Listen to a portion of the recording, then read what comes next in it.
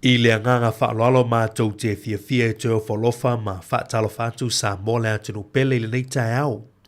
Tae au nei o lea sululu aso se fulumalevalu, o le nei māsino se tema, lua fe lua se fulumalefa. O le tautua nei le siu fongo lau mui Wellington le Samo Capital Radio o toi amatalia lan tautua masani. Ai alo mai o lea tātou bumua i le tua, i le tātou sauninga lotu whale ainga, Taita ia le sunga le whaafengainga Reverend Lilo Mayava Maasangala o le kalesia a usa Cristiano nai usi maya le whaafufonga.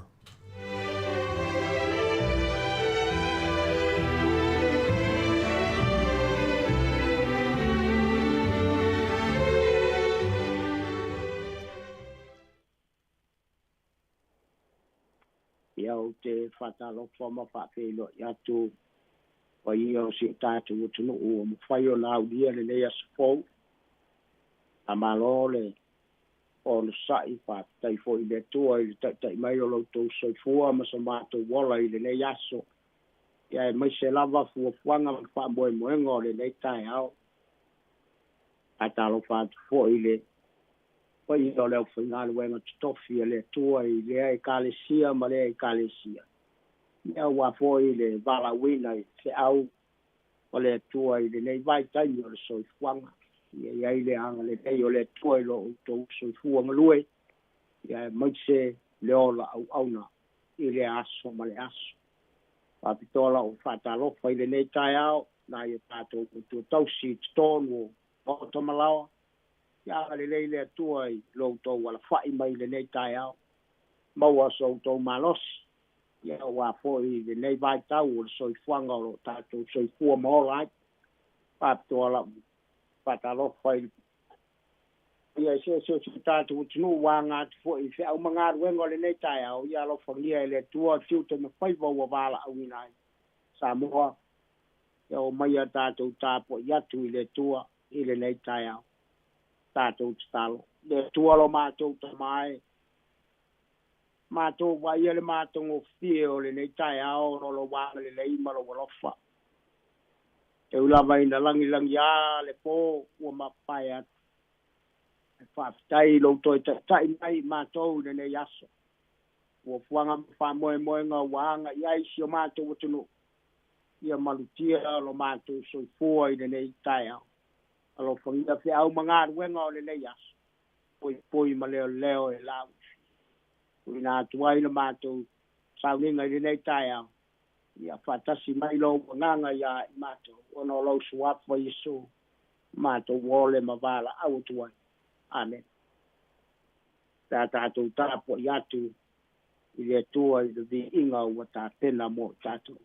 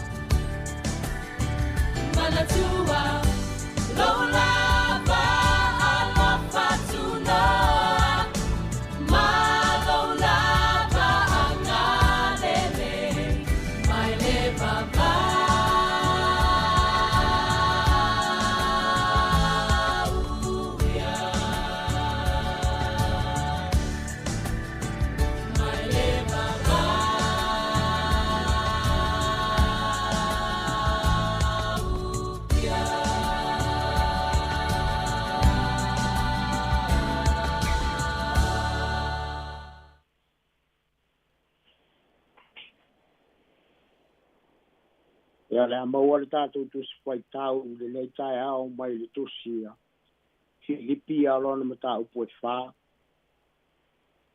Filipi a lona mata upo e whā. O te fia whaitau mina le whai upo e ono. Aua nei popole o tō i se mea e tasi. Ia whai lo atu o tō manao i mea malava i le tua i le tatalo. Ma le whaatonga a toa ma le whaafitai. Ia o se whamalosi mo i tātou le nei tai ao. E ona whaitau wina le nei fwoi upu. E mei se fwoi fuafuanga ma whaamoe moenga o le nei aso. E iai lava le langona ma le manatu e iai fiso wa ina o fuafuanga ma whaamoe ngai ala i mea tātou te anga iai. A le mau mo tātou, aua tātou te popole, i nei whainga tā ma nei tina. E tātou whaamoe i le tua e anga le leile tua ma whasosoani le tua. Upuia sa ti ma iai le apostolo Paulo i le Kalesia i Filipi. O mori ai le nganga whaafitai o le apostolo. Ono le alo lofa ma le tausia o ia. A o fia ngai ma whita ma whainga tā o le ngāru wenga. Sāla ngona le fia ai. A le maua se tupe. Ia maua se mea e mapu ai.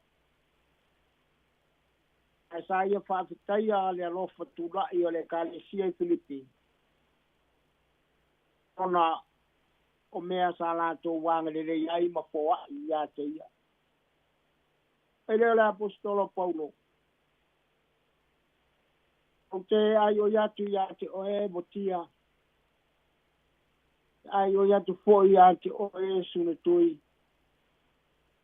E ia tasilo o rua manatu i le tua.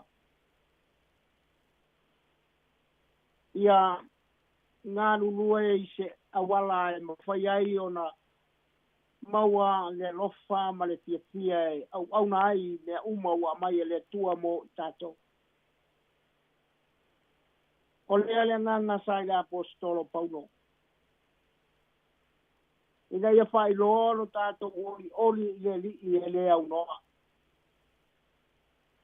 O lana toi upu ea na whai atu ile o whātu tua ma le Kalesia i Filipi. E le aise me whaingatā i le tua. No sila fia mai loa le apostolo Paulo. Le anga le lei ma le aro lofa i ante ia. Mai awa le popole au tau i se me tasi. o mea o tau foai. Ia ngale leile tua ia te o tau. Ia whamanu ia fo le tua ia te o. Tu sai mangad wenga fatino o tau whai. Le se malosi o ia te. Na o le tua e mawhai ona whesoa suan yatu ia te o tau.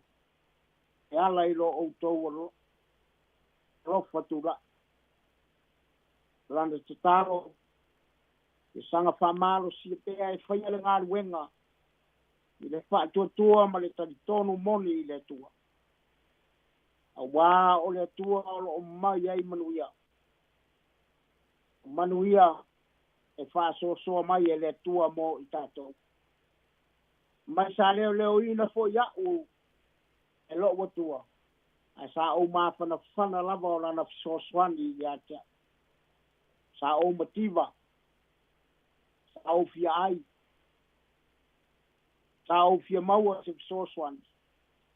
Ai o te whaafitai lo wanga i le ngang pa ia e fisoswani mga lua ina o tau lotu. Ina ia mawhai o na whaagia lo o tau wanga le aso ma le aso. Mea fo ina o ina ai o tau. Ma o tau talia. Ma o tau whaalongo iai. Ma o tau wa ai mai ia te au. Ia o tau whaia ia lama mea. Ona ia te o tau lea o le tua e ono le manuia. Ia upu ia le apostolo Paulo mai o te manatu po i Samoa i le nei tai au. Whamalo si au fo lea mo i tātou. Ai mai se foi le tātou wanga atu e whaatino fe au mangaru wenga o le nei aso. I le whai upo se puru o le mata upu lava lea. Mai le apostolo Paulo. Au fia tele i le li. Ona po nei na toi tupu mai ailo o tau mane tunatu mai i atea. Sa o tau mane tunatu foi i ai. Au le maua e o tau se ala. Ia taimi e fiu le apostolo e fisotai ma fia maua se tala mai le ngā ruenga. Ia ona langona ia na whātu mulia ai le fia ia te ia. Ona ua wa aia le anga le rei o le tua e ala i le uma sa lātou whātino i. Mai le whai upa sumatonu. Mai o te mawhaia mea uma lava i le whamalosi mai o ke riso i atea. Au fia ai. Sa tō wanga le lei. Au fia maua se tupe. Sa au tō soso. Sa fia maua se no whanga au te mapua. Sa au tō wanga le lei. Ma losi mai le tua ia tātou i le aso ma le aso. Mai le momo le petelu mu tāu pa lima. Pai upa fitu. Tui nātu ia te ia mea uma tō te popole ai. Wao manatu mai o ia i ate o tau. Samoa i le nei tai au. A whai o e ala whai mai le nei tai au o lo iai me whale tonu i le nei tai au. Tu i le tua. A moe le tua. Au a tātou te popore. A wai tali le tua mo i tātou. I le whai upo sumareiva mai au lo o tua e wha atoa ia i ate o tau mea uma. E mati ti vai o tau. E tosa ma le whaurai o lona vi inga i ante riso Jesu. Whaurai manuia i le tua Samoa. Mea uma tātou te fia maua i le nei vai taimi o le soifuanga ma le tauoro i ai. E se le whainga tā i le tua. E a whai tātou te tui nātu i le tua e ala i le tātou te talo. Whairo atu i le tua mea o tātou mana na oa. A wai whamaoni le tua i le rai tātou. Ia whamanu ia tele le tua i le nei tai au. E anga le lei le tua i fuafuanga whamoenga o le nei asu. Ai maise te au mangaruenga o le awha tino ina i le nei tai au. Tātou tsa. Whastai le tua lo mātou tamai. O mātou maua le nei asu whau mai ate. Mātou tonu le tua sa maua i mātou le moe file mu, le poli sao o mawai atu. Lea wai au mai a malama fau o le nei asu. Mātou te whatino i nai a mātou tiute o le a mātou wanga atu ia. E le tua lo mātou te mai.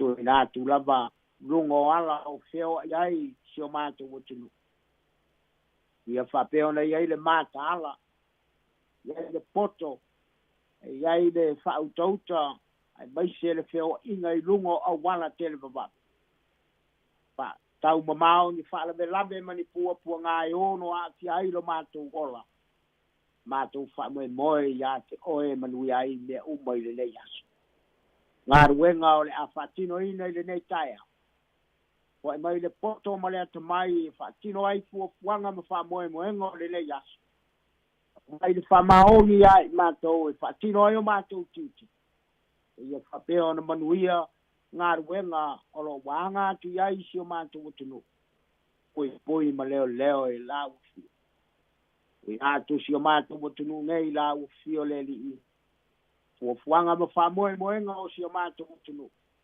talo ina ia whapeo na au lau fi o mato ai ngata I lea ia whapeo na taina le nei malo I le ami o tonu ma le whamaoni ina ia whapea na mnuia I mātou umalava o no nofo mangari lua I si o mātou utunu.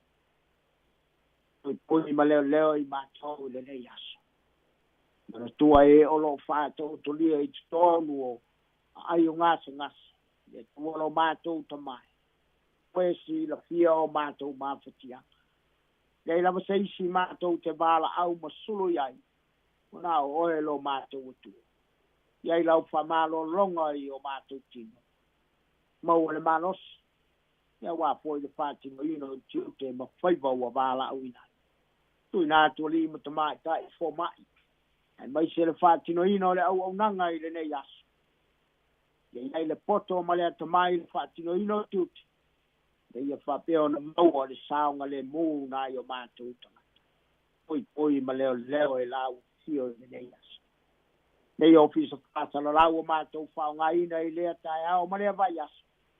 Whāmanuia lau fio I le li pule ma leo whaingalua. Ai mai se le whātino ino le nei aso. So ai tiu te ma whaiva ua wāla au ina. Anga le nei lau fio ma whai le poto ma lea tamai. Ina I whapeo na manuia pōkala me uma. Au wāsi o mātou o tunu o I le nei tai au. Ia le tuolo mātou tamai. Ia iai lo file mo, iai lo wolofa, iai lo wanga le lei mo I mato. Fo lama le bi inga ia te oe ono lo suafa Yesu. Mato wole mavala au atuai. Amen.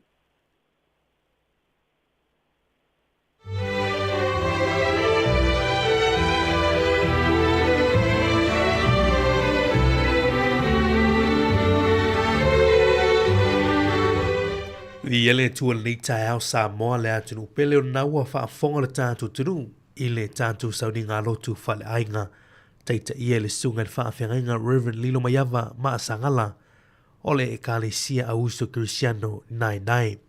Umole tuele ngā whaafutai I le ona le tua ono le tāpenanga mātu ngofien nei tai au le oto matau I nei le whaafonga anga Samoa le talo ia whamunue pele tua I lau sunga I le whaifi au sunga le whaafengainga o pelo malosi le tino fa sirisini malosi fa le nganga wale taita ino le ngaluenga le tua manuia tele ne yaso o le vingo le tua te liu mai fa wauta tua le si ufongo lo mua le nei tai au Peace Chapel o oe o lo umalu.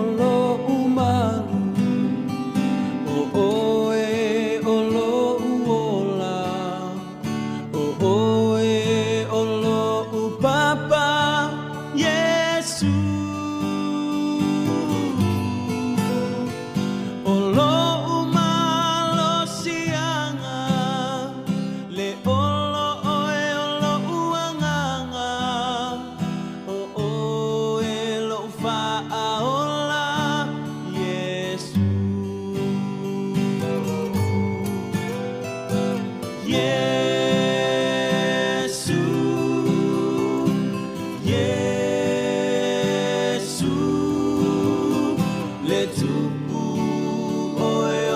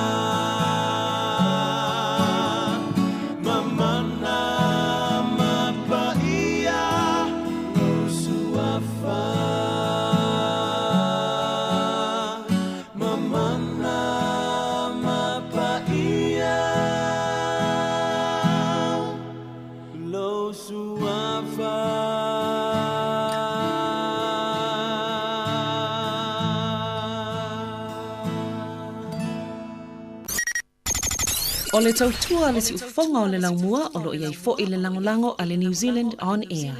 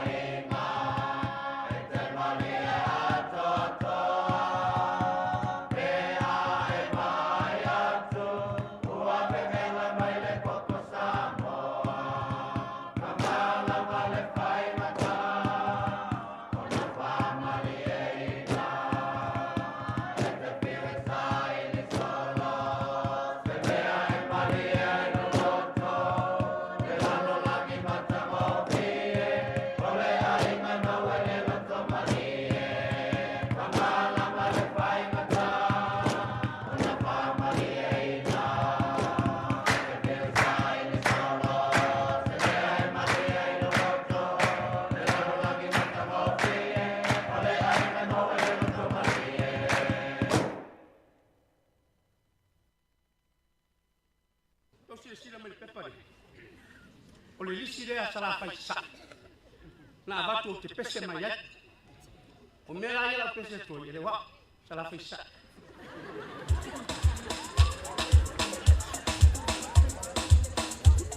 E o rua mea malo uso.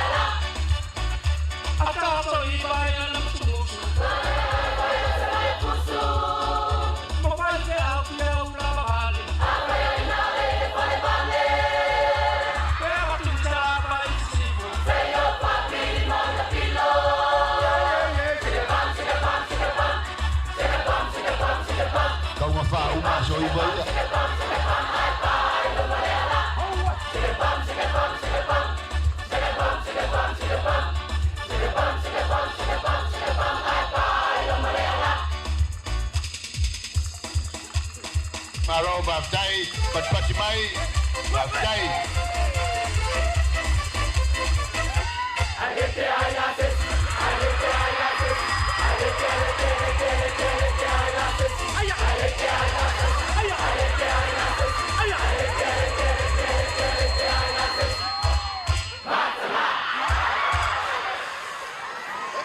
Alô, para o filho.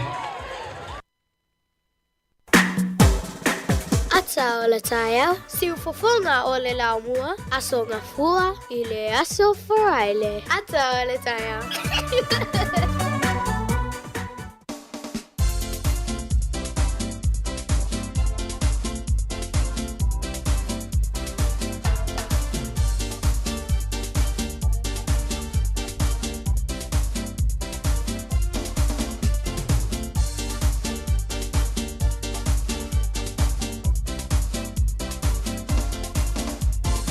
Ata, ata, ata, ata, ata,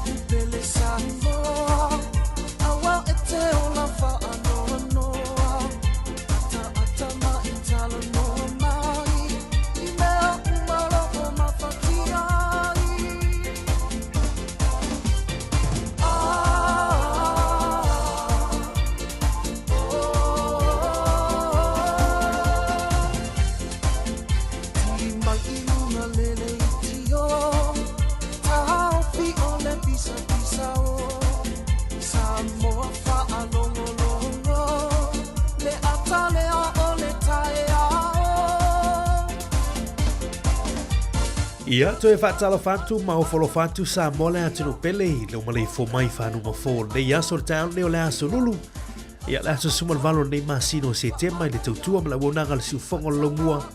Ina nei fo i tau sanga lua whenua se fulu ma le whawhiawhia o leo mo le avanoa ma te whaatasi atu fo ma le tau whine ana wha solo. Ia wale tātou polo klami masani o le atau le tai au. Ta alofa good morning ana. Ma lolo se fu manuia atu o le tau whine le tai au. Talofa malo soifua le tuangane mari malo lava le usu nei tai au malolo ia tātou i Porirua. Ia, whatalofa atu fo il tātou au whafonga nei tai au malo soifua manuia. Iyo ma lolo se fu ia atu o le tau whine i moni lei. Ma ia sina malulu nei tai au. Tu sa ma whanawhana ia malulu. Ma whanawhana malulu. Ia tu sa lewa tātou tūra lata i fo i le. Wha iu fo i o le tau malulu la tau ia. Ia o nei tai au son. Ela i futai au sora to all ai sei rungo tau. Rungo tau vale. O me maria mari le tai au o vaila o so fa pe ai o no le na ta fa tangi le ala mi le ile I man to o tai me mas tau so mai ai ta te o mai ala i lai pongisa moni. O le tale fo malam la pe. Fio lai ai fa tangi mai mari. Ar tanga tu telefoni. Ele i tai tale o no pe. Sorry. Toi mo wala ni si toi milita ta oto ai. Iyo e pe o tu langa na wa se ti ngo fia ta to vune lo ai tu fa fu mala balam. Ia fa pe le wa walu la sola tu. Ne va pe ta su lu a. Na fa pe oi ai talo fa ya mari ai na o ia na pokala. Ia malo lu su le ta fa ta lo fa ta tu tu. E le ya so maru la tu yo la so lu ta tu lo nga tu no ne va ya so. Ia va viola lo masina to fine ano lo tanto ia se tem. Ia ai lo to mau ia tanto fa talo fa tu ia top. Pe tu lo ke topa ia tanto tala no lo tamaiti. Io ma to waso. To waso. Ia o mau to to ma o ma vo to tina. O to le la fa to loto. Io ai mana ia malo mari le la va tu sta fa talo fa. Ia mato te whaatalo whaatum whaafino ai atu i le au whenganuenga pa ia le atua. Ia i la tōlo o tala whaauto i so se tu o le nei laulangi ia ai mese fo i la tōlo i nei whaafonga mai le tato Porkalami i Wellingtoni. Whaafoatu fo i o Wellingtoni ma whaafoatu o New Zealand ma lola whaaftaim le tau whaiwal tapua inga ma le tatalo. Ia mese fo i tau singo le lafu maa moe so se whatawhai tau langa. Whaatalo whaatu i tamama tina mātutua tu asina sina. Ia olo o whapeona taputapua ai mai maota malawa. Talo whaatia te oto le nei tai au fau. Whawheloa i atu fo ia i la tau walau singan wenga, lau whengan wenga. Ia malo lava le ono sae malo le usupo. Talo whai i la tau e misi tamama tina e tutonu a inga leo wa sauni, wha sauni whanau i a onga. Talo whaatupulanga talavou. Ia o alum whanau la iti. Mai lava i sea pito matua o tato au whaafonga sei o atu i sea pito iti. Mato te whaatalofa ma le anganga whaaloalo nei tai au fōu. Aso svulu walo nei o se te malua whelua wha. Ia ai whapitofo is whaatalofa nei tato wompa angalo mafuta ma mau mai i lungo le tato YouTube. O le tato Facebook ma le tato Samoa Capital Radio app. Ia leo tele mai le tato tautua. Ia malo whaftai le whaafanoa ina lo maota ma lo lawa. Ia po whawhengan wenga fo ima kampani. Ia e to te whaafonga mai mau o toi le tautua al si ufonga lau mua. Po le Samoa Capital Radio. Ia e avea matou paanga whaalongolongo. Whaafeloa ai whatalo whai ila tau a alauso mai foi i ni tala whaanoa noa. Ia po ofitia foi le au pongi sao. Nor wala aupa ia le atua i foi e pele i mafutanga. Ia mawhanawhanam whaaloto tele atu le maa Porkalami nei tai au. E ui o le ato le tai au le ingo o le Porkalami. Ia ai le whangaloina lava i la tō lo whiangai ma mawhatianga nei tai au. Loto tele. Ia e pule lava le atua soifua. O le na te fuai ma le na te toe watu. Ia ai whatalo watu malo mari. Ia o le tautua si whonga lau mua pe whapea le whatua e mafuta mai. Ia na te talalan tautua le awhi iwa se lau iwa lua o lana tō whawa mau manu lau ti ina ia ta ia whaasala launga whaasa mua i New Zealand o le ta ia la whaatino e whaafia la patai longo puia lii ia ao ia e li whapea lai ao fo ilea ai o le longo puia lii ma la patai le atunu ia e ala le whaonganga o le ngana Samoa ia ai tawanunga lava i le whaonganga whaaleanganga ia le tatala toi tatu tautua i tai au tai tas Malo. Malo whaafitai at olu tu whine ana leo e whaatu lima whaatu au fo i whaafonga sa mo le aso lulu o tātou iei. Ia malo whaafitai. Mō rena ki ora tu whine ana. Ki ora. O la ngolo vai aso nei o vai aso whaatau waile tātou ngana Māori. Te wiki o te reo Māori. Le la fai fo i ama watu ta wha Māori. Ioi, le wo wha ki ora atu mō rena i le tai au. Ai, mana yo, se teimo le tāpō kalamel tāo ni la whaafonga le atu nuu e la whai tā pepeha. Ioi. Wai wai le mena. E sa awa mari mana ia e mana ia fo ia fo e a mata mo tole umal tatu tatalo. Ia. Ia e fo ile karkia Māori e mwhai ona e masan fo yonta ta laila to ia wha moe a Māori o e se fo il whata ua la to ole karkia.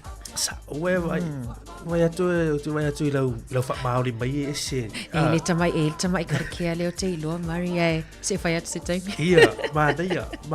O mea umana e whai lita e au. O tala fut lava no le tātou tunu. Se o la tunu nei o la tunu o Māori. E tā ua fo ile whai atu pepe ha, nai te malama i lau whasiro mang. Tu so pepe ha le la tātou e wa ili. Po o ilau tangata. Lau maunga o whele le sami po le ale vai tawhele i tōpi tonu. I tōpi tonu.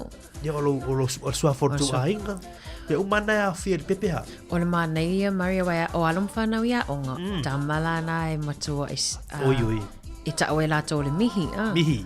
Ia. E whanonga i tamaiti whaile mihi. A mise aia onga a mata e o ia onga tulanga lua. E se mana e whaalongolongo fo i leo le. Poto tamaiti tautale ngana isi. Ioi. O le afo. O le mihi, Le ele o le miti. Ele o le miti. Ele o le miti e leni. O le mihi le tano atuai. I ele nei tae o le asurulu. I o te wiki o te reo Māori. Ma nei ele lewa i aso. E whaatau e fo ia. Ngana. Tangato le ele. Tangato le nei atunu o Māori. Wai e whaatawa fo e Māori a tūmanga wha Samoa Mari isi whaala putuputonga mana ia fo i wai se uso Māori po stuanga ne Māori to whenganuinga ia matoi sau whaatalofa ia le whi mai maa fo Eric ki te pēa koe Mari kei te pai wai nei a tātou e se pese nei tāu tala tua tātou poro kalame a tātou tāu e ma eul mātou o fio le tua ana ma ne sulu mātou o fio le line ni asu mana ia pi ele ali ia ali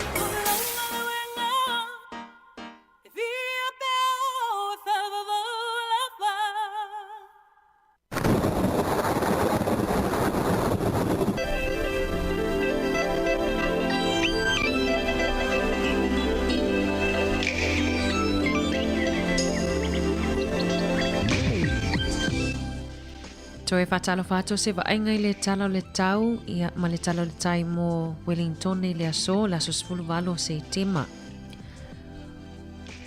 O le aso e tele ina langi le lei le tai au o Hat Valley au lova aia le to o le aisai lungo le taavale ma lungo o le mutia I tai au tau nei tai au whapia fui nei Porirua.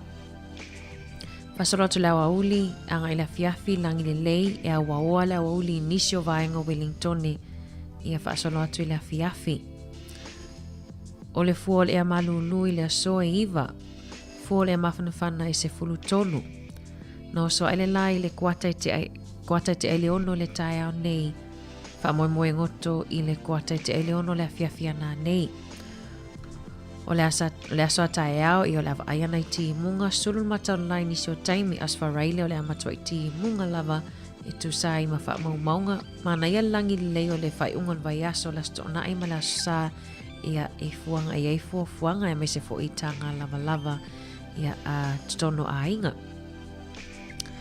O se vaenga I le tala le tai la tofu I fia ngota ne aso monga tai fale o Wellington na sua le tai le iwa minute te ai le wha ele vaveau e pe le te o se fulu tai au nei ona toi sua lea I le te o la afolfa I le afiafiana nei mo ngata I fale o mana ma porirua na pe le tai le toi ono minute le fa I le vaveau o le asua I le 15 minute te ai le se fulu I le tai au nei ona toi pe lea I le afolfa I le afiafi tala le o le tai ma tala o le tau ia fuanga ia fuanga nei aso faaftai.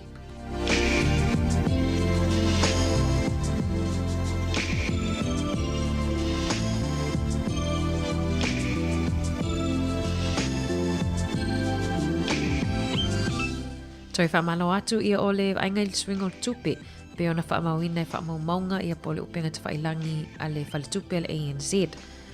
O le tupe Australia le aso tasi tala New Zealand maua le iwa sfulu sene tupe Australia, tupe Amerika e ono tasi sene. O le paangatonga e tala tolu fitu sene ma le tupe fiti o le maalosi o le tupe fiti le aso tasi tala New Zealand maua le tala tolu fa sene tupe fiti. Mo tato e fia la foina tato tupe Samoa tasi tala New Zealand le aso maua le tala 5 sene Samoa. Tala 5 sene ia mai wha maumaunga ale ANZ. Manuel la fonga tau tupe ma lo lava le angan lei.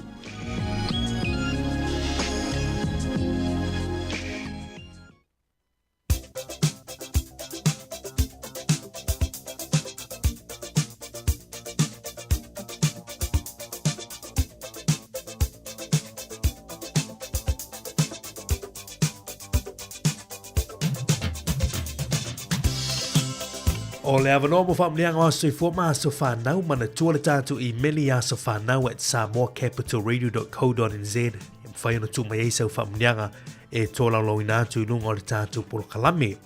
Ai o le maulu nei me le fionga pa ia le tua mo I lātu umalava whamana tuina o tua sui fui le so salamo e ono se fulu tasi a o le fwoi upu e tolu. A wā wo whai oe mo umalu o le olo malosi ai le uaita mai. A wā wo whai oe mo umalu o le olo malosi ai le weita mai o talo le tavita i le tua fai oe ma olo ia ma umalu le olo malosi ia ai le weita mai ai le fili manuia tele ne yaso manuia tele le tua tulu i pe nisi yaso stele lo tu seifu mas matu ola pesi atol Peace Chapel nei tau manuia tele uto wa seifua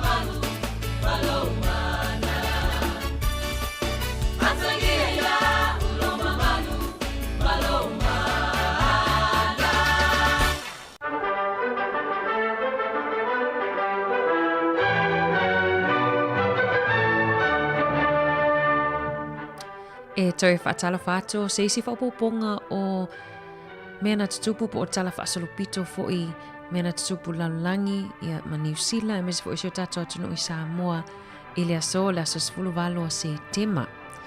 O le aso le nei le tausanga i awhi iwa se lautolu fitu na te talaina i le State House mua po o whale e o fo inatu mo tangata e nofo maututongi e taungo fie mo tangata e maula lalo tupe maua na te talaina i le whale mua lava i Miramar i le awala o le 12 po le se fululua 5 lane.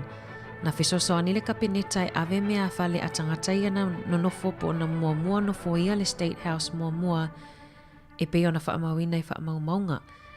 Na amoe le pale mia i le ataimi o Michael Joseph Savage, le laulau aia le ainga lea, fisosoani ai i tangata ia a wafo i le watu nonofo ai le fale po le State House mua lava i New Zealand. O le aso le nei le tausanga i luafes fulfa, na te enai le au pālota si kotilani se pālota e ono avea i si kotilani ma se atunu ututu atasi. O le afe walu se lau walulua i le aso, na te talalo i ai le Pacific Stock Exchange. Si o tatu atunu o Samoa le aso sfulu walo se tema i le tausanga i afe iwa se lau i walua na whaamai aina ai le whanotanga lona 5 whaamau malo na whaia le i Samoa a o whaingo aina se o tatou atunu ui a Samoa i sisifo po o Western Samoa. O le aso e whaatau aina i le lanolangi le nofo sila fia o tangata i le whaamai o le AIDS. O le aso e whaamamaluina ai le National Respect Day i le lanolangi pe whaatau aina i lo whaalo alongia ia po o whaalo o le isi tangata i le isi tangata. O le aso fo i whaatau aina ai le Aging Awareness Day ia po le whaatau le o lo soifua tuputupua ai mai se vaenga ese o le olanga i te uia mai lava o la ititi se ia o ina avea matama po tina matutua. Talai o mea na tutupu i le lanolangi po mea fo i whaatau ai nei aso la sfulvalo se tema toi mawale si whaupoponga i le aso atai au whaafitai.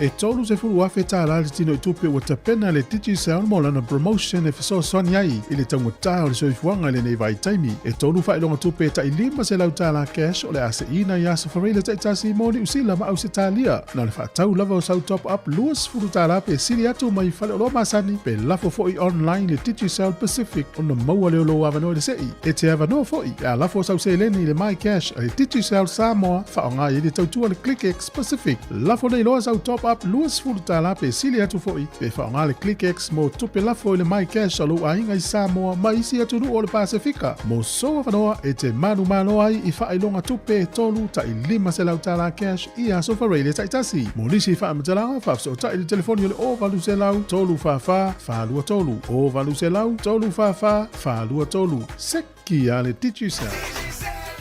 Whaasila silanga, mātou te whatulo watu i lau whaafonga tāpua i Samoa, mai lava i o nao se i o naiu. A ole nei whaasila silanga e whaautu tonu i tama whanau, paolo mangafa maululunga e maluaile nei nuu o matatufu i loto whanga. Le pa ia lava lea i le hawhiwhia le usoli i malala maota, le mamalu i le whaale whaamisa le panga whaapea le ituala. Ua mātou tauli maina nei le tusi ua tau a mai le tamapule o le mtanga luenga i Samoa. Lana fionga ia pātele tāni elu tau ili, le ti akono ia sālesa falefatu, le laulau a fono male e kālesia kātoliko si o tātou nuu o matatufu. O le autu tonu le nei whaatala ula mai, o sina fisoswani i tau seleni mō le ngā luenga. Le malu tāpua i si o tātou e kālesia kātoliko, wa amatalia ina neilo na fausia ina. Ioe, o le ala lea, se i o tau wāwhiwhio, susu, mamaliu mai, si o tātou soala upule po feo iai soufi na ngalo. Ma o le a whaia le tātou whaatasinga i le aso toana i nei i aso luas fulutasi o setema i le Hall o St. Patrick Primary School i Kilperni.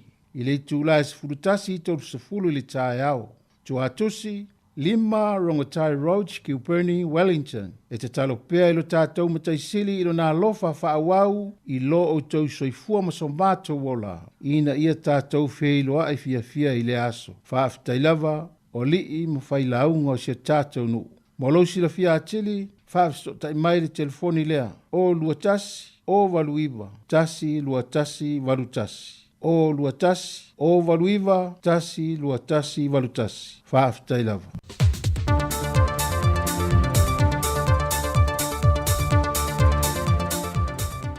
Toi whaatalo whantu lea te nulu ni asa fau le lofo le tua e na wota tu au le ola malosi. Ai o telefone mai Samoa i se isi o na whao poponga. Wa whailo mai le sui lo i sili i a le toa whai ngā David Fong, masalo o le amatanga o le vai aso fau, e mai a atua toa ia la tu sa i di linga lo whanga solo, e le whaonga i nei whonu whaavai lua o se lenul poloketi le miliona tā la. Le ua whaase atu i al komiti whaatonu le poloketi miliona tā la malo, e whaatino i eisu e suenga, pe le ua solia e tu la fono mata iala na whaata ati atu mole nei poloketi. E pei o na se le fio i tu malo e lua o le pāma whaasale le anga numero lua, o lo fesiringi ai le whaonga ino se vaenga o le se le ni o le miliona tā la mua mua. Le na whae loe le sui te fono le fono whaavaya le tu malo le pā, le fionga au e lua Samuelu, o le iwa se furua feta la o le lisi ale eka lisi e whakasa, na whaasoa sa o lava i a fio anga e tolu le tu malo, mo a lato wate nae. O se leni lo lato tali tanunga, wa tui natu i a au malima le ka lisi e le whaitalia, e whaonga ai le se leni ai ia whaonga te tau i lungo poloketi ua uma ona whaatu langa ina. Peitai i le manino ai o le sila le komiti whaatonu, na o lato tau fia i loa le iwa se fruafe tā la o le miliona lo na lua le tumalo le pā. Se ia mai a su enga o lo whaanga solo, ai o lo whaamatu watu isi vaenga o le miliona, mo isi ati na e ia o lo ua pāsia. O lo whape na foi i le se lenia le tumalo whaasare le anga numero lua, o lo sa idi foi le whaonga ino le se laufitu se funmale lima afe tā la. O na leo whaamari eina foi le komiti reporti na tu inatu i tonu, au le whaamatu ina nisi o vaenga se leni, o le whaawawina o lato foi poloketi. O le amatanga lau le vai aso fau, o le a whaamatu uloma forsia, i unga o su enga lo fisa o le loia siri, e reporti a ia fono whaawai lua. E te tala i le so se tasi o Polokalame o lo whaatasi mai lo ia ma whaamasino mai New Zealand. E whaateletele noa ma waawa ai nisio au wala, e whaongai ne whaurui nā tuaini tāno sanga a ngai i le tula fono pol whaamasinonga. E le o se teimi mua nei le so tanga, a le vaengo whaamasinonga New Zealand ma Samoa, e malanga mai i o lātou sui tau sanga, e whaatau teia ia o onga nei, mo le vaenga o whaamasinonga Samoa. Ma o lea so tanga whaalea o onga, o lo mawhai foi o na whaatasi iai, sui o le sosa iete lo ia lea tunu, e whaafou ma se itie foi le tūlanga o anga waa, mato mai mo le ngā luenga. Wa whaalia na fionga le minister tanga luenga o ta longa, maalanga o mo le fia o tangata, le fionga lau mati a Manu Rinko Purcell. O lo tau mia lawal tūlanga manui o ta leni maanga waa a alo mawhanau ta alo lea tunu. E le whaale tonu le pule ina lea e vaenga o lo vaia asosio ta alonga SSA Samoa. O se tasi o pina whaamau whaavai ai le tal tunungo le fionga le minister. I le aile o se pina Samoa na maua mai ta alonga le Olimpeka i pale wharani. La waki tilo na o taunu mai nintanga le phone. E vai le o na i sports party. I le tūlanga fo i o le atina enga o talonga. O se tasi o whaale tonu o lo mata i tuina le fionga le minister. O se ilonga lava e tā pena ma lata i ni taamilusanga talonga, po o talonga fo i whaavao malo. Whato a langa ni Polokalame a se asosi, e whaaoso i na ia whidi e ni au, e masi e whaima ave fua le atano. But se Polokalame a ia whaauau mo whanau po i lea le lumana. Ele aise ati na e whai. O le whaamoemoenga fo i lana mtanga aruenga, e whaamoemoe i sports party i tō tino i o taalonga. O la tau e amata mea i le una ia o ati na. O se tasi o lape o lo umaita wina le fionga le minister pe o na ia whaai loa.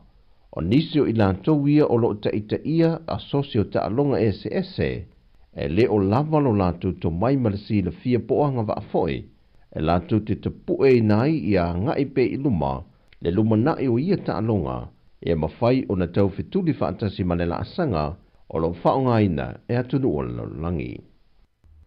Ua toe lua vai aso le masina le nei o lo te tala atua i le atunu o le awanoa mai le matanga luenga o leo leo. E whao ane i le matanga luenga e au noa mani mōlianga, so ose la au malosi e le whaatu la funuina e le au maia i le atunu, ai maisi o la au malosi e le i resitanga ina. E o mai i le temi nei, ua silia ma le tolu se furu la au malosi ua tauli maina nei i le matanga luenga, ma o le tele ia la au malosi o tamai whana la iti. O se porkala me fo ina fisiringia i se tasi o tamai ana se la au malosi e whaatanga ina le atunu. Nā ngai ave toi whaafowina le restala, e o mai i le temi nei o loo tāo fia pēr matanga luenga o leo leo, ma le whaopunga na tu inane iai, o loo sila iai le fionga le komsina, pē mawhai on toi whaamatu u mai le la au malosi pē le ai foi. I le whaase ala te maa, na tu ina atu le la au malosi o loo whaatanga ina na o le sui le restala, au lana la au malosi wa leva o na laisene ina, mai sa u mia foi whaatu la fono le tele o tau sanga. Peitai, na sau noa se tasi o malu le malo, o nisi vae ngai toe fua i eile au ina mai o le la au malosi i le tangata, e vava ai foi malu le malo o ngafa ma le vaenga, e fo linga o le tangata e na te whao i nātu le la au malosi, pe ono tāla whea ngai le toe tu ina iai, pe le ai foi. O le whaasea le tama, ona ele o iai ni ai inga whaapea o lo whaasala la wina le whaafo i nātua la au malosi i tonu. E na whaalia le tama i ta i maro le malo na la wheu tangai, e whato a mawhai o na wha ai loa vaenga ia i le tangata, pe a whai ai tu i nātu le la au malosi i tonu. O ngā yo inga uma i o lo whaatino elementanga ruenga o leo leo i le teimile nei, o tāpenanga mo le pui puinga, a o alo atu si o tātu wa tenu, e le tari ngā malo e whontanga te ita i o malo le taupulenga i le masina fau. O tala i mai sa mō manuia le nei aso, whasoi foia.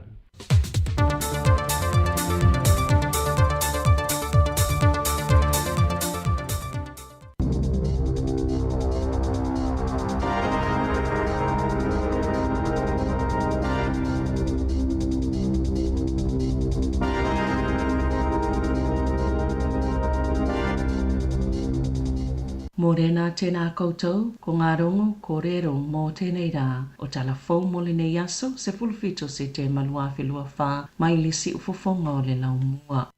Tai titi lava o sui umo le kengi te pasika le Comanchero, ua moli le tu la fono, ina ua mai aise su enga umia leo leo, na ta ua leo leo e silia mali se lau moli anga ufa ye whaasanga i le kengi, ma e silia mali lua se lau kilo kalama o le meth, silia mali tasi te si mali lua miliona ta lale tino i tupe, se fulu whata avale au fie mawilafi ua o la tau tau fia, wha pei mani a se tai silia mali 1 miliona ta la o la tau tau wau whai, watua i le Comanchero ilo la tau whaangaio ino ni solitu la fono ufuala au whaasaina o le whiwha au ia ingo tupe mo mai whainga palapala e to leni ma o oi nisi o la tau sui ini tu a inga polokala me peo ni militeli sa ngā lulu e whaatasi leo leo o fisa o la fonga o fisa o tiu te mawhale pui pui i le su enga. E ono te sima le 2 miliona ta lato pe ngau tangata New Zealand i solitu la fono i lunga fsota inga e whaonga i masini whaate konolosi pe o kompiuta. E tu saimani whaamaumonga fau mai le National Cyber Security Center o ia whaamaumonga e mai le aso momo Aperila e o atu i le aso tolu se fulo i uni. O le tele o le avai ngā tupe e mai ni li po te se fulu tasi sa ilu ngā tolta i se lau wawhita la. Na si itia fo i le awha ingo tupe e ngau mai whawhita auli. E au fieli tangu fio ni te o ngā tupe au noma se whaatanganga mai tolu te si maleono miliona ta la. Ni tupe a tangata New Zealand na ngau wai o whawhita auli pito silo na ta tele li poti atu o ngai o inga i e ngā oi e whaamomonga patino o tangata. Ai whaau ngā e whai ai ngai o inga whaasolitu la fono, whaapea mangai o inga e avi whaanga o iai whaamaumonga o upu whaalilo lilo, mai si whaamaumonga patino, mai to sama le whaase lau valus fulfali poti o ia ngai o inga, e whaase lau tolus fulfali poti o tau whaasise, mai isi li poti se lau onus fulfito. O leo o i whaamaumonga patino isi tangata e au noa ma se whaatanganga. Ua whaalia e au nanga Māori mo le soifua maloloina, e mafua le pito tele o pepe Māori Pasifika e awhia i le syphilis, O nei le saunga le mo, mataunga tā fo mai, wa wha mawina le si iti o le numera, o ea a fia le wha mai, ai pito sile o na to tele Māori Pasifika ea a fia ai, o wha mamonga le fitu tau sanga ua tua nai. Sa li putia i le vaenga su ele ESR, e tolu lima e na a fia le wha mai, le e pasi atu ele tina maitanga ilana pepe, e tolu lua Māori Pasifika, mai leo wha inga e tolu lima na a fia le wha mai, o tūlanga o ngaunga e o iai, pe a fia le ngase, e au fia le umo le ola o le pepe a o le manawa le tina, po o le whanau le au o le pepe, po o le matua mama i lava o pepe fau whaato a whananau, o lo fautua ina le ngā mai a trust le whaalelea, o au nanga whaato sanga mo Māori, mo utu inatu e le pule o le au nanga Tamara Karu, ni fautua ngai whaaititi e tūlanga o ngaunga o i Māori Pasifika ona o le whaamai, e ta ilua wha atama su engai whai e le taimi o le maitanga o le tina, mo lea whaamai i le motu i mātu ai ta i whaatasi i le motu i saute, o le syphilis o se siama e mafua mai i le treponema pallidum ma i tele lava ina pasi atu i whiusua inga o fautua i naitinama i tanga uma ina i whaafso ta i alato whaato sanga ma awale whaatali se i whaato awa aia ni aunga o lea whaamai. E matua te lele a fianga o tupe le tele o supermarket le New World i le motu i saute, ona o le tapu e le mawhai e ona whaata watu ni awa malosi, mo aso e lua, e pe ona whaalia le whaala putuputonga o lo tau mawhai, e whaititia mapuipui le tutupoa a fianga, e mafua mai le awa malosi, e taulus fululua supermarket le New World i le motu i saute. Ua whaasa ona o lanto toi whaata watu ni awa malosi mo i tū lai whaase fulavalu, ona ua solia a ia inga o whaasalaunga whaapisinisi, mo awa malosi lunga o upenga ta whailangi, na whaalia le whaatonu sili o le Alcohol Health Watch, o Andrew Callaway i le leitionu sila, e ave le whaamalo i leo, ona o le tūlanga sa o lanto whaatau taie le mata upu, sa matua tala whianga i lava la lato whisanga inga ma supermarketi, i a ia inga le whaalauloanga o tau awa malosi, masa lapata ia mo foi o le tapu ua whaia mafua ona o le whaalauloanga o awa malosi le DB Export Cold ma le Ultra Low Carb i le aso iwo i Januari. O li potiele ye ni whaafi tauli ua afiele polo kete su yele polo kalame le soifua maloloina le etotongi atua i tupe i tau sanga taitasi. O le tolu tau sang talwai sa whaamawina ile ona matua wha le tonu ato o le polo kalame a le soifua maloloina le tawhatu ora mo malilienga matupe etotongi peita e tolu tau sanga mulimuliane valus 15 miliona tala na whaaluina a na o le suinga o le polo kete a atangia mai ele au sia le whaamoemoenga sa fuaina e tu sai ma se pepa fauna tapena ina ele matanga luenga o tupe ile masina o mati. O whaafita uli nei sa whaamalusia iona whaalangolango le whaala putuputonga i se polo kalame tuwai. Ai o se polo kalame fo i ele e pe ona li putia sa whaonga mo le whaatinonga o le silia ma le se lau 20 miliona o fe whaawia ingo o tupe po transactions i le tausanga maisi au nanga le soifua maloloina whaapea maisi whaala putuputonga o lo ta ua ilea pepa ile ofisa o tupe le tele o polo keti ilala ese sale le ona tapena masale ausia mamai ai taimina tuai le kabineta mo se fai unga fai ia polo keti safe sili le New Zealand soifua maloloina mo se tali pole ale mafu anga ia fa le tonu ai o afo ini vaenga na fai iai talo mai le masina o mati. E i oile pulino o Wellington e tori whanau, ilu i tau le tamau ai ngawhiangai nei matangata o le a ai, mai o fo ia te ia, le fo ina whaata watu lana ta amali se taime le imamau atu, e fe sosani tutonge ia na pili, na si iti atu le tutonge le pulino o, ili se lau valus fulu i wafe fit se lau iwa ta la, ina ua wha popo le tolu te sima le fitu pasene ili masino i ulai, o le tau sanga i lua fe male lua, e wha apea na manu malo i se loto, e tasi te sima le familio na tala o toi amata ona whalongoina tala noanga pe moni lava ua whaale tonu Wellington ona ua vaea ngā luenga i matanga luenga le malo ma ua tāpuni a fo inisi o whale uloa whaapea i mawhale ainga i le taulanga e tali tonu le pulenu o le whaafi tauli pitu te le mo pisinisi Wellington e fōlinga mai e mafua ona ua whaititia tangata Savavali ma whaititia fo i tupe whaalu ma e eilona manatu ua whaatiteleina ona o le vaea o tangata whainga luenga a le malo o le fuafuanga alu mamao le pule ngano o le ato e whaataola o lai le taulanga i nei tau sanga lumanai pe ona ye le tali tonunga o whanau.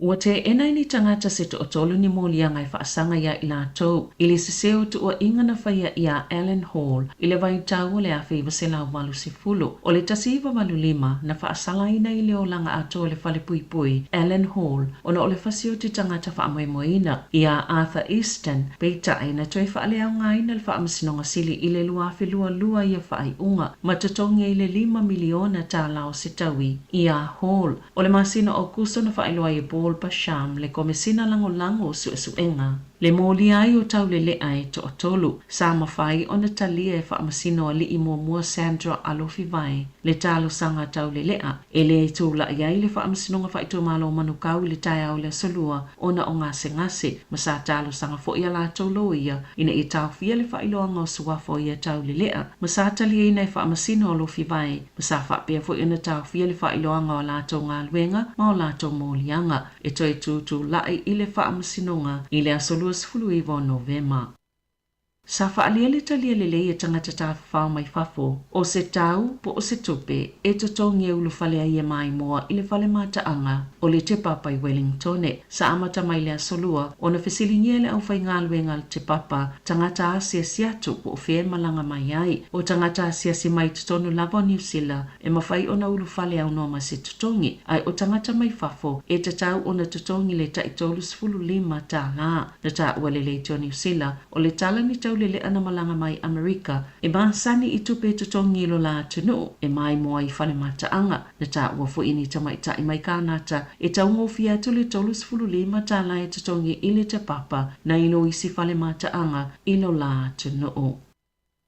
Wa amataina se fo mai Dunedin se au nanga I tatongi tangata le na o le ta isifulu lima tā la e wa aiele fo mai ina ua ia I lo le mawhatia o ngase. I le tau ngata o le soifuanga. E le wao le wha se fulu ma le iwa se fulu tā la le tau e wa aie se fo mai so se vaengo le atunu. Ai onisi au nanga I silia ma le ta iono vaiaso o wha atali mo se avanua I le fo mai. E tali tonu Dr. Adrian Hinds e ngalue le Dunedin City GB e mo o mia se isi whainga. Talo ele si iti o tūlanga mo umia o tangata ngase ai vai tamau ainga. Wālanga tatau wai se whale mai e tau ngofia ni tau. Nei e ta walpolo kalamel checkpoint ale li teo New Zealand e tu samali tolu afe ngase va aia e le Dunedin City GB. Ai o lea uola tau toi whaapopo se isi la ma uola tau wala awina i le Dunedin Community Health e se fo ilona whaatupenga. Mai la ititi se vanga tupe la tau te mau mai le malo e fesosani ai ia I la tau. Peita ai e le o mawhaiona whaatupe ina ato ai le tau le au nanga lea olo o whaatau ngofie.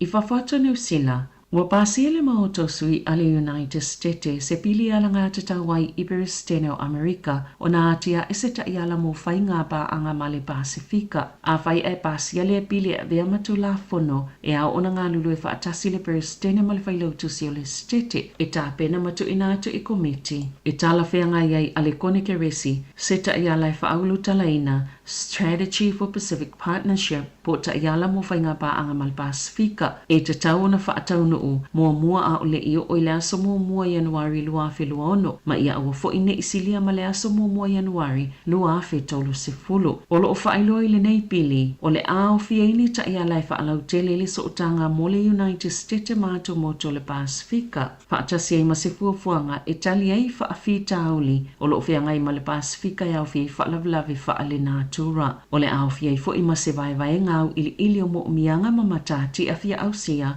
o lo o fola sia e whainga malo a tunu o le Pasifika. I ta'alonga, e iwa vai asa ua whaasalai se tangata la kapia Taranaki mai le awa le Spotswood United. Ina ua ia tu ina se tangata le awa le Coastal Rugby I taimina whaatalo whaina ua mai a le ta'alonga. O lea whaafitauli na tupu I le masino uni. E le o mawhaiona whaalaulo ina le suafo le tangata la kapi o na olo o whaanga solo su e ngā leo. O le masino iu laina whaasalai le 15 vai aso. Se tangata la kapia Canterbury o na o se ngā yoinga le tala whianga ina whaia I se lau whali. Tala fōia mai le si ufonga le lau mua mō le nei vaenga o le tai au.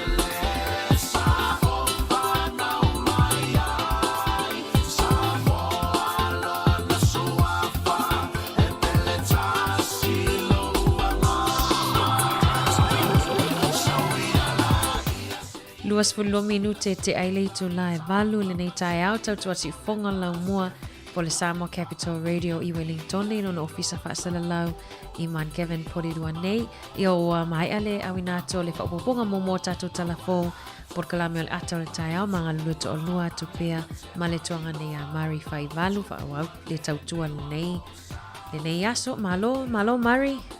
Ia, malo whawtai, o tu fine, ia, manato le o tau runga atu whapopong mo tatu talafo, ma tatu tal mai Samoa. Moni. Ia, manato le walo whai whai o tatu matua ile malu o tai au, ia me se fo malo o tatu tunu. Ia, le o tatu ile malu o tai au, o le ase breakfast man ni o le ia se nunu ana. Ia, mana ia fo ile whai o le peo pasia fo i polisia. Ioi, mai fo i sui. Ia, fai le kokoesi. Te lo le tele koko ai ngai e malanga mai Samoa. Ia fai sina kokoesi. Malia. Ia, pe fai sua fai. Mai sua fai, awar fa suka sua fa. Ioi. Toi fa popo atu na suka la o mana ia so mani o fai. Mana ia malu tai au. Awane ngalo fala au al to ide malu matua. Mana tua fo ia la to fofua ngon le yaso ni filo inga ma fo mai. Mai moni. Ia ta wala sia ia fo ine ngala la tu tala vai. Ia mahea ia le filo inga ma fo mai ia sia si fa tala vai. Ia matapiki ia fuala au to ide malu matua le yaso. Ia i fofua nga a fai fo e tele avanoa. Ala sa book sa appointment si fa mai. Ia to vili ai longo atu ia wele pa awatu fa mo lias. Ia ai tu leva no mo lista ngata o lo mo mia ia se filo inga male fo mai.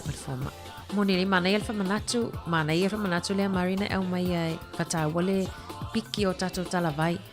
Na tu mo ia fa talavai ele piki.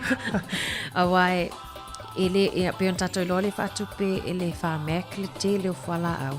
Ia e fa ngai fa manianga ia tato inea tunu o lo tele ina mawafua.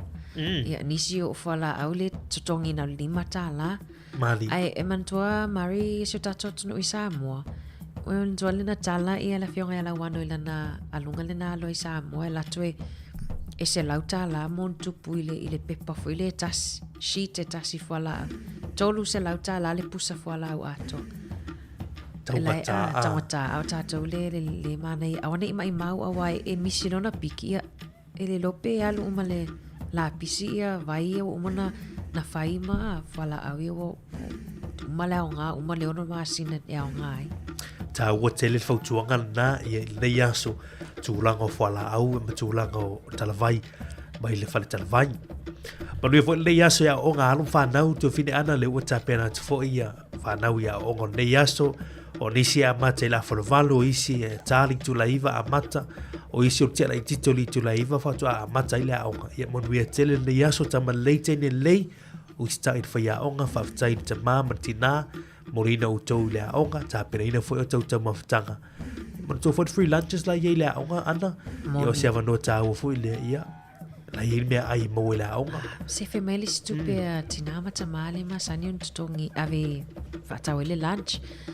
ai io o lo fa nga solo foi por kalame mo ne vai aso le vai aso fatawa ile te deo io por ngana marim a maritono a onga le foi lo fa la to hangi e ia onga e mai le tu sita mai ti o atuma pe u atu le pateta pe u atu le maukini e fa ile la to hangi le asfaraile ia ala sapala ile onga le meat ia wa vai mani ia ta to matu away tu se atu moli fa na le onga ia te un no foi o le la ngeta mai ti e ia le onga le vala ulia ia fa na ia matu fa na ia po ainga ile asfaraile o ia la auto ia mani o no nai foi no oi e foi so soani foi il hang tu se tu tele ile vai so ngana sa mo ala la to ti me maun ta wala le vai a fai mai le tamai titi nasi pakeka patita ia ta wai le avio me nai fa onga wai o tatu tamai ti e ma pe alu atu lai o mai le la ia mai me aista mai ti ale ova tua sana ia maukini po sana kumara io e sa o le tala listo in tiri saum tu sai saum pakeka ya ai le bit mana ia ta tu fa so ile na tu lang ol hangi ia e pe ia le mo sa mo e le masi si senga lu pawala le si senga eli le lua e pe ele pui ele ia ona tu ele i lalo fofi o ese foi al mana ia te mafutanga le a maori la tu moni mana ia te le fatawa ina fo ia mantota tau ngana sa mo fatawa fo tau mafa ia foi fatawa fo ia onga ia ele ngata le ngana ia le foi fatawa ia tau mafa ele to ina mari le masa ni fatawa na hangi ile man Kevin ia stona sa oi tafta fala wala le tu se fulima tala e fulima le tau le ia ele fatawa ia le tumu yo tangata fatawa tu so le si me ai maoli le uti lo te mini se fo mane o poi la pa e be bon meretas e ta o le one pot where ai tu say o ulu tasi ale ulu ai alu mai ai ia le o mala e o le sina fo ta ma fa ese fini o tatu tata ma tu ana o le mala ia o sweet potato por kumara ese na va nga fu ese fo mane ia a ta pen mo la tu le fa no mai le nga si no te mo fa la uli e ma dia nai va ana le va tu ta ne kumara va tu su mala ma dia lu atu ini ma lo tu su ye le ta ma fa mai ta lo ma le fa oi ya wa sa we fu le fi ai le ta ya ai maria va tu ta fa ta lo fa ya ta si le ta pepe ha le ta ya ma na ya wa le ta pen ta pepe ha fa i lo fu ta tu tu e le yo le ta mo fa fu ta tu e fa ta wa ngana ta mari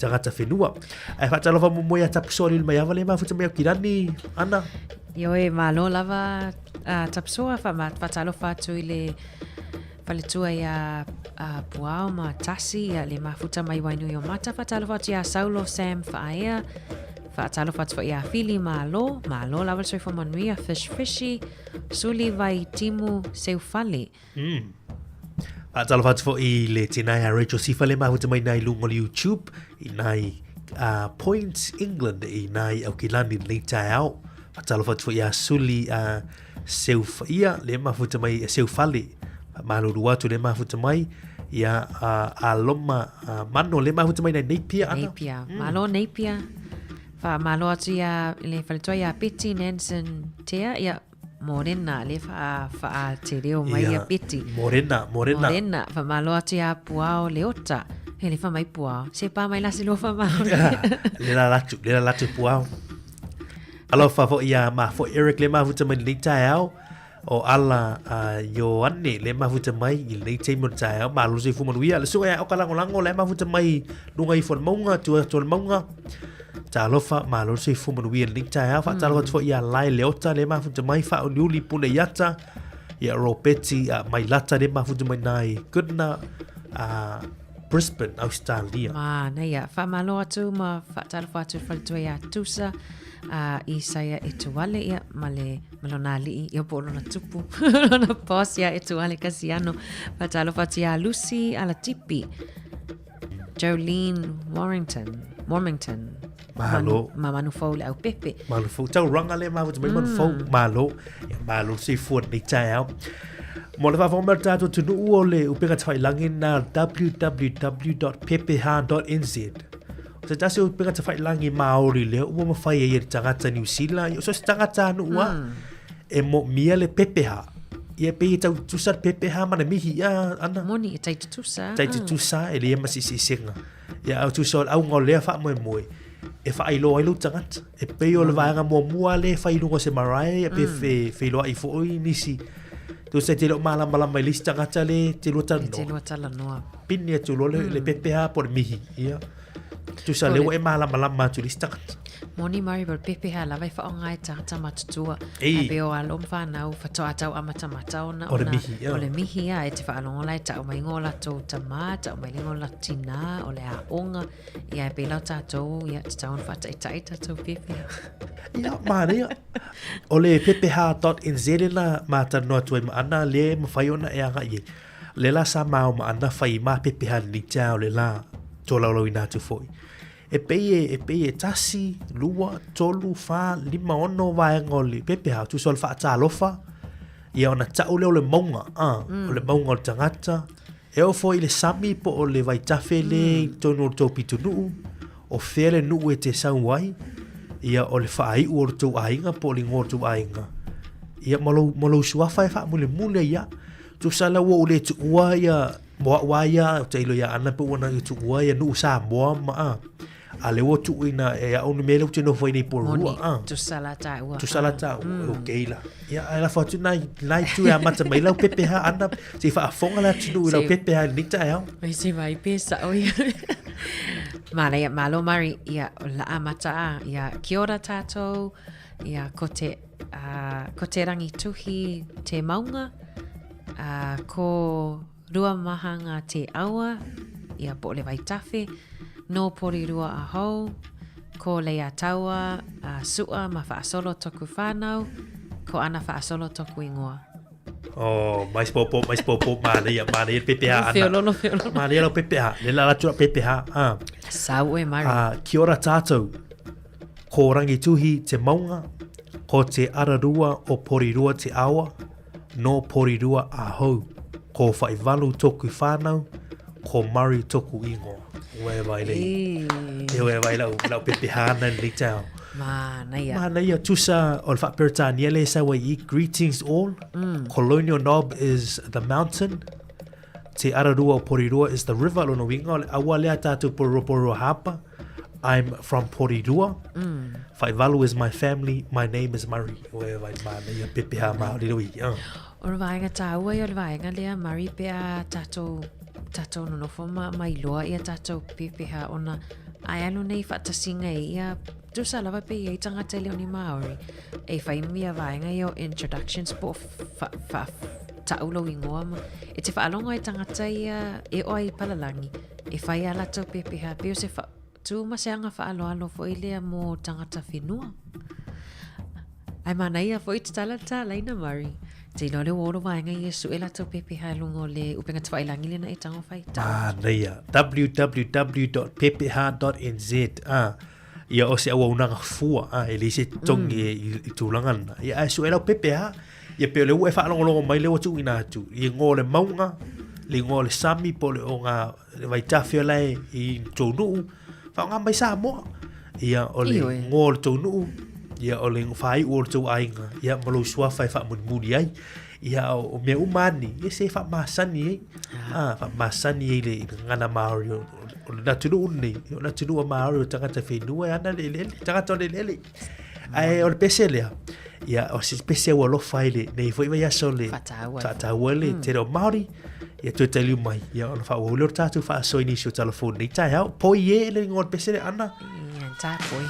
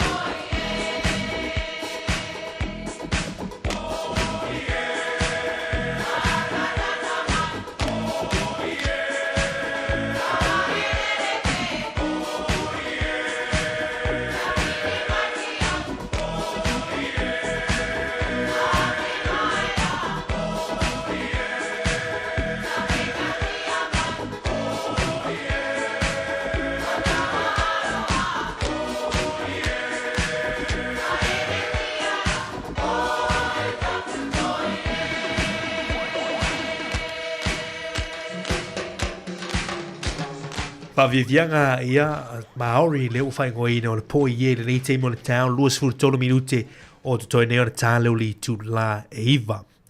I le manatu, watu fo i se tātou fesili whaasoa ia e fia whaasoa mai fo le leita au lau pepe ha, ia pia whai ua maua sau pepe ha le leita au whatau ina o le newa yaso o le ngangana Maori ia po le te wiki o te reo Maori. O le fesili leita au e tātou te tatano ai fo i ma tātou whaasoa ai. Ia el pena mai tātou tala i mena tupu le tala whaasorpito le lalolangi le yaso. Ia o le aso se furu marvalu nei o se tema. Ia e wha manatu nei fo i se tasi o aso to fine ana e mane fo i tātou whaasoa le leita au. O le National Aging Day, ana? Moni. Awareness Day. Iyo e, moni le mari. O le ele tai au na tatano atu ai ia tufu e matasi ma whaila visiri. Wa me te iloa i wa matona e matua. Ai o le alawa o mai le aso nei, o le aso tonu ane whataua ai le suwing o le o langa. Ia. Mai le lai titi, talavou, o suwinga fo i o a me te iloa i wa matalavana e anga inga e atu i le isi tu langa i lunga atu. Stages of life o swing o leo langa yanga ia tu lava ia e o lava i in tato o in tato matutua pe o tato matutua io e o fesili lo fesili foi le firmali e foi le la ngol o memoria ana se e tato te o man matua io e pete la titi ai o te fa pete la titi ai tala vo ai la ngol sta gata pi o la fa pena ana tu sei o la pe la titi moni ia e pi le ermit foi le apelo o le matua male a mane fesili na le tsa o la o ani me te lo i wa mata na fa solo le matua ala National Awareness Day le o Aging Awareness Day ia ta o tele po le o le aso le whata wai fo ia le se fo tupu a e o tangata la tau le anga o le olanga e ana e anga i ruma e re toi fo i tua le pasi a tātou e anga i ruma le pasi ia ma whatupulo ia i lea tau sanga na malosi le soi fo tilu i o le olo le tangata e ser maana i o le olanga tu sono matua fo i o le whatupulo ia fo i lao le o le maala malama o le iloa o le poto o le tele au tau sanga ia o le tele fo i nao le tomaia pe o nei tātou mātua mātutua ia o i lātou lo ia i le susia ma le whamanuianga fo ia i lātou ia ai manaia i o le tātou no fauta fo i po asu wingo e le tangata wailo ngofia wa sauru matua wa tua tu lunga e pe wa tinga le tua wale toe fo i lea whaingofia o na tu i lunga i pe o na masani ia o la iti o talavo Mania o vaanga mana ana o fieta visili nita o ia fia fa so mai o le dato numero na o fa tolu valu lima lu fa tasi ia ma o foi lava no la pepe ha fa Maori e pet fa so mai fo nita o ma na ia o le to mo fo o le tatu telefo e savedina nita o ia le la fa Maori tu ila matango le o fa so le telefo ia o vaanga mana o tatu fa tawo ino neva yaso ia mole ngandal nia tunu Maori e pe ngara kiora e te iloa ia ma nei wa lavana ia o le kete pe a koe wa mai oi kete pai le sekia we vai le ka kite ia o le upu le kia kaha ia be strong fa malosi mai o fa ya tola ya o kia kaha o lo vika malosi mai tatu o le mahi ia o laungan wenga ia o le narangi take ia o le topic ia po se autu fo ilea e tatala noai pe lau ta autu nei aso ia tu li tele o pui te ilo o toa ai me fiu o le aroha ia o aroha o le alofa vai moni le o le whakatauki ia po se fai upu fo ilea pe o le masani ana e tala noa fo ilea ta noa ile ta fai upu o le aso o le fai tau o le aso ia pe o le whakatauki le na Mana ia, vai le telo upuia matelo. Ia la puau ia wa tu ma Maori. Na ai ni upu Maori ia mana foi lo vili mai po a foi ni Awa te lo tato tunu mari ia upu maori lai silafia. Ia manof silafia I foi. Ia fatai wai foi ngana nei tunu utato te nofo mau wai. Mana ia. O le whaatotonga tātou porokame tau nei uli tulai sifulu tua fine ana I whaatatonoanga ia ma le sunga ia sala Henry Samia. Ia o le tautua mla unanga le partners puridua. Sa wa unanga mo tupulanga talo vote tono poru nei. Ia la mo wala wanoe tantanoa tua I ma le fionga ia po le sunga ia sala ile tau nei. O le tulai suma tasi porokame whalenga ngol mori o lewa o ni misia. Tali tulai suma lua tātou telefoma tātou tala mai sa moa. Se atu I leo tātou poloklami whawhiwhianga o lea wuri. A lewe tātou wal au. Kia ora tālofa, malo sei fua. Ia, kena kotoe. Hare mai. Kia ora, lupe matasila malo sei fua ni tāu. Sunga leilua. Waa te whanau lupe matasila tuku inoa. Ia, kia ora, good morning. Tālofa. Malo. Ia nele leina I le sunga leilua ana. Ia leifo I Maori. Malo. O mato wa sauni mato whawhiwhianga. O siwa ho ia. Hope, kiraro. Hope, kiraro. Ia mo sika pia I la to lotu fsiri pora. Sauni. Ia. Ia fa Samoa. Sauni. Lalo. Sauni. Ia ole winganga ole. Hope, kiraro. Soli. Ya. Wala banga ai por feur dia kaya. Malo. Ai sao leido pa sila la ngol mena telen fai meu fa fifianga. Hope sauni lunga ia tuilalo. Kiraro, mana ia. Malo. Taile lua, ia wa melni taiao. Ya, mangin sa wang mangwia fa tai ya le foi kwa mangku ka makirao nga ya fa ka falora wala. Ya, fa ya kuska ko karngwana foi pe me. Malo. Mana ya. O ya, mana ya te fia tari me tat vesili po ani va e te ilo ai wa matau na ona e matua, wa matau na I fa solo tu le isi tausanga I si tausanga I lunga atu. Okay. O le mo mua nga makaingo lo wa makango makua. Mo singalo. Ia. Wa makango vai wa singalo. Ia malisi mea ngau lo ai wa fa sore ngo makua. Wa ngo ma lili ngo fia ya. Ia wa o aso ia vangia foi. Mo angan mikiaf. Ia pose optingo. Mali. Ai no alu falu kung wa isarme wa sawa wa ka malili ngo fie ma ia marmela nga mo wa sawa ana kanya nga kuwa lunga kanya ia ka kuwa ia ka o ngango ko ilo ai wa makango ka makua ia o le foi ngango ka ilo ai wa fa so no ka makua wa de kusala ka ai moni ia ua pe ua kaule kusala ka ai pe yung masangya ia pe ua lavanga inga vaenga malo ia ua ormele ia kufsili ai fo ia le auso le nga lue me le songfua po le ara kausanga I loa ai ua makua kanga ai e limas furu loa ngai le ongos furu kausanga kai loa ka makua Mali ia pe o la kainga ala so si la fia ana ni kami wa tai fa fetaile te fa mai di mas furu no winga la le tele matua ia war me de wa vai ko ngai lo fa ia se makamors ale o va ku pe wa fa ia la makio ka ka ma pe yo ngai foding ngai wa makanga makua hoi esa ala o ia o le si vaenga na ale lua e lo ai wa matua wa matona le angal vai ai de sei lo mai kanu da ingor ka malo ma le angal lo vai ya o te wile le ana le angal to vai fa tai la vale lua fa tai lo faso mai mo lua ia fa soi fo Mana ia whaasoa le lua, Mari. Io e mana i le whaasoa le sunga le lua ni tau. Ia, o toina. Vai le sau wha maori le sau. Ai sa oli, o le hope ki raro o vaiga umana e whawhiwhianga maori.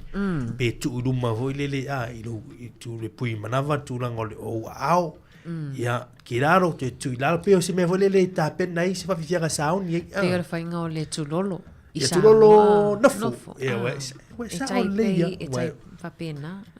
Ia vai lai sa oli ia. Pe e tau tu sa tātou tu i vaianga na i whawhiwhianga.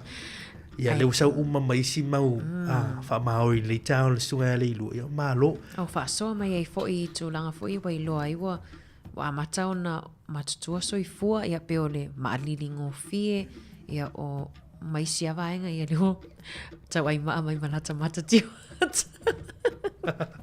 Ia leua i lisi tātou wala au lunga leina tā lofal wala au malo soifua. Tina koutua. Haide mai. Haide mai. Malo soifua le tau. Leo. A mai lai tu. Atamari. Ia, manu mai. Kai au mako. Ia, malo. Ia mata tu fa pele fa soe. O le ta ua me fo io breakfast ma tu il tao. Ia. Ia. Ta ua me ia fo fa pele podes. Ia o se ko este pode se sua fa. O le e fa ser mele o se fua mo. O se pocket fo ile. O mo matua, ale to ina matua ta un fa ye. O le fua moa. Ia, ai sa oe. E sa o waile o ta ua tu lava mātou le fua moa. Ai esil ta ua o le protein. O le fua moa e le leifo i mona i tātou mātua mātutua. Sa on leid fa soa leo. Ia, mena o fa pia. Ele se taui da te o toa nga ai le fua moa ai le o te taui ele. Taui po de cima. Tātou e pe fa tasilva yeso. Ia. Ole o langa fa solo in matua ele ye swinga. O le mea le ye so ye a olai. Sa o me le pe e atan tanga matua ho ya. Ole o foi de fa per po le ao. Fa le la itike matua. O lo no winga. E ta to tiola pe o me le ye de o matua. Ole o fitu tausa. Mali. O tele la suinga. O le mele o le tele el suinga. A le mea foi de wale e va ai le mea foi de o le matua ave de me tausi. Le tau tala noa i le leile tausi no o tangata matua ave o ina ia ungeile la tu soifua. Mali.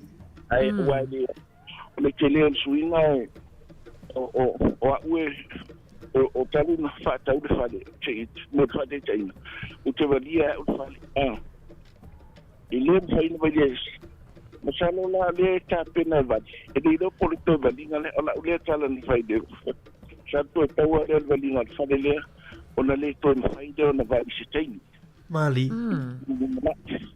ona o tau le fai e do ai de tu Mali o le te tusa o le te mio i le lima suru ono suru te mio o te le suinga alo una me o le o suinga ye ne e le simena e te tango fi mana tua le te mio ne pe o se fo ya e te mio o ngalo me o le winga na le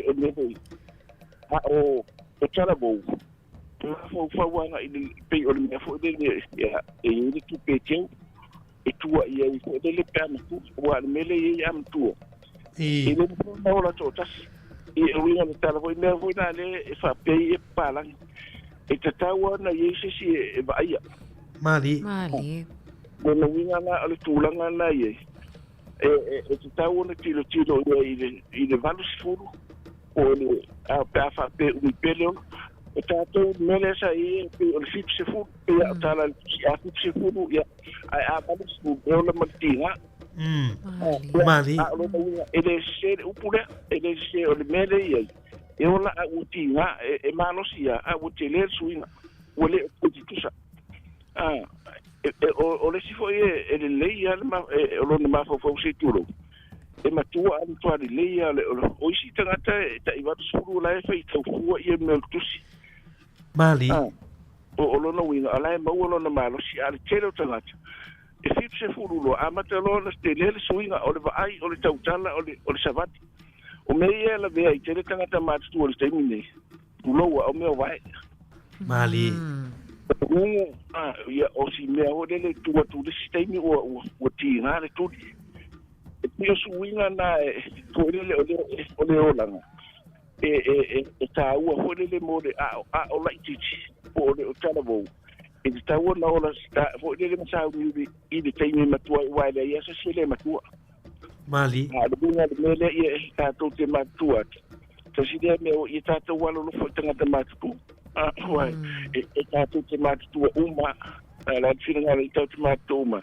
ai ai me ta to te na mia o to yo so la tala le mele fa modi o le mani le mele fa modi e se me fa sa mo le mele o le o sa wa o le mele fa modi Mali ma o le mele le protocol o le fa il mea o le profili man tu sta tu ai tari mai vala au mai original ai foi ele mele le foi samano Mali la o tu tonu man tu ta sida tu modi te tala i se vai o tu le tonu e la upula tu le trata le tari fa pe te mi to tas te fa tu me te tu haide mai tu sa o mei o fa filo inga e fa filo i mai mod al tadi tu le tangata e o tu kest o le uti fala ngatu ia men tu fo tai pe o tato fa sa mo le tas o tena ko dua tena ko tu ka to malo Mali o le upu fa filo ili haide mai ia ale tsalo ngatu e si de toi do fa ma di ela o do nai e o si de me i me sanga matua ama tu no papel e toi foi so na me matua ai ta o ya o tu na fa salo e so me i fa fuma ya ai sa stai mo le no aftai la mai le sunga leo mo we tel le yaso alo fatele atu ya so foi ya tai la ma so foi ma le fa sort mai a leo ma fu te mai loi le mo tu saute ya ma na ia foi le ma na ia tele le ngana fultau tala le tereo pole ngana maoria al songa ya leo ya la sa o ngai sai se ta puna ngai ia le away for mea community le loi te needed ma na ia el ta o le away me ia i tono o loitu malo malo pule ngano ma na ia yo fa so sunga ya le ni ta o tulanga fo yo fa facili tulanga la se meti loi wa mata ona suile matua mai taita o vai ga umana e loi le suingo le langa la tu ia pe ona fa ya tu wal tatu tatu le ta vai ga le ono le dia so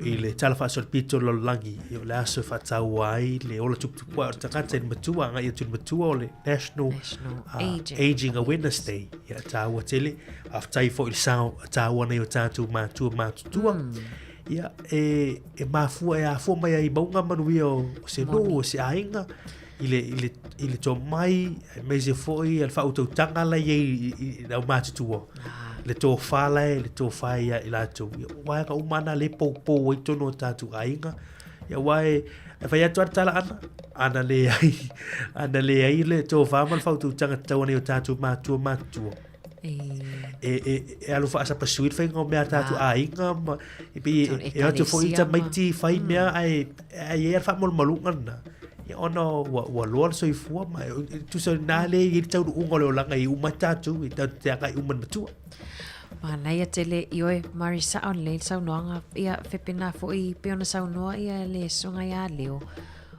o le si tangata matua le wa fitus furu lava tau sanga ngai lunga ile o fa se mata tio ata ia peo tato i wale angal ai o ia i pea ia o le pe le sila po le vai ele o mo mia se mata te wat mari faila tala ile ti I sio tato tina ya ita iwa sul fatau sanga aya vai nei tutonu le lotu pe tu sai vai mama o mai lava ya ta ita ya wala awat ai le te tau zo tato I malu sile tau tino ati lo po ia ai le matu ai le on mafau fau fa manu yanga ye nei tato matu tu ai wa silia male valus fulu le iwa sul tau sanga ai o maua pere malo si ile va ai fa longo ma de yel fa so sa o moni le lava ia talo lava tato li tio ma tato unanga tu pele tua tau sango e o tato matua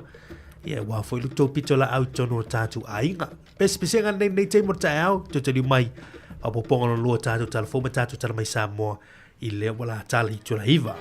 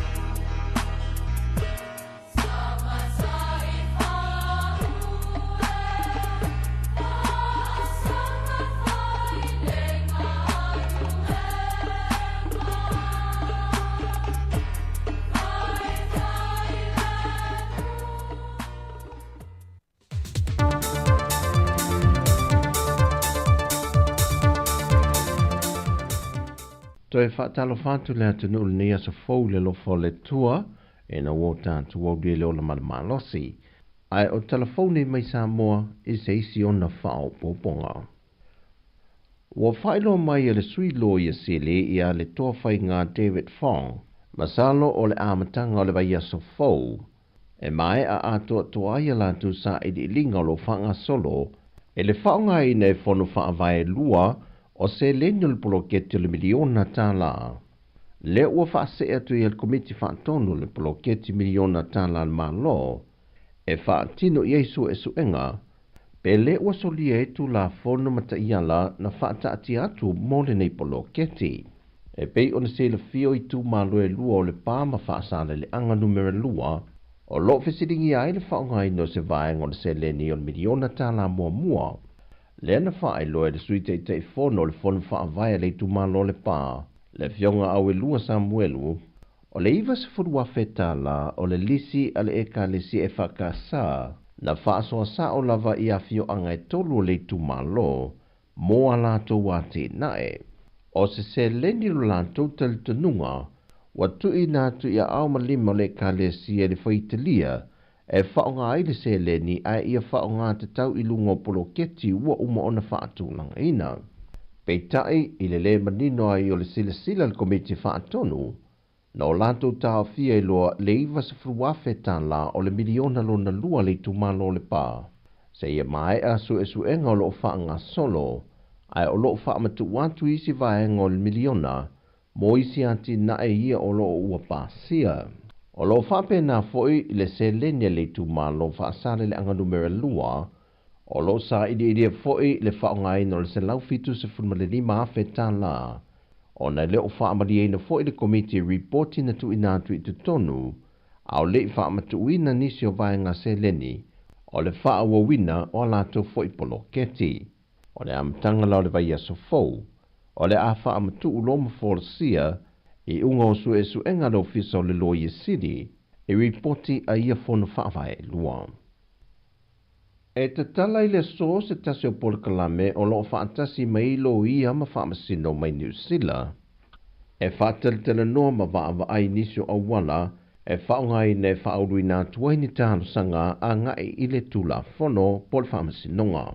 E le o se teimi mua nei le so tanga a le vaengo whaamasinonga New Zealand ma Samoa e malanga mai i o lātou sui tau sanga e whaatau teia ia o onga nei mo le vaenga o whaamasinonga Samoa. Ma o lea so tanga whaalea o onga o lo mawhai foi o na whaatasi iai sui o le sosa iete lo ia lea tunu e whaafou ma si itie foi le tūlanga o anga waa mato mai mo le ngā luenga. Wa whaalia le fionga le minister tanga luenga o ta longa maalanga o mo le fia o tangata le fionga lau mati a Manu Rinko Purcell. O lo tau mia lawal tūlanga manui o ta leni maanga waa a alo mawhanau ta alo lea tunu. E le whaale tonu le pule ina lea e vaenga o lo vaia asosio ta alonga SSA Samoa. O se tasi o pina whaamau whaavai ai le taltunungo le fionga le minister.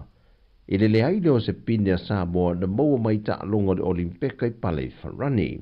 La waki tilo na o taunu mai ni tanga le phone. E vai le una i sports party. I le tūlanga fo i o le atina enga o talonga. O se tasi o whaale tonu o lo mata i tuina le fionga le minister. O se ilonga lava e tā pena ma lata i ni ta amilusanga talonga, po o talonga fo i whaavao malo. Whato a langa ni Polokalame a se asosi, e whaaoso i na ia whidi ei ni au, e masi e whai ma ave fua le atano. But se Polokalame a ia whaauau mo whanau po i lea le lumana. Ele aise aki na e whai. O le whaamoemoenga fo i lana mtanga aruenga. E whaamoemoe i sports party i tō tino i o ta alonga. O la tau e amata mea i le una ia o aki na. O se tasi o lape o lo umaitu wina le fionga le minister pe o ne ia whaai loa. O nisio i la tau ia o lo ta ita ia a sosio ta alonga SSA. E le o lava lo latu to mai malasi le fia poanga wa afoi. E latu te tapue nai i a ngai pe i luma, le luma nai o ia ta alonga, e mawhai o na tau fituli whaatasi malela asanga, o lo whaonga ina e atunu o langi. O atoe lua vai aso le maasina le nei o lo te tala tuai i le atunu o le awa noa mai le matanga luenga o leo leo. E whao ane i le matanga luenga e au noa mani mōlianga, so osela au malosi e le whaatu la funuina e le au maia i le atunu. Ai maise o la au malosi ele i resitala ina. E o mai ili temi nei, wa si lia ma le tolu se furu la au malosi ua tauli maina nei ele mtanga luenga, ma o le tele ia la au malosi o tama i whana la iti. O se Polokalame fo ina fisiringia e se tasi o tama e ana se la au malosi e whaatanga ina le atunu. Nā ngai ave to e whaafo wina le resitala, e o mai ili temi nei o lo tau fia pēl mtanga luenga o leo leo, ma le whaopunga na tu inane iai, o lo sila iai le fionga le komsina, pe mawhai on tu e whaamatu u mai le la au malosi pe le ai foi. I le whaase al te maa, na tu inatu le la au malosi o lo whaatanga ina e na o le sui le restala, au lana la au malosi wa leva o na laisene ina, mai sa u mia foi whaatu la fono le tele o tau sanga. Peitai, na sau noa se tasi o malu le malo, o nisi vaenga e toe fua i eile au ina mai o le la au malosi i le tangata, e vava ai foi malo le malolo o ngafa ma le vaenga, e fo linga o le tangata e na te whao i nātu le la au malosi, pe ono tāla whea ngai le toe tu ina iai, pe le ai foi. O le whaasea le tama, ona ele o iai ni ai inga whaapea o lo whaasala la wina le whaafo i nātu la au malosi i te tonu. E na whaalia le tamaita i malo le malo na la wheu tangai, e whato a mawhai o na whaai loa vaenga ia i le tangata, pe a whai ai tu inatu le la au malosi te tonu. O ngā yoinga uma i o lo whaatino elementanga ruenga leo i le teimile nei, o tāpenanga mo le puipuinga, a o alo atu si o tātua tinuu, e le tari ngā malo e le whontanga te i o malo le taupulenga i le masina fau. O tala i mai sa mō manuia le nei aso, whasoi foia.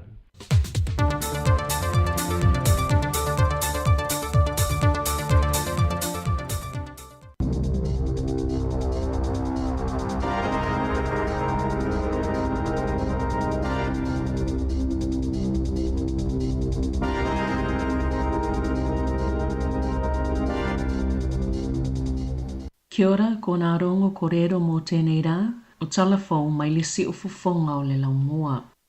O le 5 le nei o tausanga, tala mai le aso sfun malfao se tema ta se iwa fitulua, na sāwali e hana te he mara manisi mai le ngā tamatoa o le te reo Māori Society, matamaitia onga mai le te huinga ta wira, le Palimene, matu se atopau lunga o si tepu o le maota o le Palimene. O totono le atopau, na ini saini se tolu se fuluafe, na whaingoina le peti hana reo Māori, po o le talo sanga sainia mo le ngangana Māori. E ui sata ita ise whainga malo le National i lea taimi, a sale ima mao le whainga palo te tele, ma sa tau a awina tua i le talo sanga sainia le whaipule o Matiu Rata, le ana avea mulimuli ane ma minista o mata upu mo Māori, i le whainga malo le Leipa, na taita e Norman Kirk, na amatai o na wha au fiatu le awa onga le ngangana Māori i a onga, wha apea ma le awa onga mo whai a onga i le ngangana. Na wha solo mai e lawa i le tele o tausanga o na avea masuinga tele le o fiatu le ngangana Māori i le soifuanga le atunu o Aotearoa New Zealand, wha apea fo i malananga nuu, ma avea i o se ngangana aloa ia i le tasiva walufitu. O le vaiaso le nei o wha ilonga i nai le te wiki o te reo Māori, le vaiaso o le ngangana Māori, wa wha autuina, o le ake,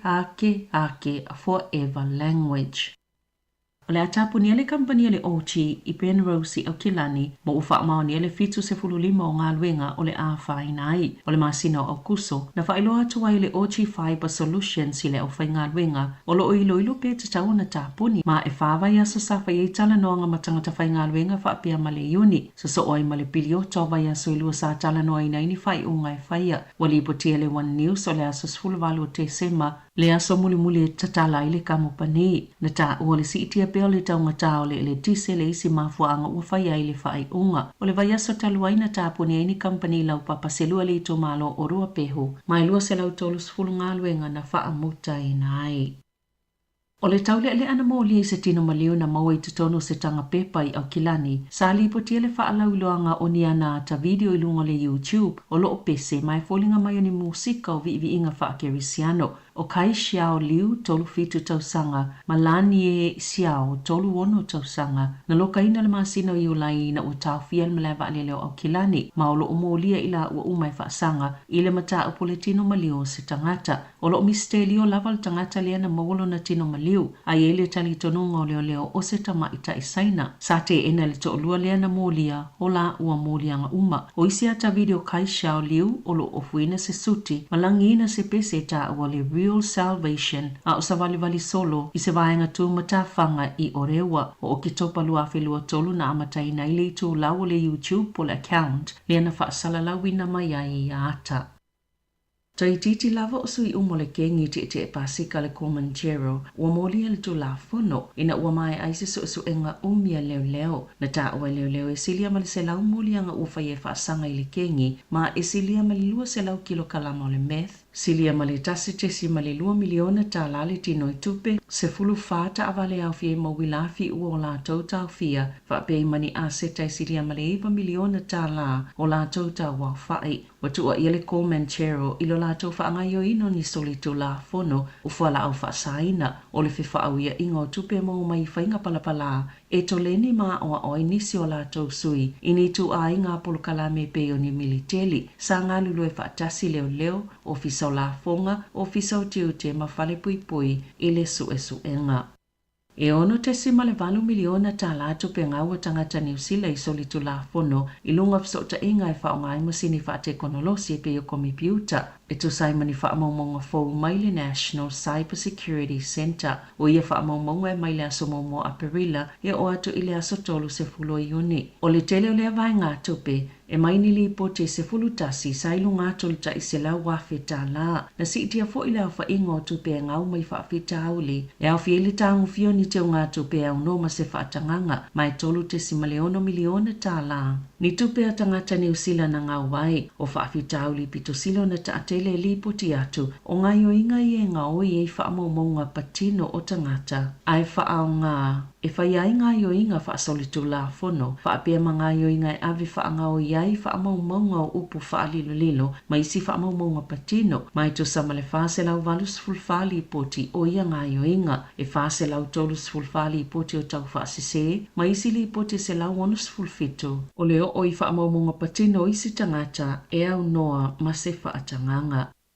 Wa whaalia e au nanga Māori mo le soifua maloloina, e mafua le pito tele o pepe Māori Pasifika e awhia i le syphilis, o nei le saunga le mo, mataunga tāfo mai, wa whaamawina le siti o le numera, o e a awhia i le a whaamai, ai pito sile o na to tele Māori Pasifika e awhia ai, o whaamamonga le fitu tau sanga ua tuanai, sa liputia i le vaenga su ele ESR, e tolu lima e na awhia le whaamai, le e pasi atu le tinama itanga ilana pepe, e tolu lua Māori Pasifika, mai leo whainga e tolu lima na awhia le whaamai, o tūlanga o ngaunga e o iai, pe a awhia le ngase e au fiele uma le ola o le pepe a o le manawa le tina, po o le whanau le au o le pepe, po o le matua mama i lava o pepe fau whaato a whananau. O lo whautua ina le ngā mai a trust le whaalilea o au nanga whaato sanga mo Māori, mo utu inatu e le pule o le au nanga Tamara Karu. Ni whautua ngai whaaititi e tūlanga o ngaungai o i Māori Pasifika ona o le whaamai, e ta ilua wha atama su e ngai whai e le taimi o le maitanga o le tina, mo lea whaamai i le motu i mātu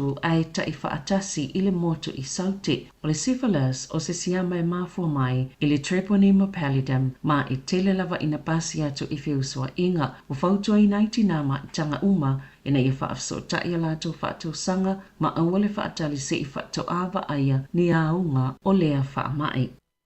E matua te lele a fianga o tupe le tele o supermarket le New World i le motu i saute, ona o le tapu e le mawhai e ona whaata watu ni awa malosi, mo aso e lua, e pe ona whaalia le whaala potopotonga o loo tau mawhai, e whaititia mapuipui le tutupua a fianga, e mafua mai le awa malosi, e taulus fululua supermarket le New World i le motu i saute. Ua whaasa ona o lanto toe whaata watu ni awa malosi mo i tū lai whaase fulavalu, ona ua solia a ia inga o whaasalaunga whaapisinisi mo awa malosi lunga o upenga ta whaailangi, na whaalia le whaatonu sili o le Alcohol Health Watch o Andrew Callaway i le leitonu sila, e awe le whaamalo i leo, ona o le tūlanga sa o lanto whaatau tai le mata upu, sa matua tala whianga i lava la lato whisanga inga ma supermarketi, ia inga le whaalaulonga o tau awa malosi, masa lapata ia mo foi o le tapu ua whaia e mafua ona o le whaalauloanga o awa malosi le DB Export Cold ma le Ultra Low Carb i le aso iwo i Januari.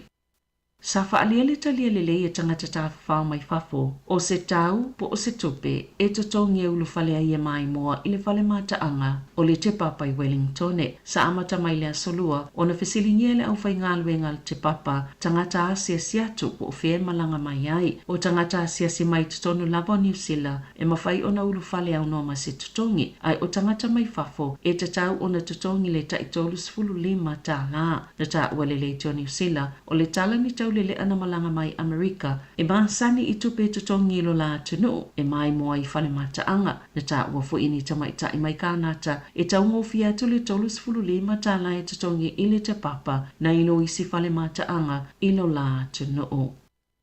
I whawhata New Zealand, ua pāsia le maoto sui ale United States se pili ala ngā tatawai Iberostene o Amerika o nā atia e se tai ala mo whai ngā pā anga male Pasifika. A whai e pāsia le pili e vea matu la fono e au ona ngā lulu e whaatasi le Iberostene male whai lautu si o le stete e tā pena matu ina atu i komiti. E tala whea ngai ai ale kone ke resi se tai ala e whaaulu talaina Strategy for Pacific Partnership po ta iala mo whainga ba ang amal Pasifika e te tau na whaatau nuu mua a ole i o ile aso mua Januari luafe luaono ma ia awa fo ine isilia ma le aso mua Januari luafe tolu sefulu. Olo o whailoi le nei pili o le ao fia ini ta iala e whaalau tele le so utanga mo le United States mato moto le Pasifika. Whaatasi ai ma se fuafuanga e tali ai whaafi tauli olo o whiangai ma le Pasifika iau fi whaalavlavi whaale nā tura. O le ao fia i fo ima se vai vai ngau ili o mo mianga mamatati a fia au sia o lo o fola sia i whainga malo a tunu o le Pasifika. I ta alonga, e iwa vai aso ua whaasalai se tangata la kapia Taranaki mai le awa le Spotswood United. Ina ua ietu ina se tangata le awa le Coastal Rugby i taimina whaatalo whaina ua mai a le ta alonga. O lea whaafita auli na tupu i le masino uni. E le o mawhaiona whaalaulo ina le suafo le tangata la kapi o na olo o whaanga solo su e ngā leo leo. O le masino iu laina whaasalai le 15 vai aso se tangata la kapia Canterbury o na o se ngā inga le tala whia ngaina whaia i se lau whali. Tala fōia, mai le si ufonga le lau mua, mō le nei vaenga o le tae au.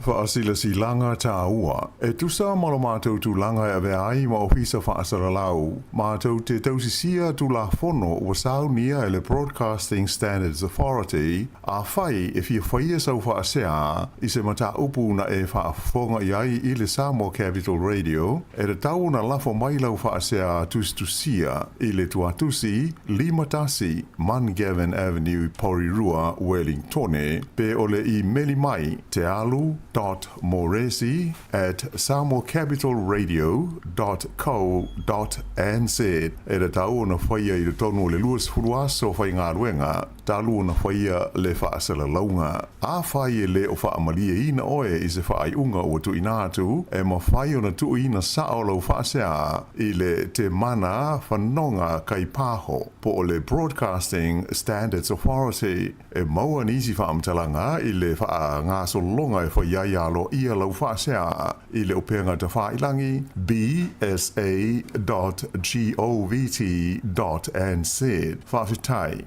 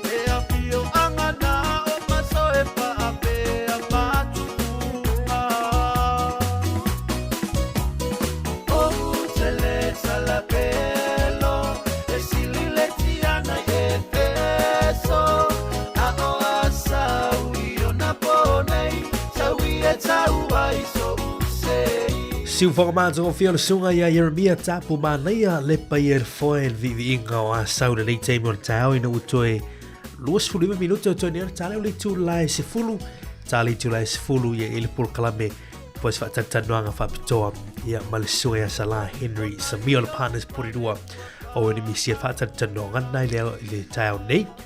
Ia ai malo tu fin ana ma na yo le life afoso. Na ia suru mana ia la ia wa la foi wa ma fana. O ile o ma fana ai tau ma fana ai foi. Ia. Ai mana ia tele whaatanonga nai le tu lai se fulu mari awana i misia ia o ngā ai mai se lava mo tatou tupulanga talavou mo tatou alo ma whanau ia whai lo fo ia au nanga fo ia le fo i au nanga i tutonu o porirua.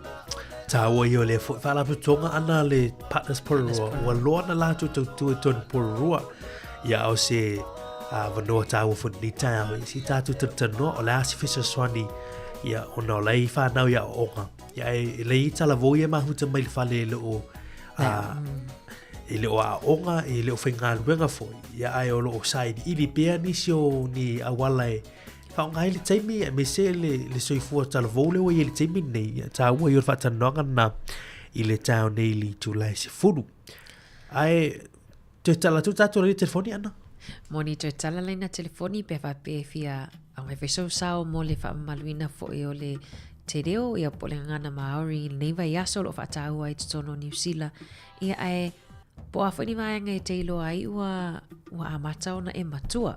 Amatau na suia ia leo langa. Ia ona lea so le whatau ai ma whatau ai le aging awareness po le ia e nofo silafia ma e nofo uta fo ia e suinga leo langa o wailo ai wa amatau na o atu ile si tulanga ilunga atu. Whamanianga mea ele o se beleanga ele o se beleanga le vele o le anga ine e matua le ai o le tele au tau sanga i o le telefoi na o le tomai sili atu na ilo o mea foi o lo mai lo e ma ua mamari ma lo fa tai na o tala tu tatu le telefoni sau mar tatu valau le teimor tau ana ia ma re fa fila e tu ai talo fa kia ora Naro tautua. Talo fatama. Alo lava soi fatama ni tai au. O te pai. Ma lo lava te pai. Ma na yele mta po e pale mo tele so ulo ile ngana Maori. Ni ai ile ya fa. Ya bolile ma ke da bolile il ka ko maftana. Moni. Ala ta wole. Ese man le yo mta pulo o mai. Wauda baru suta sang Ele ali. Wo tanga to se handyman. Ia ngade. Ali. Ia leo o me la ina tawe cha. Se fa manata tia se tulo wa po ia do sunga. Mali. Ia de yo ta sang ne.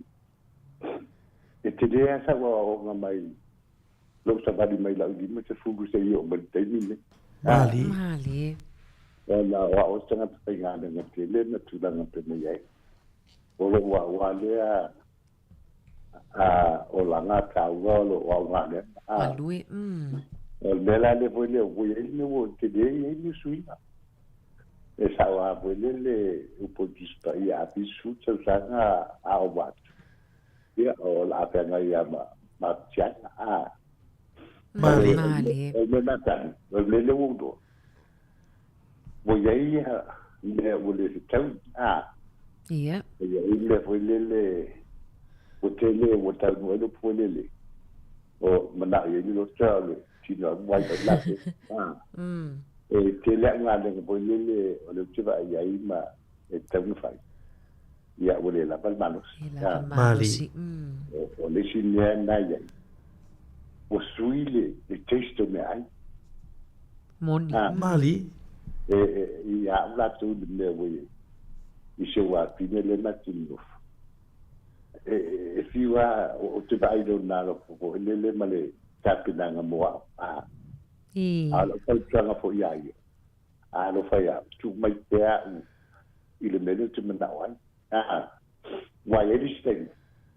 E te ya wo wale fi il me ai Mali o me lai ele ya o me le fa ya o lato e si ni lo fa su wa fi o so fa ye ni se me ai ona o na lofa ai ri per te ngai i mele ke la ngona i lo tino mali le ya lo tau sabi le mea e te la ngona moni le te la e ri si tai ni te awalo te na ai amo mai ai te tu wa fo ni maso mata po le pedima e ai sa fastal wala ka te ya o le nenda e tamna tu po le tele o fada ye wala o tu fada tausinga ya se mesi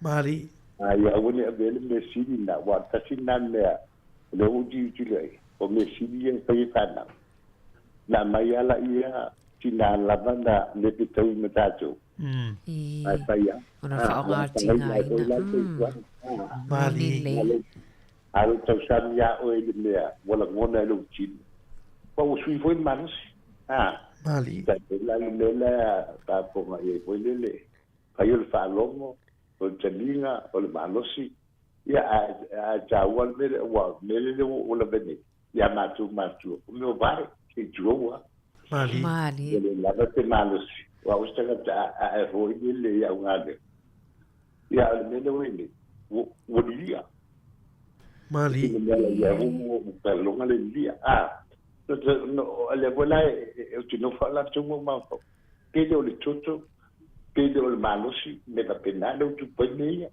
mali ai e a ngate mo utoia laiti sentlo e va ai va isi e pe fai da matua mali e lava sa no pa tan o tu fai amatu patani se yo o teu tei le ma te na tu go le se senga mali o te wanga wa lo ma tu lo wa o le ma tu le ni o mai no te fia ma lo si praise te de na oi le tei no ma los ya le fa so lo tu na ba te atil ma los ya o sa le ti no tu yo le mena o le tawa yo le de na la wa la ta ngana wal tela o kana fa ta taya mo fa na uma ile ya se ta na ile vai de bele o tamama tina o kan mal kan pa ai da fai la ia a tau fo la tu po la bele me na o ai tamama tina pai le a de ya me tsan mali ile na o ma ye ye mo fai ai le lo fo di fa na ya le ke ka wilan ka sa ya le na ya ila u ta te mo man bele pa ya u ma u me te wa pile ya ta tu o te ma po si le ai o le si fie le tu alu nga le me lo ko le te si nga malo ya o ina u fu ha ile malo si le mai le tu mali mali na ta wa ke ma meia o meia e sta na mo po la no dei ya ma tu mali mo nai pa na o lo chupua tai le ai ya se pa na pa pe e fa le tu la ta ti he ba tu ona ole lo fa ma le ma tu ai a woni a le lo fa na ma le foi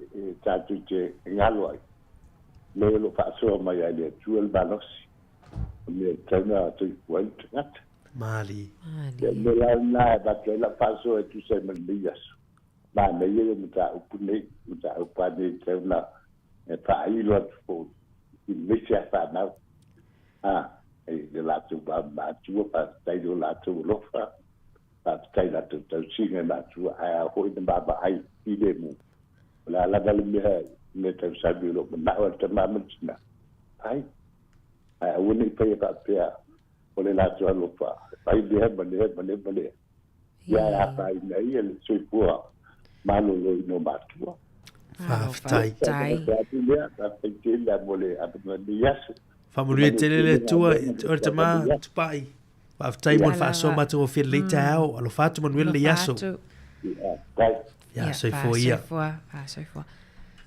malo pa lo fa tai le te ma tu ya pa le tai ma to fier fa so le tai o le o fa fo tu tu ma nei o le tau no me alta mai le tulanga fo I shu tono shu la to fo ainga ia e pe mo ni sa no ngarta mai ya tu pa era na television me ai mo ta pe nang al fan na u e mana tu pe so ta wan fa ile tu singa le to ina ia ai I mana tu to ina fu e ia tu lang on tu maftanga e tau I mo ia e tu lang on mano sine ia ai e malia I ol fa sorto ina I tu lang le on nei e sa o le ta mai ya tu pa e to te le o ta tu pe fai nei tanga tau ma tu pe ula fu le tala fu e pe le mo ia e pe oni tala fu I ia e moni le ia se e ola ia sa o se e o ia I tu lang ale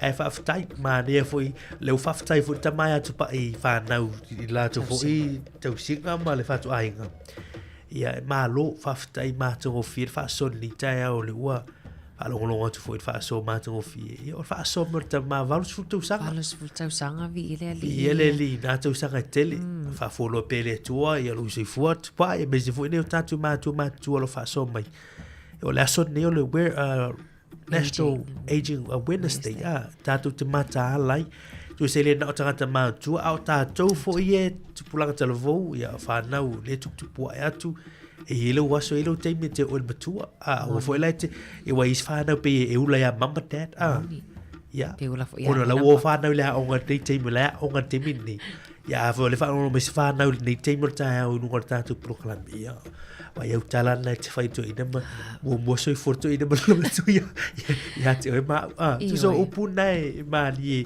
e mata upu ni le mo so fu no mo la ya po a te no si ma ari ana wa me fo ye mai ni ele tai sui ngana I fu ne ta tu ma tu yesu mo vai sa le o le si vai nga ta wala ta o le tamai atu pa ai mari o le sui ngolo no so fo tu po ai ne wali mai le vale o le limas fulu le valos fu tau sanga ua matova mai ma sani fe nga luenga ma sani ana nga luenga fo I fai fa fo ia po le fale fo ai o le suinga foi le lava le malosi.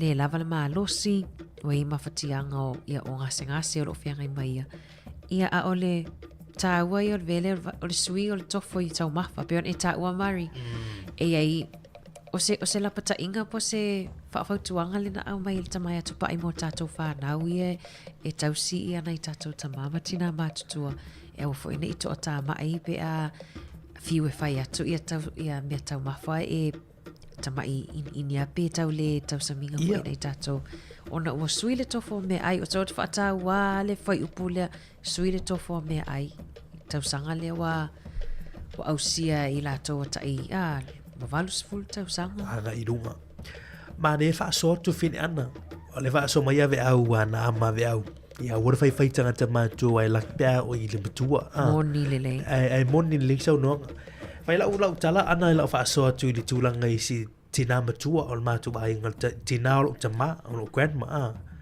man liu nei to le lo matua wa iwa suliva tau sanga to e au se masina to se lau ona tau sanga ai le temi na ofisi le lo matua pe o la so na I lo ai le po la le ki po la se mafuanga e mafua I le soifua umi o lona soifua le tele o tau sanga e vi le tu I on tau sanga na maliu lai lua fe lo su lua ya o nga tau ngalo tia tau sanga maliu le matutina ai maliu e to e tasit masina a tolo se lau tau sanga ta pena I fu le wa le tau tu sa o tau sanga lua fe o tau sanga a to se lau ya le masina malasu ola na fa so ya tia o le mo o le tulang o le meta mafa moni o lo matole ana fa to na o sina fasi ma se umala ia a o foi na fai malu taeo ia po sina sai mini o le toast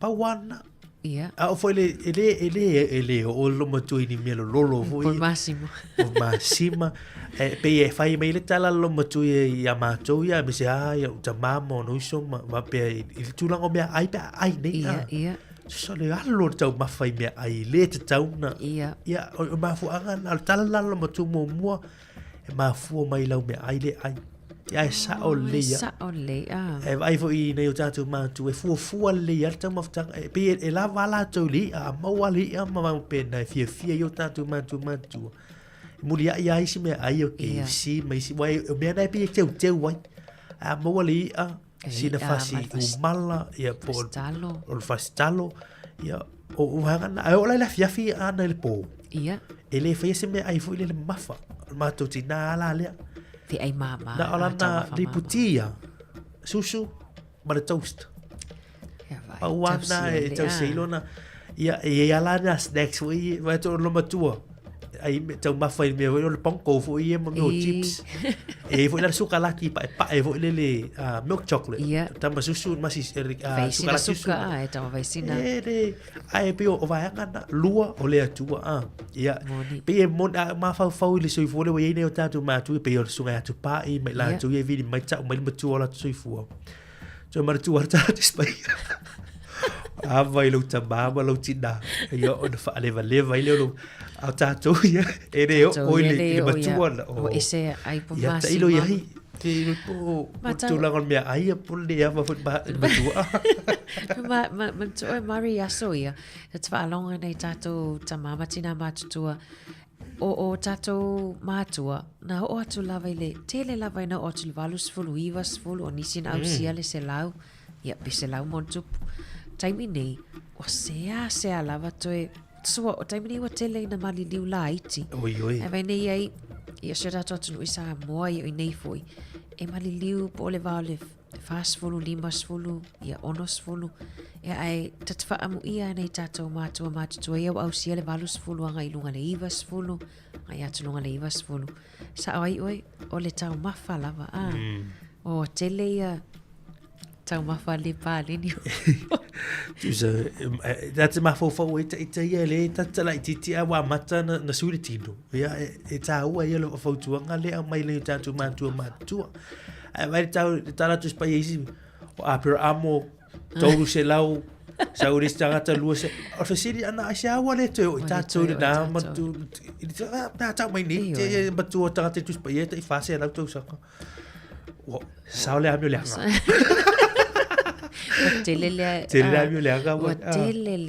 Telele mau mea o fai nei ia ai me se lava tau mafa mari pe mana tua tato por kalamil soi fo malolo in el tato tau tua pe la pata e lava pe stau loto teno savelina la pata e ole soi fo malolo in o tau singa o fa fine mai tanga vaenga ese tau soi fo malolo in le ala iona I mau fa popo istau sanga e tele ia maleava I matua. Yoi. I want for a long time matua. Molele nga fa tai tu manatu lewa fa muta mai ile tatu fa soa.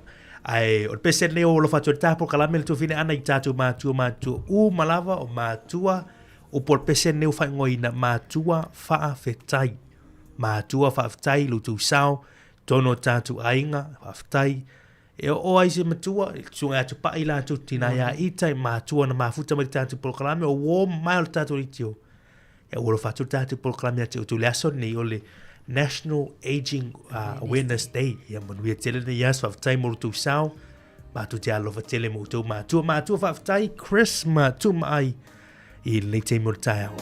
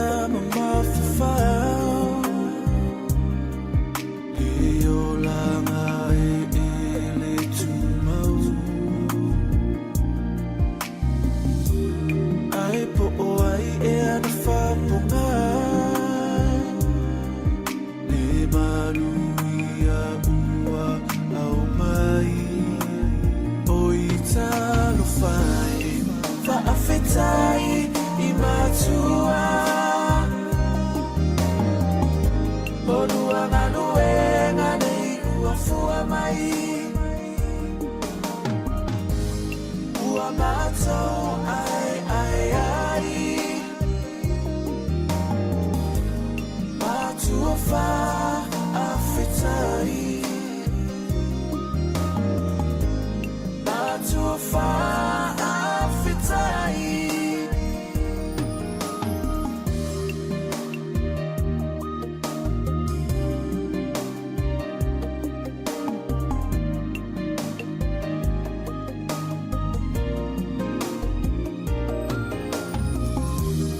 Tumatepa ile amatanga O matua lavasa Tauasa Sema ima ue peana tumau Pea maolua e faa vavau O italo fai Faafetai imatua Olua manuenga nei uafua mai Uamato ai Matufa afitai Matufa afitai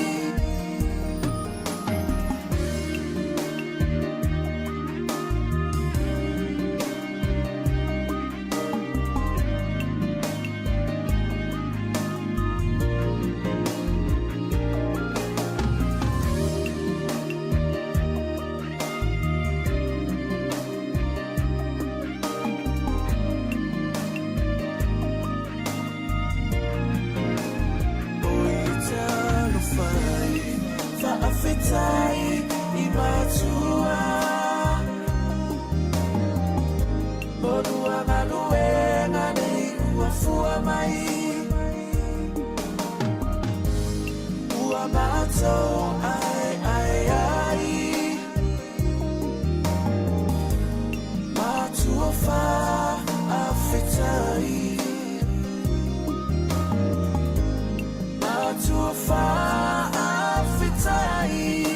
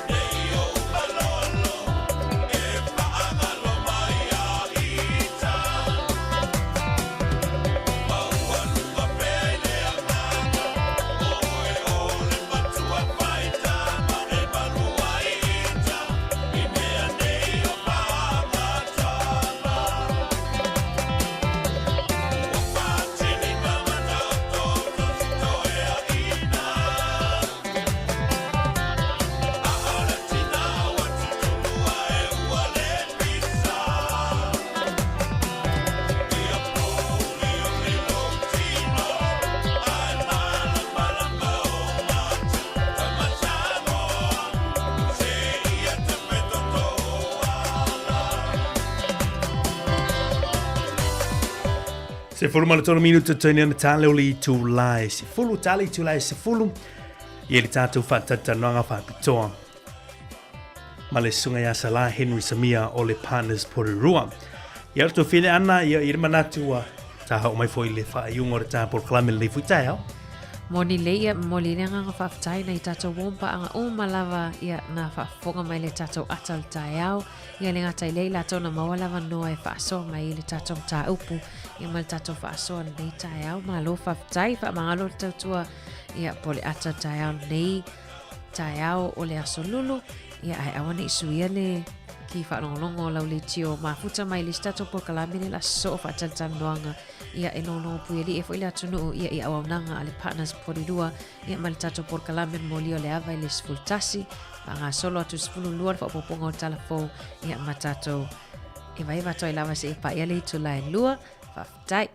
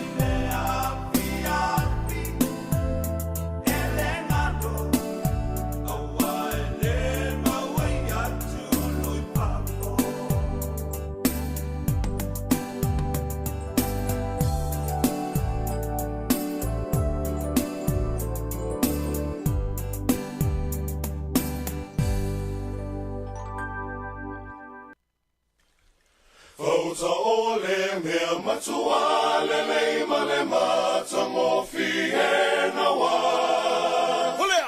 O so pe ano no fo fata si maoli oli. Fauta ole mea matua le leima le mata mo fie na wa. O so pe ano no fo fata si maoli oli.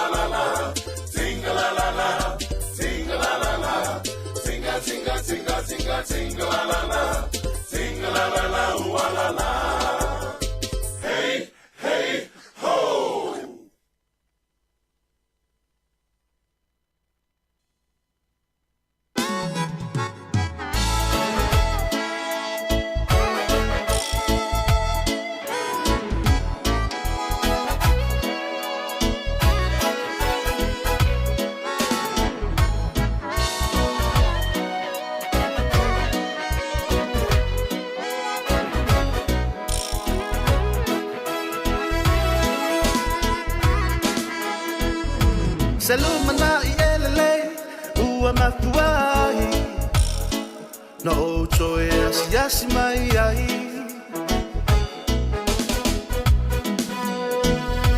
awa fai si umi o tacho vala vala whatever for itu sanga ba fatai tele ile nei lao lao wa fa ava no aina ilata failo inga malangona ai ole mafana fana esa olava e fa ava ba dava inga beata so mafuta fa atasi via ile tama o ile langi leisura elomani esu elona fa amalama mato e baba ilona fa asino manga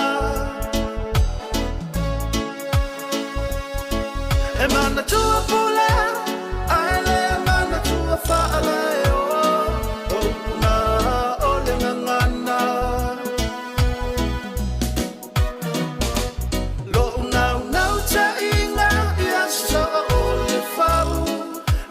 Tanga ia whaau Mafusia i tātou I le whela whani Ala una talena Te tātou tutu whatasi Lo uwa o le aliliu Ai ua o iloa Ua o la ipuniu Tala es lo pepe Ni foa foama Ala sili sili ese Olupa salva ese ese A ua fui fui fatasi Langona na ole nei pese Wa ato tupe pala Fa afetai ai leli Tanga e fola ulo meisa masisi anelona la oh yeah leisura elomani esu elona fa amalama mato e baba ilona fa asino manga e mana tua pula ale mana tua fala o na ole ngana lo na ta inga ia so ole fau le mafutanga ia fau mafusia i tātou I le whela whani ala una talena Tātou tutu whatasi Tō mai se hua I a tātou lau whanua Le ala wha E fusiai O I ta ua To e whaatala whātu te tātou tunu nei teimi o le tae au. Te o wholo whātu ma whaatala whātu le ua whāminu te le ute nei litu lai sifuru tautua mo el si ufonga lau mui Wellington e Samoa Capital Radio I le nei a solulu. Pe ona whailo atu le teimi o sola tātou whaatatanuanga whapitoa le nei tae au. Ia male sunga ia sala Henry Samia o le pule ia po o leo lo whaatonu ina le tautua ma lau unanga le partners porirua. Ia o se unanga fo I mo tupulanga tolo vau. I te tono le ai porirua fia le mo le vano le nei tau ia ma te whaatasi atu I fo I malesunga ia salama alo so I fo manuia I lau sunga salama alo le so I fo manuia whaatalo whaatu fo I whaatai mo le vano le nei tau ma alo le so I fo manuia lau sunga I pule o le si fo la mua e a mese ia le Le pa ia maulunga o Samoa lo whaafonga malo ne. So fua lau lei langi mātafi. Malo fo ine. Le tu avano mai foi o nei whatau vai. Se wale mai e whaisi tala mo tātou ni tai au. Tai le rofo le maleanga leo le tua. Ia sau nia nei awala mātungo fie. Tātou te tatanoa ma whasoa iai. Tai pole avanoa lau sunga. Ma lo whaftai sa la whaftai mo le whaafanoina foi o lau temi o te iloe te leo tuatuangia ma ia maenga foi e te whiangai ma le ngā luenga. E mana ia le la whatu i nai tu e le leila wal motor pā ia o si le fia foi e le malo le tātou tunu ia lo foi tangata me se foi le tofinga o lo iai tono le tātou nanga le partners por rua pa mole lava. Ia, whaftai lau sunga o le o lo ingoa pia nei saunoa te musola o Henry Samia ia mau te sala mai na le nuu lea lea vaa o lo tinao lea vaa ma vai moso ia lo te mao le tatitoa ma whalima ia au o te sau mai i wa usa whanau nei New Zealand o nei ai porua sa o mato to wae ai ma o te sa aonga i le korisiro porua ia whaawau ia i nai aonga Victoria ia mai lo to lua o te Pora Samia o le Salavaru ia to lua ma whanau ia mai to lua fo le whanau mai o te au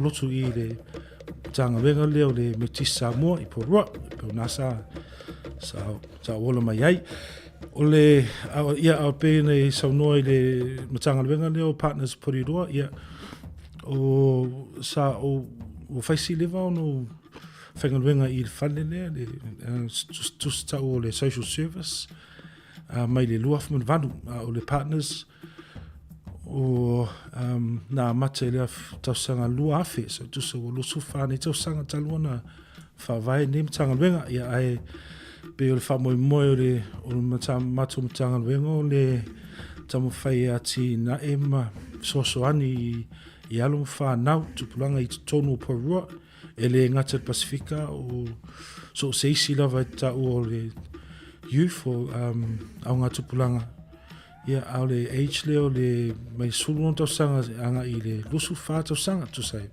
e wha pena i le age leo lo umatu ngā lulu ai ia do you want me to explain a little bit about partners so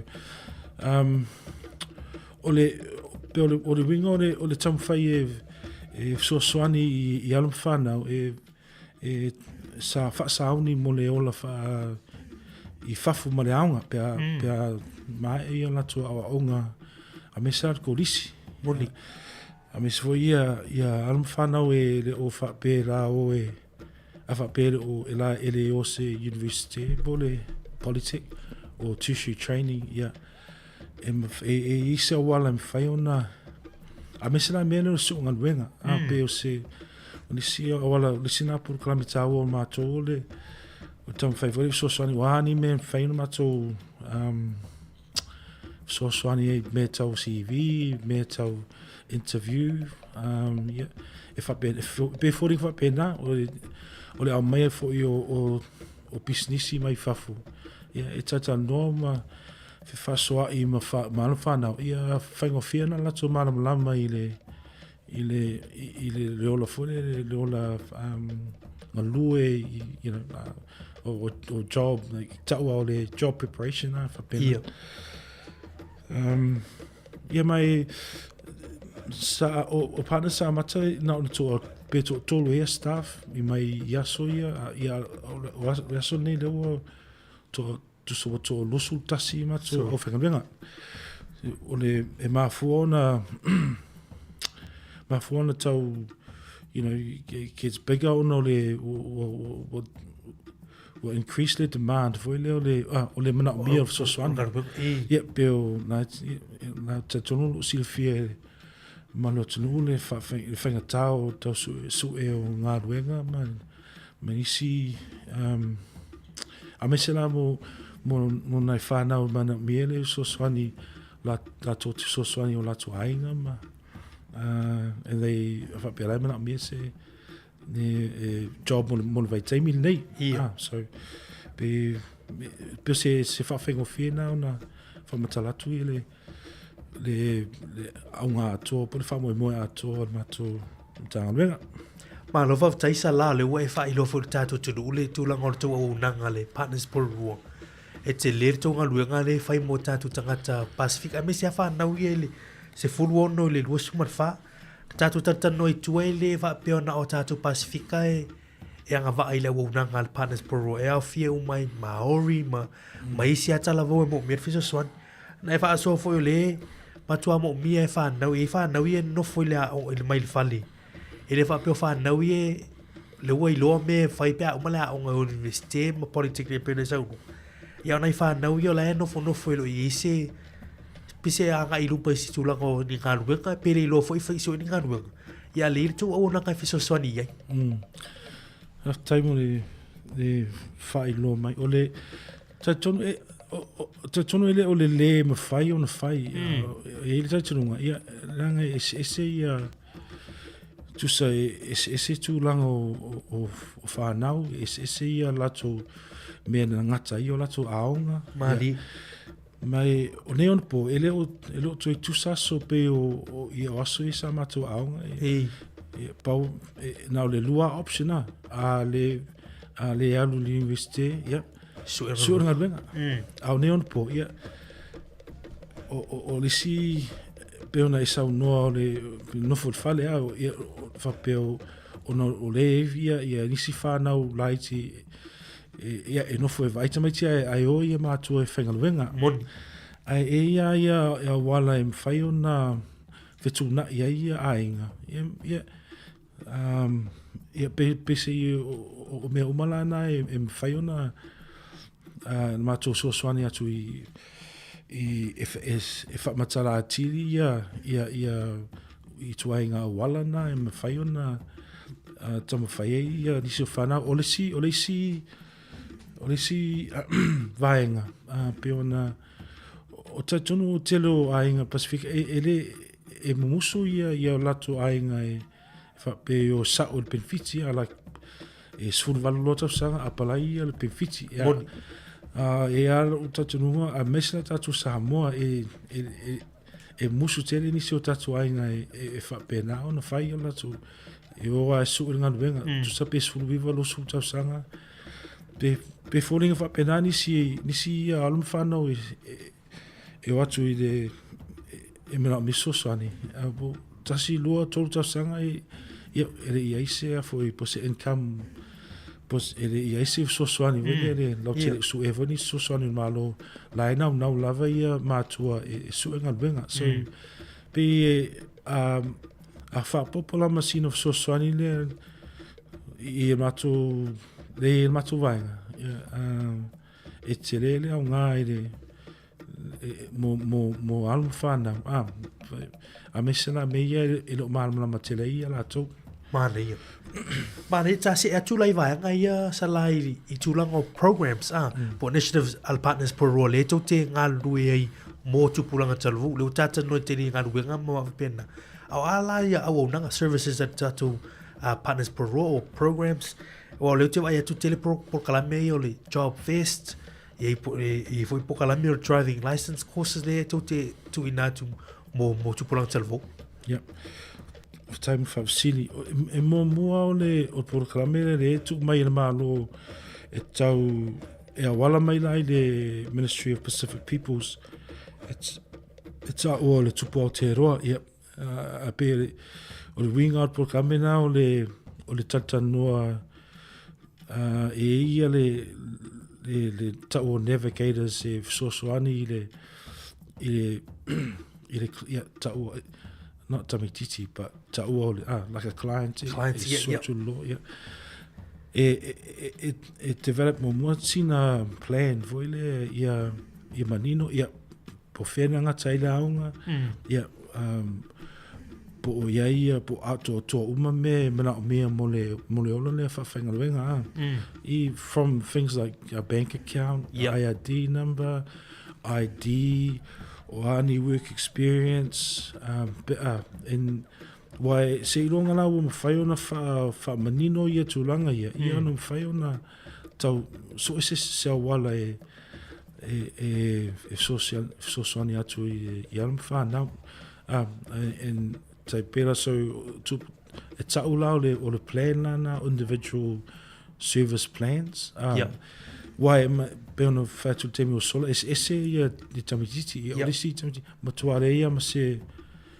lei ma se insi ai wo fa o lo achieve ele fa now na ia o lo nuinga tau na ese nga luenga ale e toe fa le atili ia le pe su ese sia wala e fa ela na insi ai yeah, I listen to it. Mo na level 3 really sari lele aunga yeah o ngala em fai ona toi fai ese singa luenga fa popo em fai ona pe fa le atili CV me pena so it's all le proclame now le job preparation so that would be the first one o lona lua le pesi ona tu proclame silona popular i a mesla I porole matupo klami tau lai sene av tavale so it's the graduated license system e ngata lai full license so amata lai le luna so lai ma le restricted na im faiona av tavale ai ia tusa lai sene fa sa pena ale so lai ma full license le full license na so se si lava e me faione luo I tavali ai pesi e ala ona fa tau ina po kamile ono tele o employers fa fenga e mara mia lai sini so pola la leo le tamititi a sini mai le fa fenga luenga po e sira sini a tai tali le ai e fenga tafo ia la to ono ye fo la to puinga tau insurance ma ile me fai ona fia via I o buta vale po fa pena so our drive to sala taula por camina the drive for life yeah olisi la service le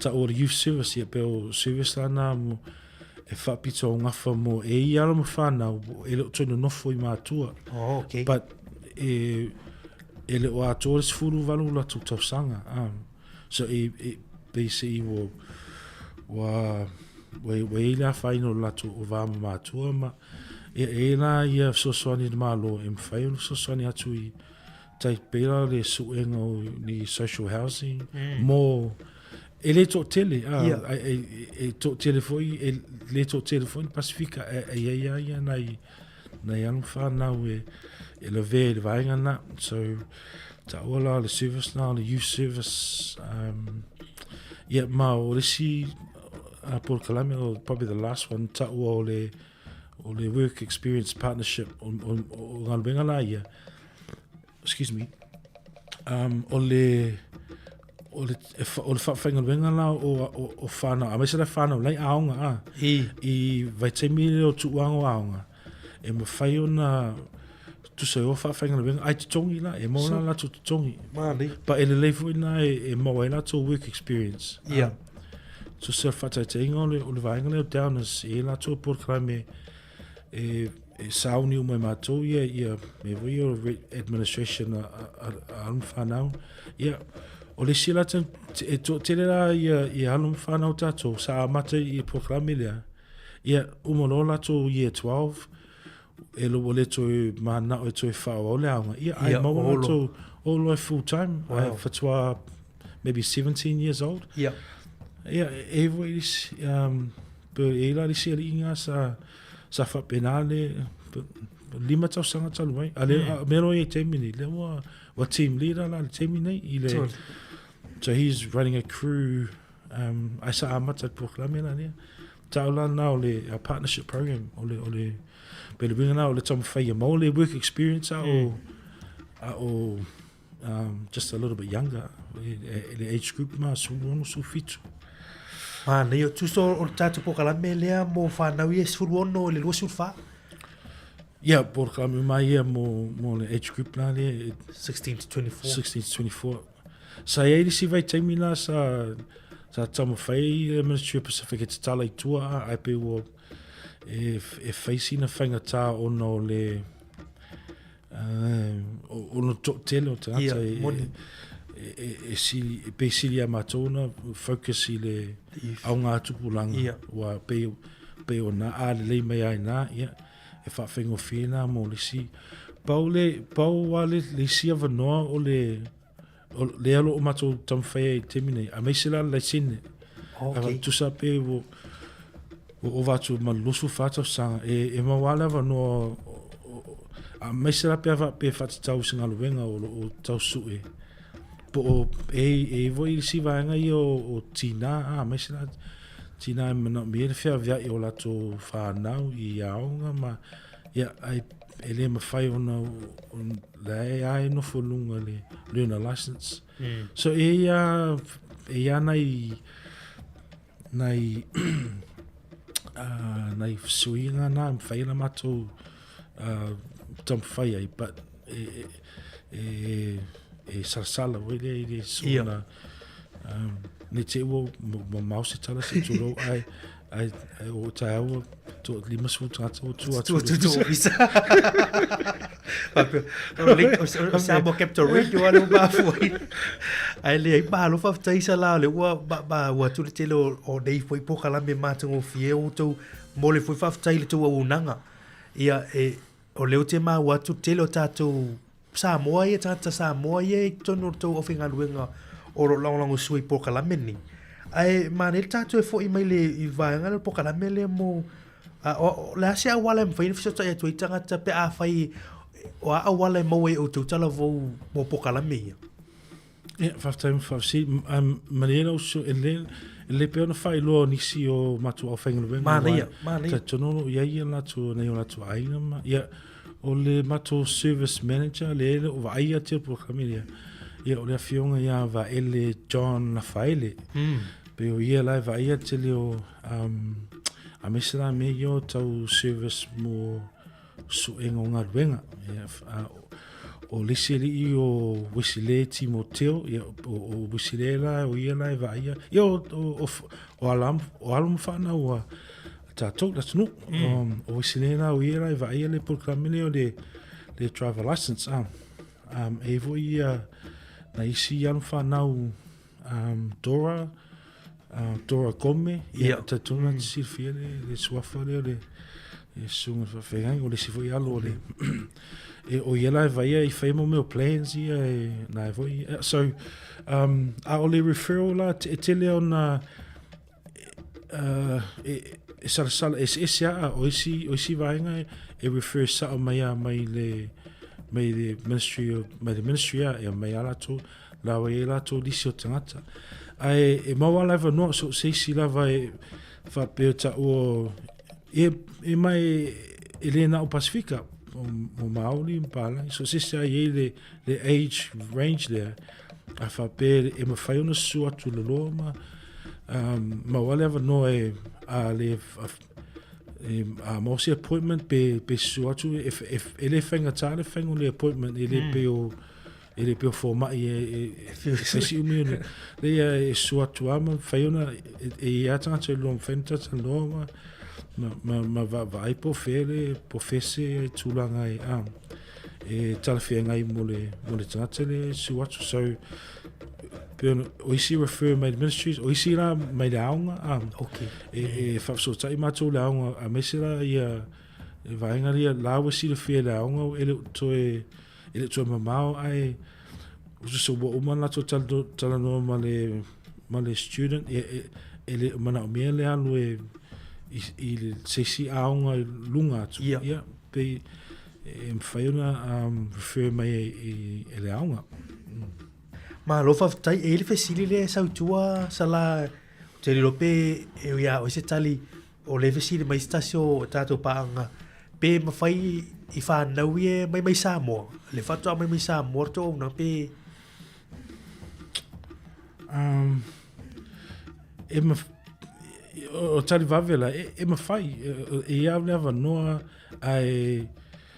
a fa pela ele o se amfana of twa sa me sa mo ele o yese fa pela yese permanent residence pela yese student visa ya ele tele se matunga lwenga fai fai but e tu wale va no o pela meta ona e mai tata no pe ni si me fai ona so pela se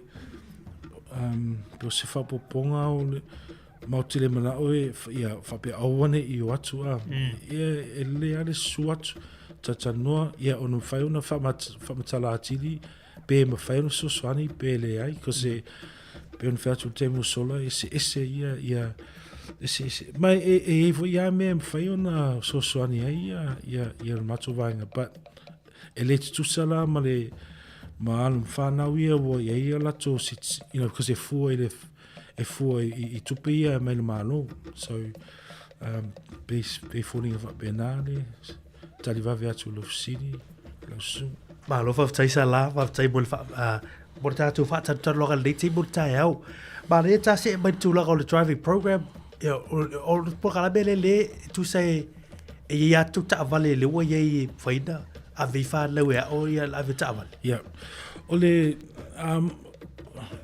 le tamainga le pulkala me sa faina o le theory le Tesla fai lungo le computer ma o pel theory na faina wa vavai o to telo isi o alfana e ngata ina le theory ai le o e fatonu le sila sanga pe le license le restricted por license sa ai pe se a mesera me ngal venga e mo ia ngale lunas but le so restricted e fa finga ta so la o ia e mo matuta vale mfaiona o fa tai la to ave ma fa tom foi fa le ya tili la to ave lungo la wala mai lotu la fono na te tonu e mama to tele e ese le no foi potuanga ma fai tau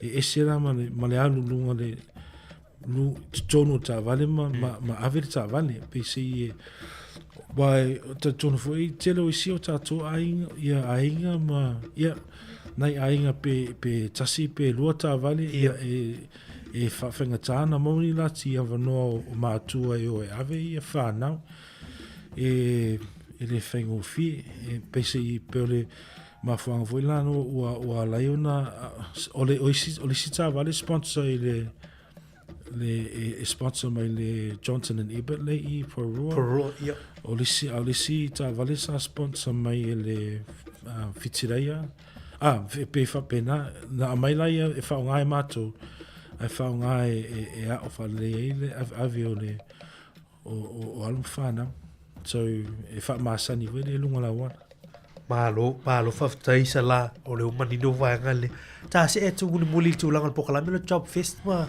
pokala me le fa ai lo ai tu langal wenga mo fa na wa so le job fest mai si te tonu te voi pokala me a onga voi e vai e almfana e va vai mfa sili de mo expo voi live fa pela e leo e health mo te ma o le fa sa mo me o buffs for le fa tala no o pesi o le me no fa matala tu mo macho partnership work o le alula o le le tai ne macho le si manager le o Jackie Edwards o ia la alu tata no I employers I falfenga venga ma fa matala ia pe o yaini la tu avanoa o avanoa lana ele o fa saulungo I po matula asura ngalwenga tata ya lulungo le trade me pe ya lulungo le internet e su e avanoa o avanoa la e mau e tai le ia o avanoa voi ele o fa sala lau voi le pe wai tu so o matula pe o na e matu so soani e famtale e mfeia matu lang wina le le employer ia awane I se whaale tonu ale tamatiti. That's not a good way to explain it, but mantua o le si tamatiti ele le lato CV ele o le lei o lato aunga, but ele lei a whaingaluenga le lei, do you know what I mean? So a ola I whaingaluenga nā whatua I loa nā ele employer ele lei ngata le whalawlavi o lato ele lei ni peo ni whailonga po ni me whapena wai tēnā na maua voi tātou isi vaenga ia like a mai lato CV lau ma mai mea ai o te me whengaruenga matua ale always pe tuai pe tele sick leave pe whapena so o le soswani la matou pe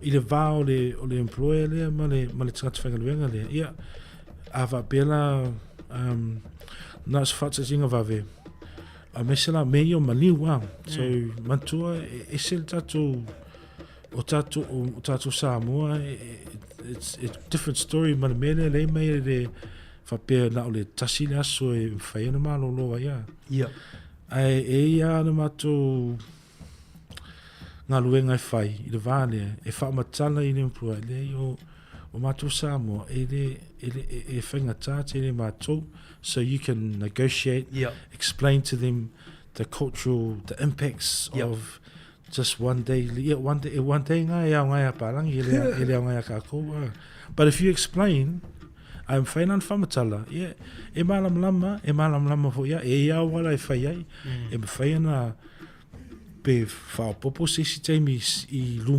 lumatu e whengaluenga ai ma lango resima o alam whanau tātou e pe I matamumuni voi lea e whamata ia sao lato tala noa I le employer na te ia lea wale alu e whengaluenga ia ele o lole mea o tupu ai ono o le maa po le pe furing hoa pena ma lo whawtailo whionga sa lao le ua maa watu e te lea la tō ngaluenga you guys have maintained these partnerships for you. So the Partners Peru is a trusted service. You guys created these trusted relationships with these organizations. Refer to the Partners Peru. If I to ina on the level fai to ngalweng.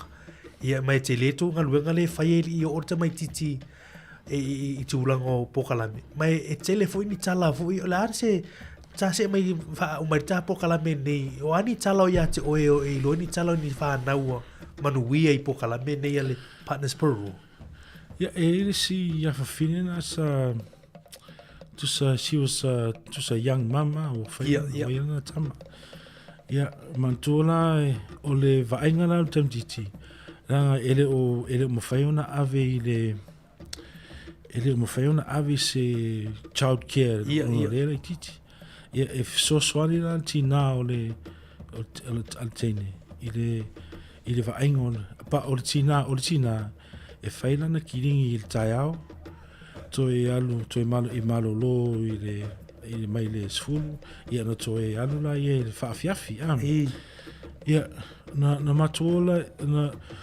ia au le tene le o tom fai ave ngaluenga e shy matamuni no famela io le famel pure ile interview le famel a mata o temine o maltemine na na io ya lulu me ala elo ele fitawi temine mo ia mona tama mona tina na mata famatala le famatala loile e poi emali a pele ma faise sia wala ona pe split shift pe tu te se mai taimi pe fa populisi aso I aso na ono le fitawi male child care nana manam lamo no le le fatfanga venga na fa e fengo fila ona fatuna pe ia o melo e taimi wa le le ane wa ole e whengolenga le teini a. She's a good worker. But it just didn't match because o priority o le teini o lana tama, o lana vainga o lana tama. But ma whai ona whamatala le employer, they understand within reason. Pea elewa pea la matua I, ia if tūna I se tūlanga I whitau I mo vainga o mai lua, ia melau iei, o fia ia le musalo se temi luma, e promote ia le tene, ona e whangaluenga le lei.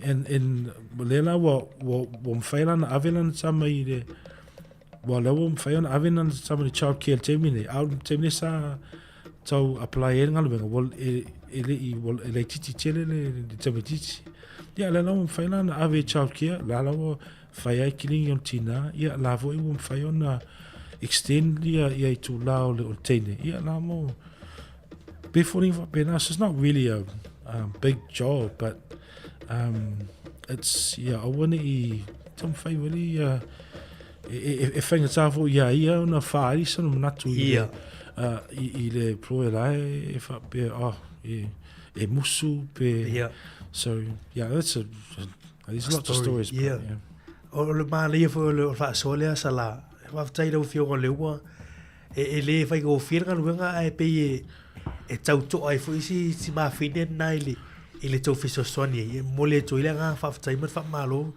la sa fautuanga sala mo le tatu turu mo mātua e whalongolo mai I au te lola I tala vau e whalongolo mai le no fu mai whale o la sa fautuanga mo whanau ia e wai e leo whanau umai fia o universite ma pena e le whape o isi mātua e tau pressure whanau e o universite ia e leo o isi nau whanau a leo se universite o ngaluenga a la sa fautuanga iai mo mātua e mesi whanau I whanongolo mai mole o fionga sala ia whaptai mo whausiri ia o ia ue tau whautua ia mo lunga o le la whafonga but ma just sialo o advice so senga luenga whainga just work a mat po whea me a matai na pe ona whātu te musola e ia wala im whaina to e whatatainga la le nisi tamititi na sa a matai whainga luenga e pack and save I mo whainga o shelf ia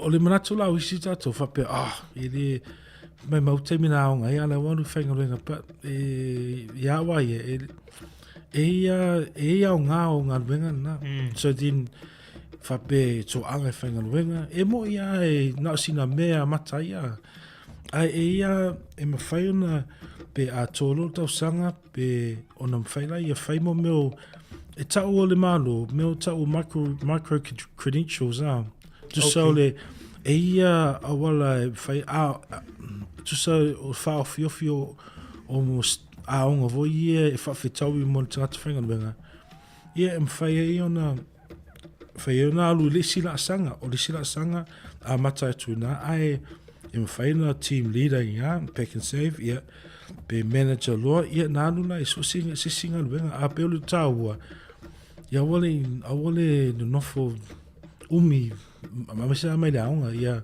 just get a job just work a le aonga work because e le o tato uma po whea me a matai ai ia le leia ona tama whaipea se I kuro wale whafonganga e ai si mātua pe e musu wa pe avela na tama pe e whaingaluenga I langa luenga ama like say po I Taylor Preston pe whapena but ia wale tusaso neon po e me whai ona whaapopo lisi a onga I tono al te mire whaingaluenga but that's o lisi whena me whai mātou e o vavai su e pe whawheo na whai si training e me whai ona sosoani ia na toi alu lai e lisi la sanga ia pe o se tari vave atu na I lau sunga whaftailo whionga sala le whaftai maile al sunga a sefa si mitoni a muia tātou New Zealand lo iei au unanga whapea moru mana e manui o tupulanga avonolo mo ina i tupulanga i Samoa ia whaftai mo na unanga lau whioga sa la le whaftai mai ia ni sio tātou paanga ai o la se awala i fisota ia tuai ni pe a whai e mo mia le fiso swani ala e mo whai le tātou o unanga ia na ia i fiso swani mo tupulanga i le vā suruono i luosu mo le wha sa la mo le panes por rua o ani vanga mwhaina ni fisota inga le tōtu atu si ma po le asi i meri mwhaina fisota ia tuai tangata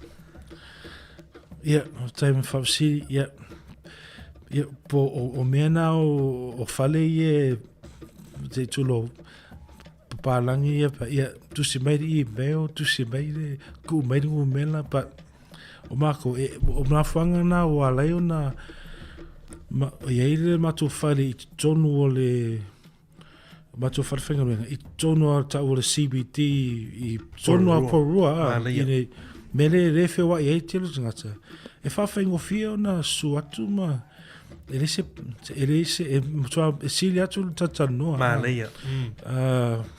E whengo fina whasoa i wai ele whengo fia voi ni mele o tau i meo mai ma. Ele o le mana o na tau atu le ai e whengo fia tatanoa. Malaya. Mai e mawala vanoa e le whengo tale su atu ma po a le maua i alo tangata ia e peo e ia tangata i wa no tau atu. Va ele John, po Theodora Come, po Wisileti, e to tele ale, to tele ia nai matu au whangaruenga e mwhai, so soani pe mwhai ana tala noa, ele wha pēr la mo whai roa le asona ma whai mele poen, but se upu o le vatu numero ma, o mena whai pārangi ele whai tātou. Malaya. O le la tatu atu si sala? Oh, sorry, or 3 Cobham Court, but e whaingo whiana, o le mesa ia wharetupe ia o le BNZ, ma le Westpac Yasua ia. Ina i le ka paka nai, the main mesa whai maki ki Porua. I Porua, Yasua ia, the big car park. E whaingo whiana, e aka wakul kwa kusi, e fiu fo ia, so next ele mama fale ainga na o le Cobham Co i le laina na I lenga fale nga ni but it's 3 Cobham Court ma lo fa tai lo fiona sala e isi vai nga mule te fia sa no ai le fa mai na ta fa no nga ni tai au le no mule 12 fa tai lo sunga mai se ele ne eu tu avno tau fa ona tatanom fa so ai foi le ni avno mawa mole atu whaftai tele lava mole tu avano le whatawa e mo nei avano tau e pau nao le no whinga fwoi i lau sunga le mono tō o whingarenga i awa fwoi le whiama tiuti o tō whitai tunga iai whaftai mo avano whaftai le whianga ia Sala Henry Samia ia o le pule o lo o wawa ia ma whaatonuina le tautua al partners por rua matanga luenga lea na wa tutu atu si 3 Cobham Court I porua whengu fia su e mo tātua I porua mo whanau ia tala voice fulu ono I luas mun wha ia le lei ar whawhisiri ma tantandoa pe on sau noa la whionga ia Sala ia pe mau ai se fiso swani mo neo tātu tupulanga talvo ia ai wane ino funofu ai tātou I tūlanga nei ia awa noa le au mau am whamunianga lo mau I tono ni ai mo tupulanga talvo ai moli langa whawhtai lau whionga Sala fa ia masui la fionga li pule ia me se la fa ngaluenga malo foi tatu tunu mole tu ala nga faftai te lo wa leva na ilo tatu tunu ia la foi tau tu e tono por rua ia lo mo leva no lita tatu tata no ilungo litio fa mo net foi lau tau tu foi mala wa unanga lau fitai tu ngai foi tu ngaluenga le ma wa tu telo ne tatu wa tata sa molo tu ngalue ia wase manuia lau telo halo fa nau ia fa manuia telele tu fa manuia tu ngaluenga lo fa ye ia mo tu pulang talvo tatu tu tanoi sisia so mo mua ai ola taurunga tatu proclame spesifisenga tu teri mai fa wo fa fifianga si filo I litura sumartasi proclame mo le lava sunga il fai au Reverend Nove vai la au ia litura sumartasi tatu proclame fa le nganga fa ftai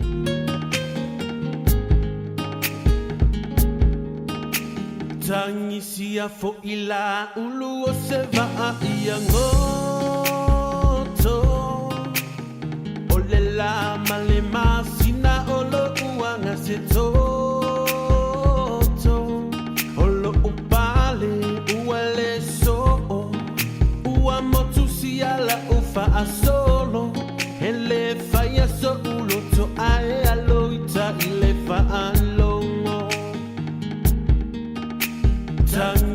ia fo ila ulu o se va ia ngoto o le la male masina o lo uanga se toto o lo upale uale so ua motusi ala ufa asolo ele faya so ulo to ae alo ita ile fa alongo awewe tali so ya ete fa ano olo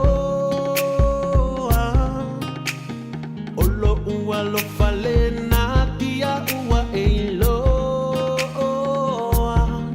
tasilua tolu fale alofa ailima ila ua fionga ua lavea iyo umama ba utotonga awewe tali so ya ete fa ano olo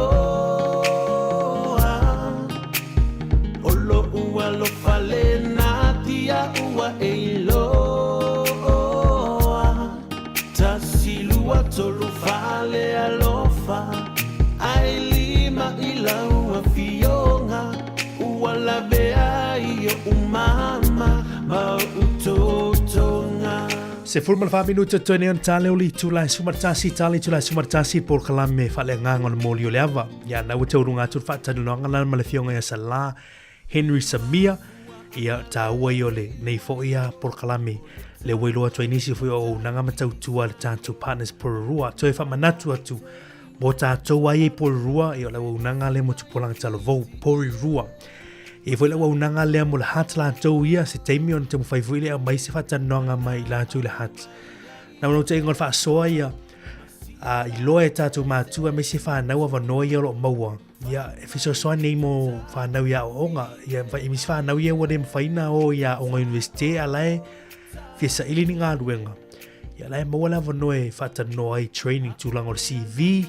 a wala fa ye se o tu se lo CV ave mo nga luenga yo o isi va nga mfai no fisa swan ye o le pelan sa no la fionga ya sala tala no sa wala to i company ya fa mala mai va nga e finga tai ni si taimi ya tu lango nga luenga mo fa nau ya me se tatu Pacifica la tu proclame foi le mo license foi ko license le mo learner's license o le restricted license fa pe foi full license ya fai mai tu al partners por officer swani fa nau tu langana ya lo matu tu na melis full one na i lo sumar fa le na fesini mai foi stasio to il proclame wa yo ni so fa na ye malanga mi samo ya la citizen ya ma fai le ya le matu tan noi tu ma la fio sala wala va no na mo la to ya nai le tu si tolu copim court por rua i tu tonu ta tu CBD por rua o le mesa yele officer foi le bank al Westpac ai mana tu mai la ta tu por rua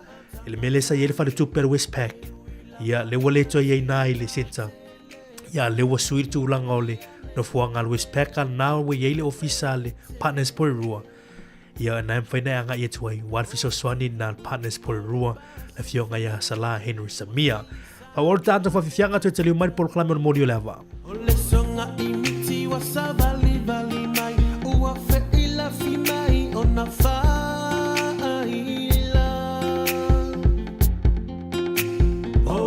fa ai fo fa amuni alia fa atu alo aselu fa ala ufa ole singa no fa apea fa auluta ua ova ileva salao lao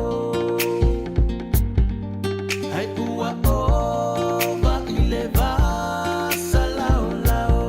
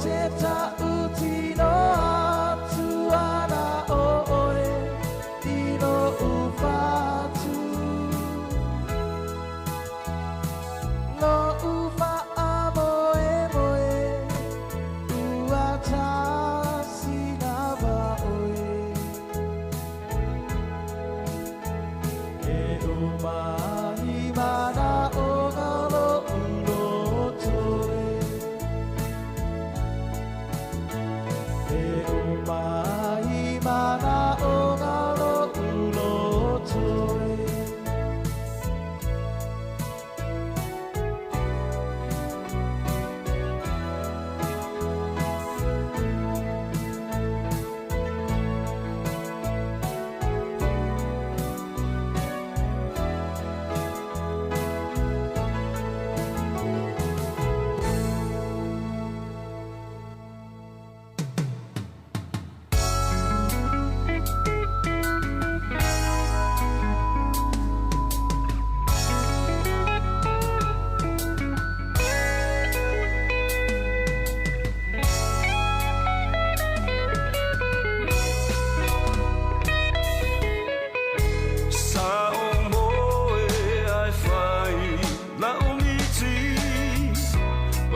Fatasi ma o la o pelesi.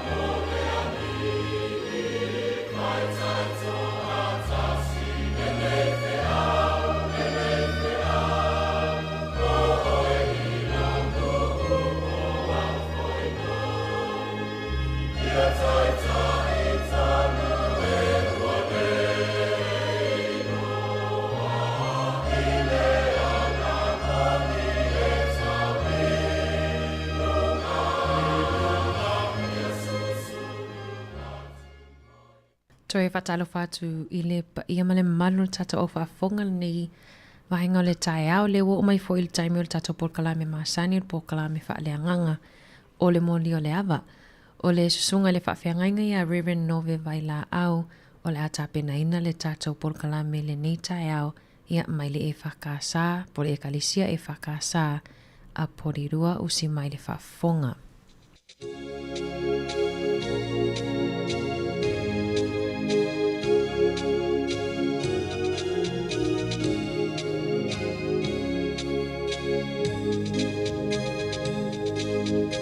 Oh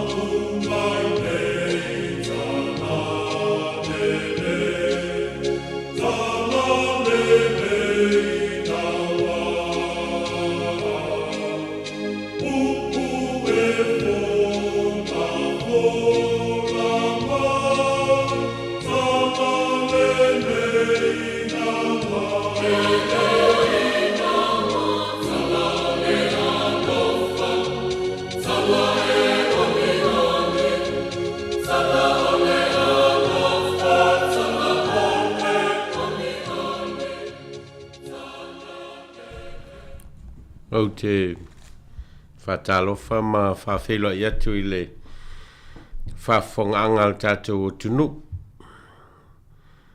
I ta māma tina, sunga whoi whawhengainga I so se whatawhaitaulanga. Ia oe whoi o lo a vea le wā lesi whasalalau le siu whonga o le lau mua. Ia mālai mōri moni atuai ni whamatalanga. Ia a ni tala fo e mawhai o na wha nofo maali ai le ngā solonga o le soifuanga I le aso ma le aso. O le tātou polkalame nei o le mōli o le awa. Ma o le aua tō fia e fo ia ua le mawhitanga whai whi au sā mo e tono polua nei. O te wha foe ina le tātou polkalame o mōli o le awa. Ya ile nei foi yaso nei veilo leo e fai masui o le maftanga fai au sunga te fono ma fai tusi ma sunga te tupe ya a mai se leo fai ngā mai so se fai taulanga ya o lo mafuta fatasi tono le polkalame ma le maftanga fai au ya e fatalo fam fa felo yatu ile pa ia ma malo o tato tunu. O le tātou polkalame le nei tai au, ia, o le a mata e tātou te talo, ia, ona so ailea ma le whaitawina o le tusi pa ia, o le tusi whiliwhilia mo le nei aso, ia, o a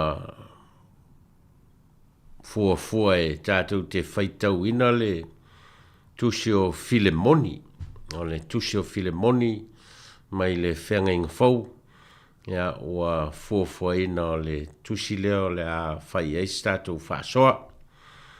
Ia ona wawaile se tātou pese lotu. Ia ona soa ilo le mal whatara noanga. Ia o le whatara noanga e lua vaenga o lo anga iai le whatara noanga mua.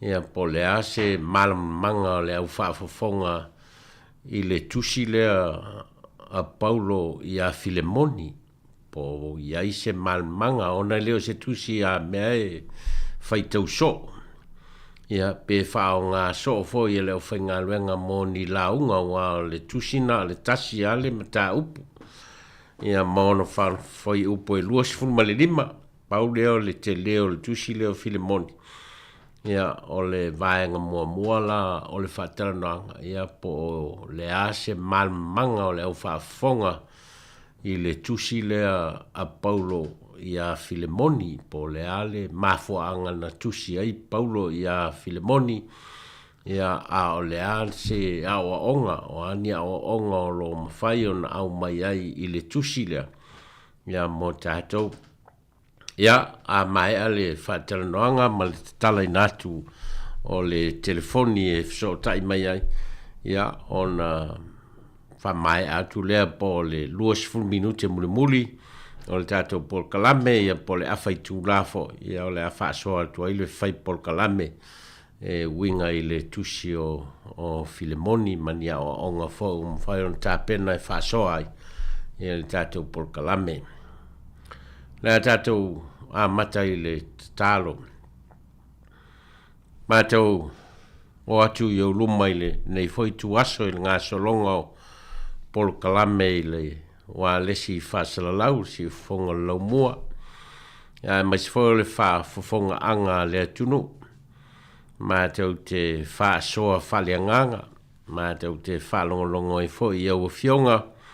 Ia mātou whaasoa ina ia vea I pēa ua whionga e whai masulu I o mātou vae ma se malamalama i o mātou ala. Ia mātou tala mai e lo nganga pa ia la mātou whaitau, ma la mātou whalongolongo, ma la mātou whaasoa. E na ia vea pēa ua whionga e teita ina i o mātou ola. O au mātou tatalo ma vala au e ala ia Jesu Keriso le li i man whaola. Ameni. O le tuswhaitau, mō tātou, teita ina ai le whaasoa i le nei aso o maua mai le tusio Filemoni. Tusio Filemoni. Ia, i mea ne o sua ngatae se sia le tusio Filemoni. Ai, o le whaasolonga o tusi. I le whenga ingfau e umal Timoteo mua, so umal Timoteo e lua, so umal le tusio Tito, ia so o loa ma le tusio Filemoni, ia ona so atu aile ma le tusi le ue Peru. Ia, o le whaasolonga na o tusi, ia, i sue ngatae se isi le tusio Filemoni, ona e laititi. A o le tusio Filemoni, mai le whai mua e o atu whai upoe luas fulu ma le tasi. O le au whaitawina, ia, ona tu atu ai leo le awanoa i le whaasoa mai, a le au whaafonga, ia, i se malmanga o le au whaafonga e winga i le tusi lea Filemoni, o le alea tusi o Filemoni, i se au a lai ona tusi Paulo, ia Filemoni. A fonga mai i whiaunga le tua, o Paulo o leo nono atia o no Keriso Jesu o Timoteo foi lo tato uso ia Filemoni o le pele na tato ngalu lue fatas ma a fia lo tato tua fafine ma a rekipa o le na tato mata tau fatas a toa male kalesia i lo fale ia tau le lo fatu noa mal manuia mai le tua lo tato tama a toa male li o Jesu Keriso. O te whawhitai atu i lo ua tua, pe a o ta ua oe e lea u noa i au te talo. Ina ua o whaalongo i lo ua lofa, ma lo whātua tua i le li o Jesu a toa male au pa ia uma. Ina ia ngā lue lava le mafuta whātasi i lo whātua tua, ina ia matua i loa mele lei uma wa ia te tātou ia Keriso. A walo usoe, ua tere lo fia, ma le mawhanawhana, ono o loa lofa, ina ua wha mawhanawhana ina le au pa ia, ono o oe, o le nei. E ui lava ina ua au wha malosi e pola i atu ia te oe, ono Keriso, i mea te tau, ai o te ai o iatu ono o le alofa o au nei lava o Paulo le toe ina. O leo nono tia nei foi ono o Jesu Keriso. O te ai o iatu ia te oe mo lo ua tali o ne semo. O le na whanau ai au, au nono tia au. Sa lea o ngā o ia te oe, a o le nei o ngā tele ia te oe a toa mau.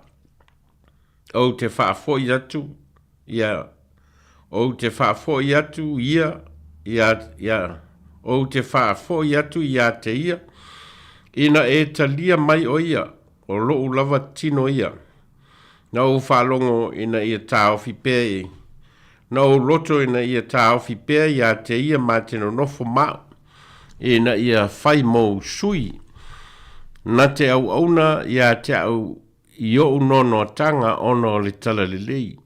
Au te lefia whaia se mea tasi pe a le tō mai saupule. Ina nei peo se mea ua whatau wana wina lo wanga le lei mai a ia whaia ma le loto. Wa atonu o le melea na te ese ai o ia i sina i tuwaso ina ia toe maua o ia e whavavau. E leo toe whapeo se polonga. Ai sili il polonga. O le uso pele ia te au lava. E le sili eo ona whapea ia te oe i la le tino a toa malale li. O le nei a whai e te manatu i la tāwo ia e talia mai o ia e pei o au lava. Ai a whai na ia hanga leanga ia te oe, po ai tā lafu ia te oe. Ia e tū mai lea mea ia te au. O au o Paulo o tusi atu i lo lava lima, o te tau i atu lava. A o te le fai atu i la oe ai tā lafu i a te o oe lava lea. E moni lo usoe se i e whawhiawhia mai a te au i lea li. Ina i e whamawhanawhana mai ia i lo loto i lea li. O tusi atu i a te oe a wā o te whātua tua i lo ngā wai mai. O i loa e te whaia me sili lava i mea o te whaia tuai. Ia whamanuia maile nganga le tua i le whaitawina o nā whionga mai a tū mau i a te ialona vi inga e whavavau. Ia, o le tātou tus whaitauna nā mō le tātou polkalame, o le mō lio le awa, o le tusio Filemoni, ma o nā sa whaitawina mai le whai upo moe o atu le whai upo lua sulma tasi. Ia, ma o leo le a tāl tātou pese ma whātalitali atu fo i le wāla au mai, a le au whāfonga i le tātou telefoni, o le lua walu lima, lua o whātasi, lua walu lima, lua o whātasi.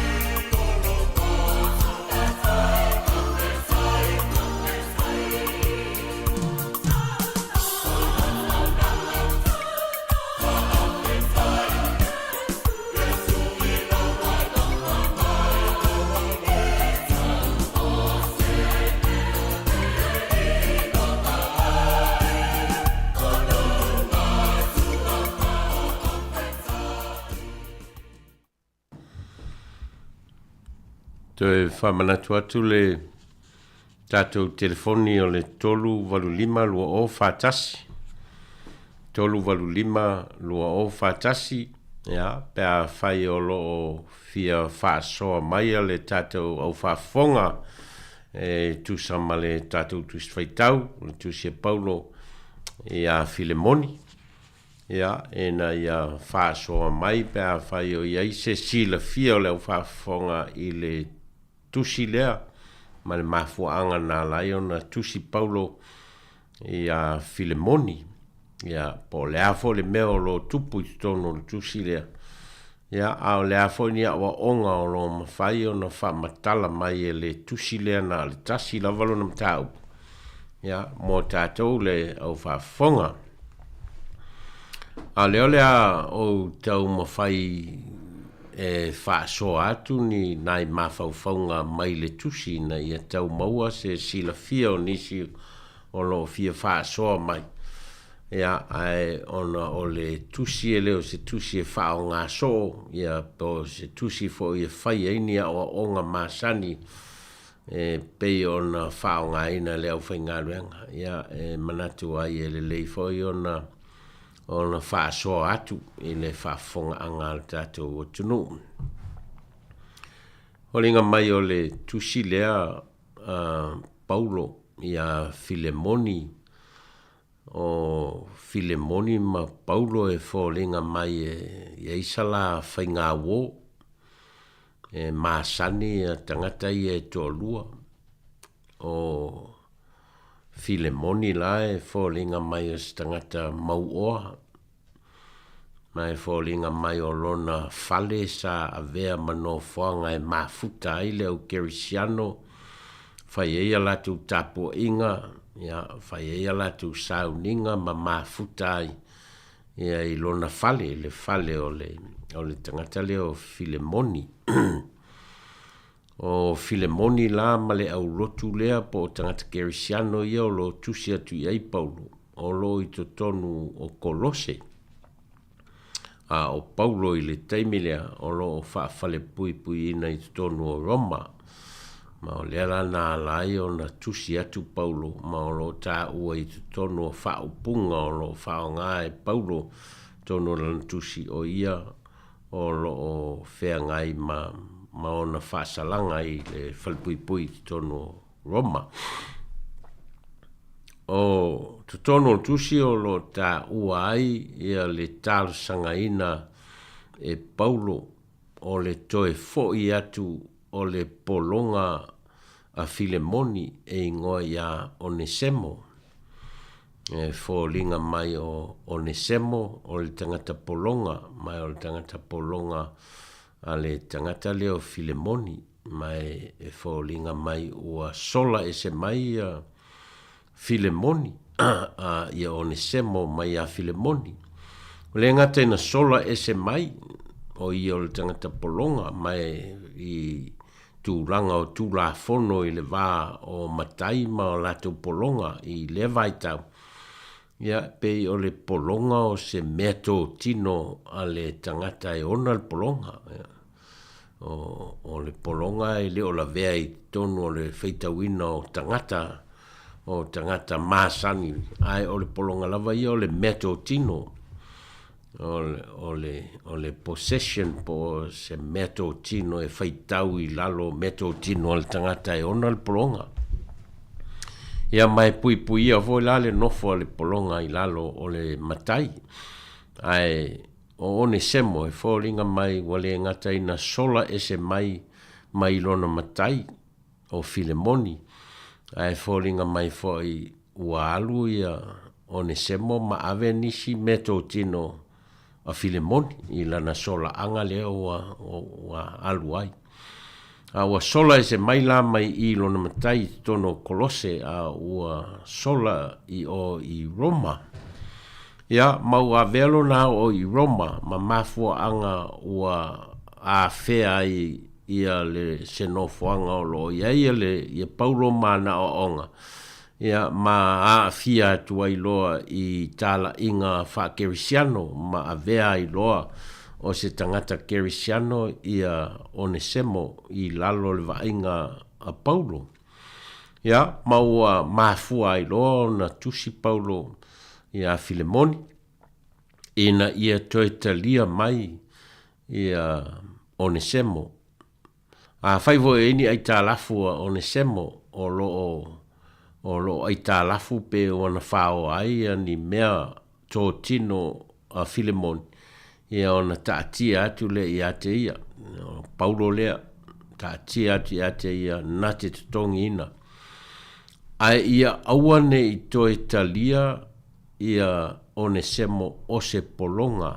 A ia talia o se tangata e pei o ia. Le valea o Filemoni ia ma Paulo. O lo manino i whainga o whaupunga Paulo. O lo nau ia awane i toi avea ia Onesemo o se polonga Filemoni. Ia talia o se tangata Kerisiano ma se tangata Sauloto.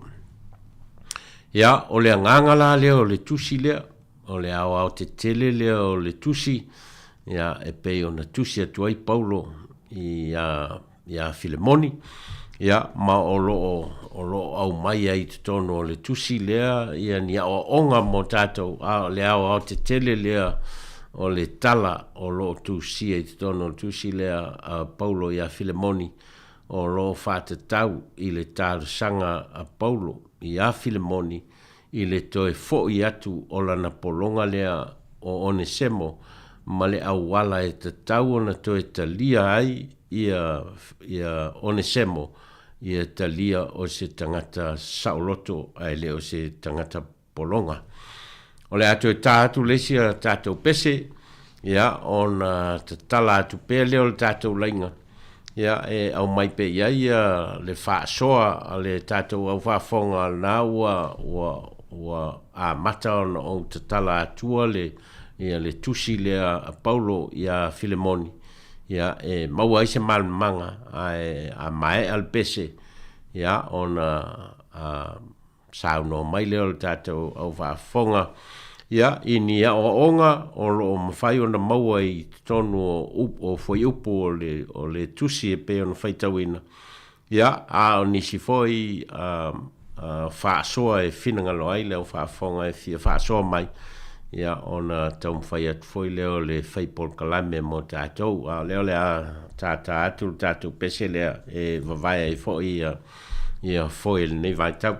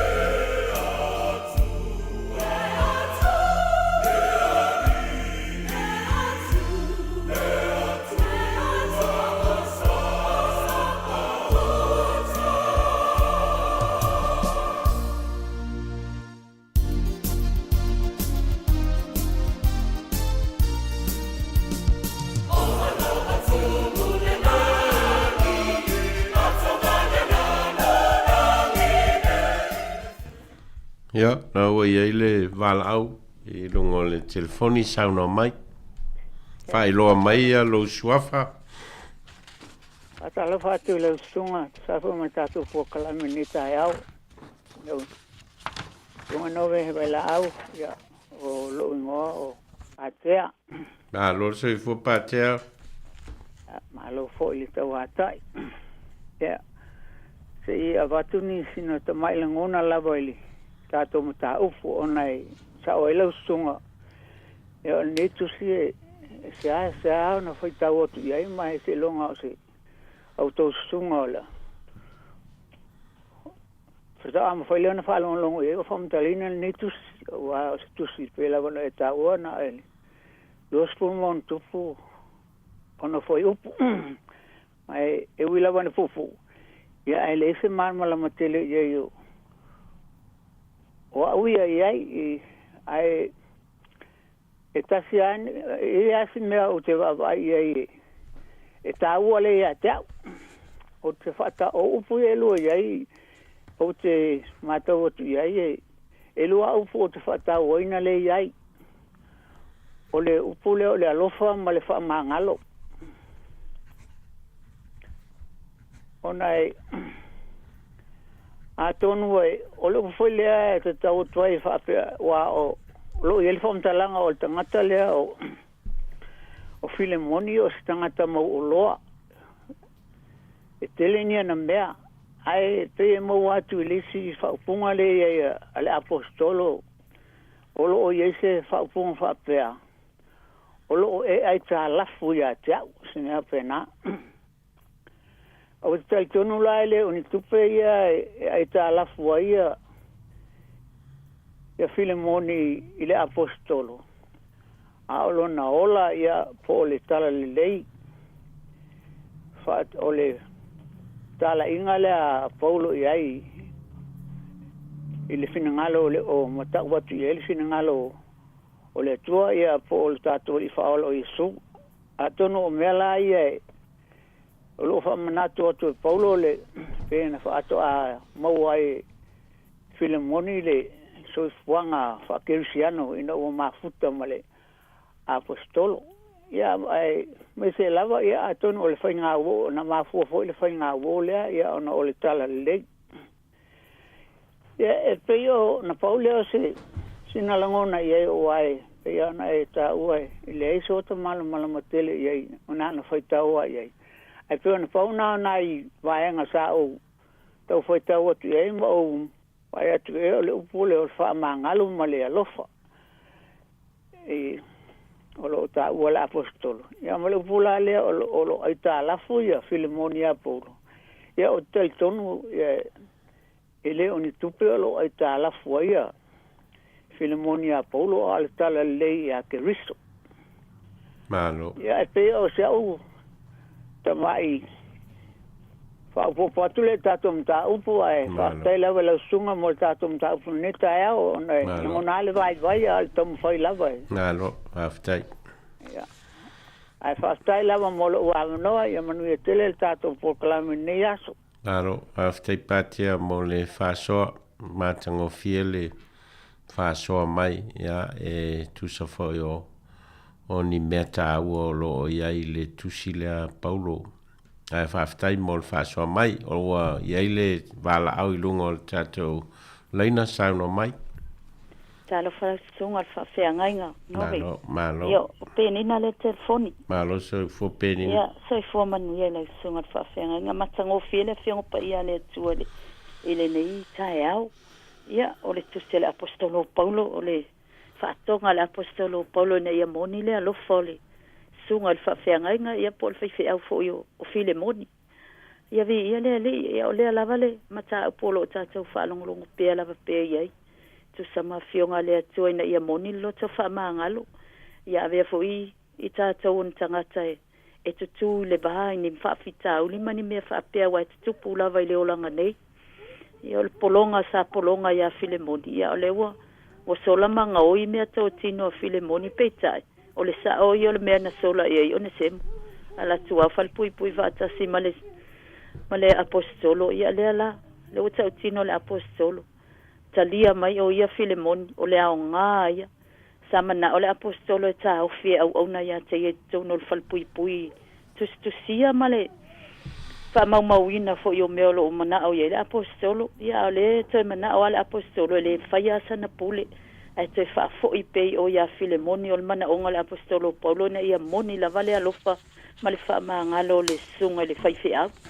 Ia vi ia fo i le li ona o ele ina tele i whaia lava se i unga o Onesemo. Ia tari tonu fo ina whamatala o mai Onesemo mea sa tupu ia te ia au whai o ia mapolonga a Filemoni. Ia o lea ua malama ia le apostolo, ia o lea o lea to sa uni le apostolo e toi whai se tusi. Ave se i whai le leinga wai e mana ia e aunga. Ia o le mea tā ua lea te tau lava ona ia le lo te whama ngalo li. I le sunga le whaife au. Ia o se a o onga tā ua fo i lea mo au ia le nei tae au. Mano. Ia whai oe ma moni o le tangata o lo o fia mawasa o lo tonga. Ia whai a oe ma tangata e tū le vana te whai a se le leinga.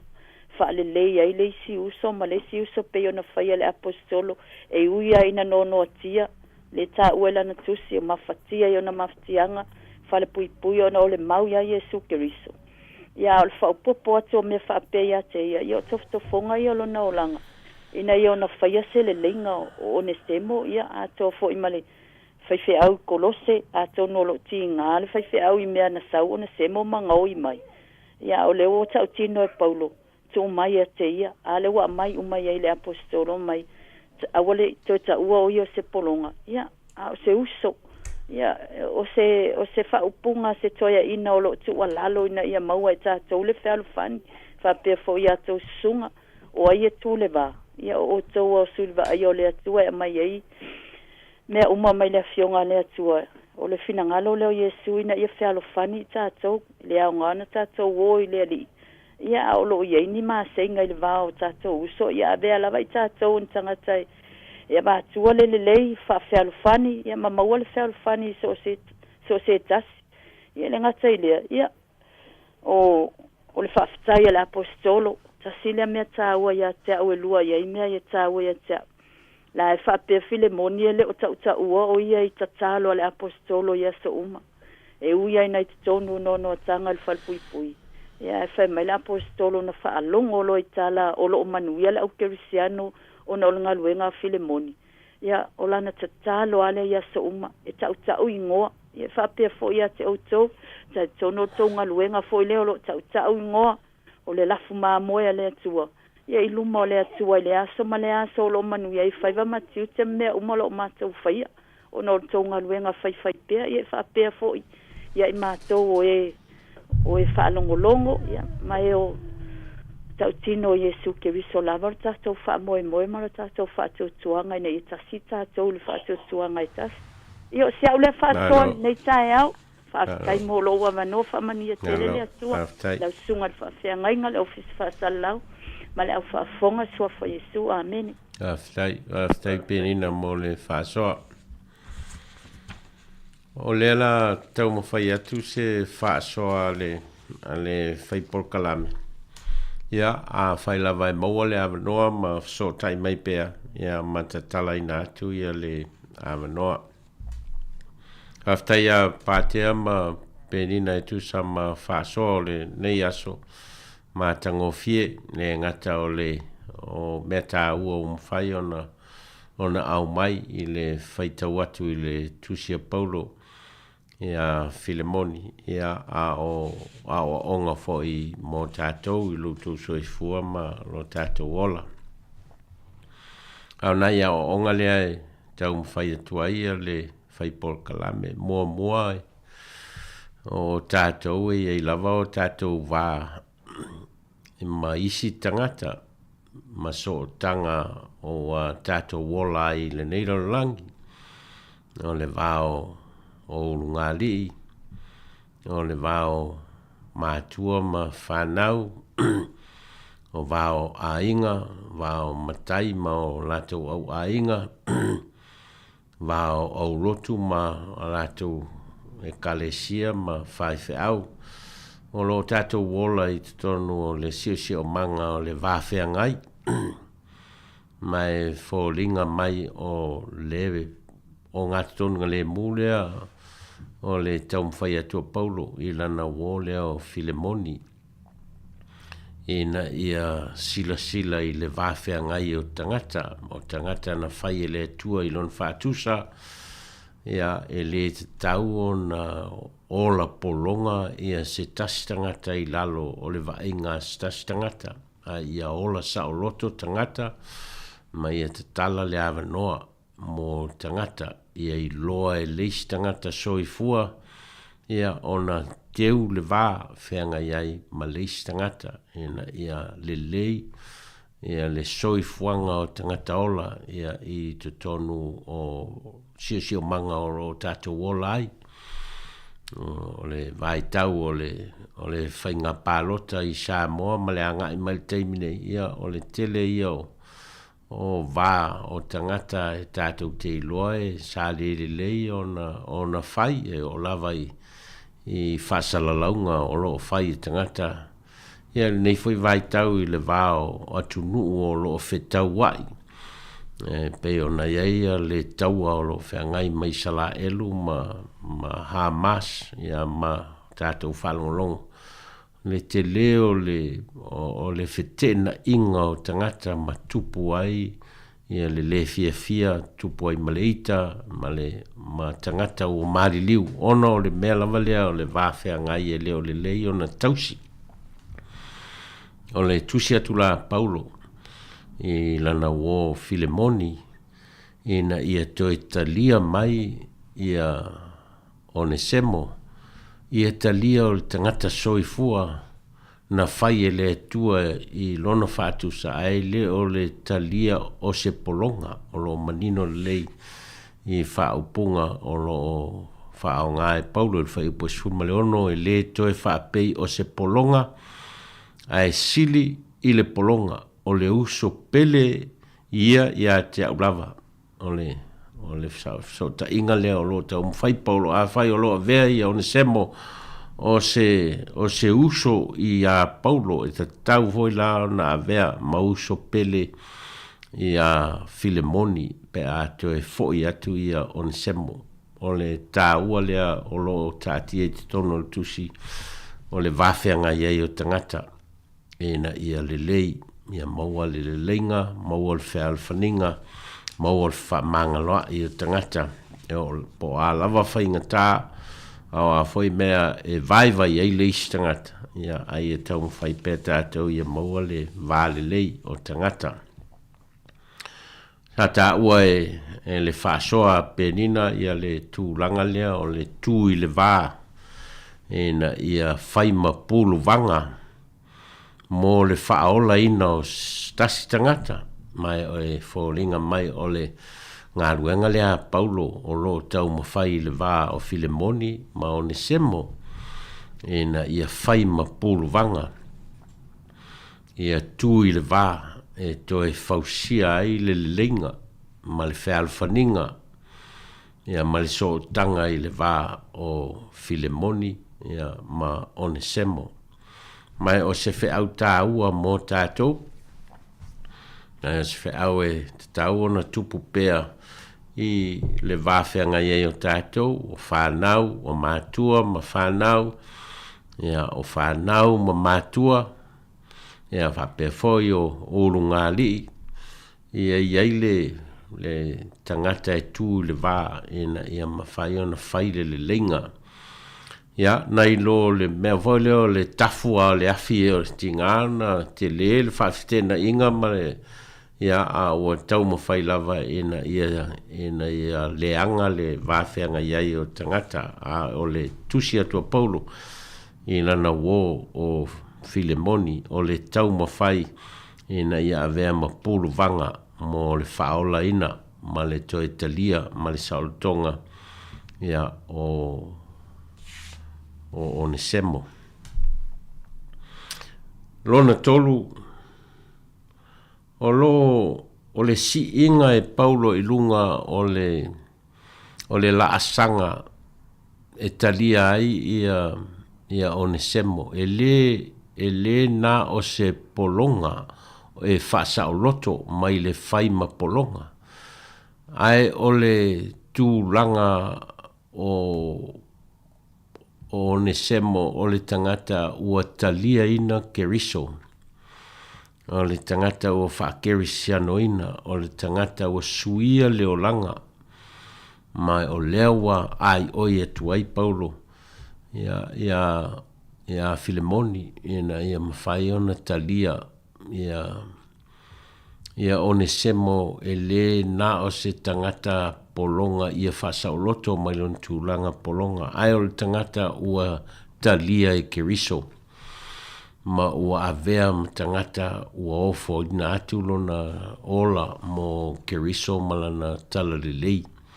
Ma o lo manino i whaupunga o lo tau mawhaida tua ia Paulo, ia Filemoni, ia le laasanga lea, ia talia o ia o le tangata ua ta uami o tonu ina i luma o le silafanga lea tua. Ona o le tangata ua suia lona o langa e oi o le tangata na sola e se mai lona i lona matai o a foi mea sa ave esea mai lona matai. Ai o leo o toe whaafoi atu e Paulo ia te ia ma ia talia o ia o se tangata ua ta uami o tonu ina e lea tua malona finangalo o se tau mawhainga tā ua lea o lo tau mawhai Paulo ina ia toe foi atu ai ia Onesemo o se tangata ua saa uni ia Filemoni e na te talia ina mana whaia ia le whaiva o le whamangalo mo lana polonga o Onesemo. Lona wha, ia avea tātou so tanga whaawō e whaima awala e whalelei ai le vāo tangata. Ia is tangata o lato whainga wō e tele ina leanga ai ma masei ai tangata. A le whainga wō lea Paulo ma lana wō lea o Filemoni. O lo whaao ngā e Paulo ia la lafso ta inga vāvā la lata ma lana wō lea o Filemoni. E whaima awala e whaima whao le tanga mo Onesemo.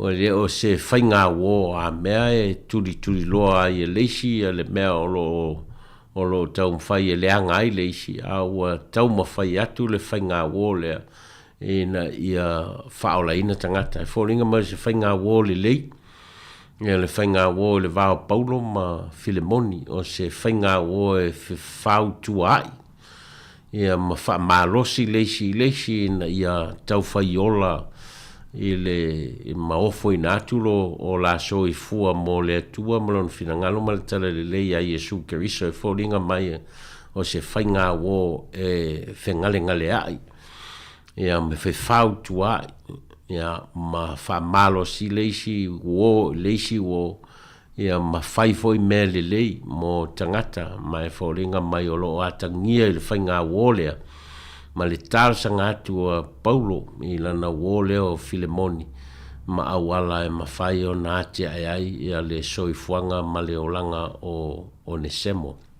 Olo i whamtalanga e leo tā ua i tono le tusi ai o lo tā ua i whamaumaunga e whaapea o le tangata leo Onesemo o lona toe foi a Paulo i tono Kolose o lona toe foi a Filemoni lona matai i tono Kolose ma e whaulinga mai na talia e Filemoni le whautuanga a Paulo na avea ili tangata lea o Onesemo se tasi o taitai o le kalesia i tono Kolose mai o suinga ia o le soifuanga o le tangata soifua e mawhai ona whale leia ia pēa o ina tatala e leisi tangata le awa noa e mawhai ona le lei ai ia leisi tangata ma tau mawhai ai na ia atia e le soifuanga o leisi tangata soifua e tatala mai e le atua ia awanoa e whaonga ina le lei e le tangata ia pēa o ina talia le lei mai fōlinga mai o le soifuanga leo o le semo i lona toe fo'i ina ua momoli le lei e Paulo ma ave le tusta sanga Paulo ia Filemoni o ina na fōlinga mai na sui ai le soifuanga atoa o ne semo ma veai o ne semo stasio tai i longa o le kalesia i tonu o Kolose ma ina ua ese mai lona tūlanga polonga wa vea o ia ma kerisiano ma o te tonu i le whaoletanga Yesu Keriso ia ma vea i loa ia o stangata saoloto ili ngata ina saoloto ma ilo la vā ma lona matai ia Filemoni ai ua saoloto e a vea ma ave fe au o le tala lei a Yesu Keriso ma lona finangalo ta ua ia o onga mo tātou ma e talitonu foi ua avea le whaaonga ina o le tusi ua whaitawina pe ona tā ua foi e nisi ma o whaamatala inatu ia e leo se tusi e whaingofie ona a whea so i tapenanga le au whaingaruenga ona o se tusi e le pei o isi tusi o le whenga inga tuai e umi ma o lo a vea ma tusi o lo whamatala i se tala e umi lo no whamatalanga ia po tusi fo i tono le whenga inga fau e pe o tusi o matai o Mareko ma Luka ma Ioane o lo whamatala i so i fuanga o Yesu Keriso al tusi lea al tasi lava ia le mta upu na lusu lima ia whai upu ai tā ua le whi au o lo au mai ai mō tātou. Tā ua i le wāwhianga iai o tangata, tā ua i na ia vea i tātou e whai mapulu vanga, tā ua mō le ola whamangalo, ma le ola toe fuata ina o tangata, tā ua mō le atia e ina o le soi fua solo le lei o tangata mō le lumanai. Tā ua i le wāwhianga iai o tātou, tono o so tanga whaungali, mātua ma whanau, ia ma tonu foi o le tātou ngālulu e ai ngāluenga whale malo, ngāluenga whale company, e o lava i ngāluenga le kalesia o lo te le, ia le tā ua o le tusi lea Paulo i lana o Filemoni, ina ia toe talia, ma toe ola whamangalo, ia awale so i fuanga o ne semo. Lea tā atu statou pese, ia matatala atu pea pe ia inisi o toi fia whasoa ia maanga ia tua ina whamae a ia le tātou mōli o le awa o le nei aso. Oh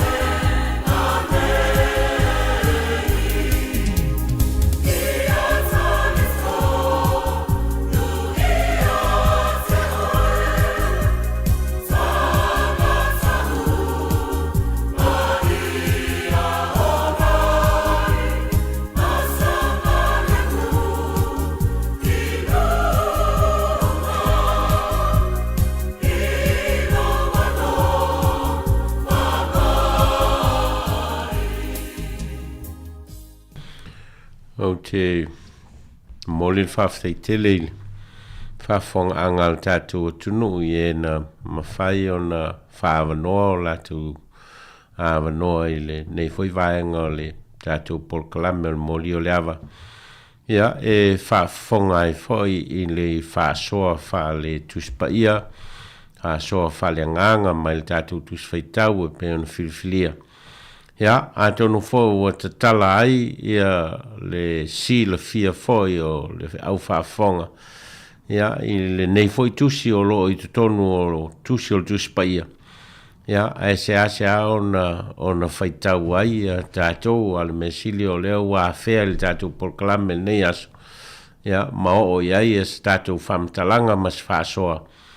Ia, whamoe o le ta tala ai ia awanoa e mwhai o na whaitau ai pēr ma mawhau ma natu ai tātou ia I le tā ua fōi o le tusi atua Paulo I lana wō o Filemoni ia ina ia toe talia ia le polonga o Onesemo ia ma veo stangata ua whaola ina ia leo lea whamai atu le tātou polkalame le nei aso o le tatalo ia whamnuia le tua tana I tamam tina mātua o e o lo whaafonga mai tono mauta malawa ia pui ma leo le li le ngā solonga o aso nei vai aso ma le whenga iai ma tiu te mawhaiva o ngā luenga fōi le urufafo ma le urufale ia le alofa ma le anga le lei o le atua o le a whai u talo ia o na whamai ai leo le tātou polkalame Mātou whawhtaita mai, le nei awa noa e mawhai ai o na o mātou whaitau I au whionga.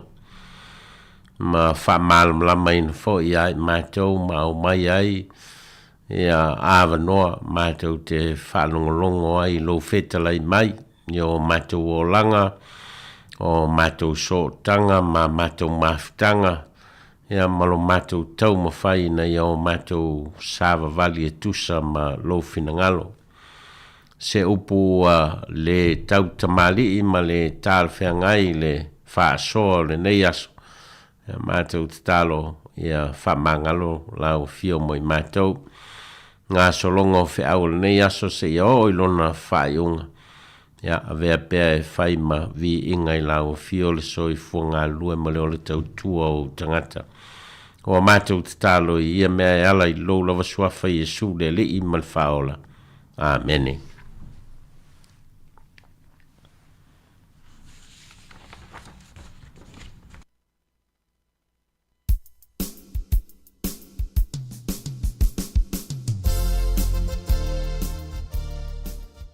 Ia nau taulunga tuaile por kalamen moli o le ava vea o e whai masui o le au whaafonga le ngata I leo sui o le au whaingalwenga le si ufonga lau mua ia e mole toi le nganga whaaftai lau sunga whaafenga inga nove ia mole por kalamen matango fie o le mātou tatalo ia whaatumu bele utu wha le atua ia awa fo le whenga ia I matiu te mawhaiva ai mese fo iou to finga o to fie o e ngalue ai I tutono e ka le sia ia ai mese fo I nei fo ia tātou lava ia I pōri rua, ia manuia lava ia tiutem whaiva o le alo atuai, wha manuia le atua le tātou au whaafonga. Leo sa wata pena mai tātou talafou toi 5 minute tali tulai se fululua, whavifianga ia po le vivi inga o le atua mai le whakasa pōri rua, taulunga atuai le tātou porkalame o moli o le ava.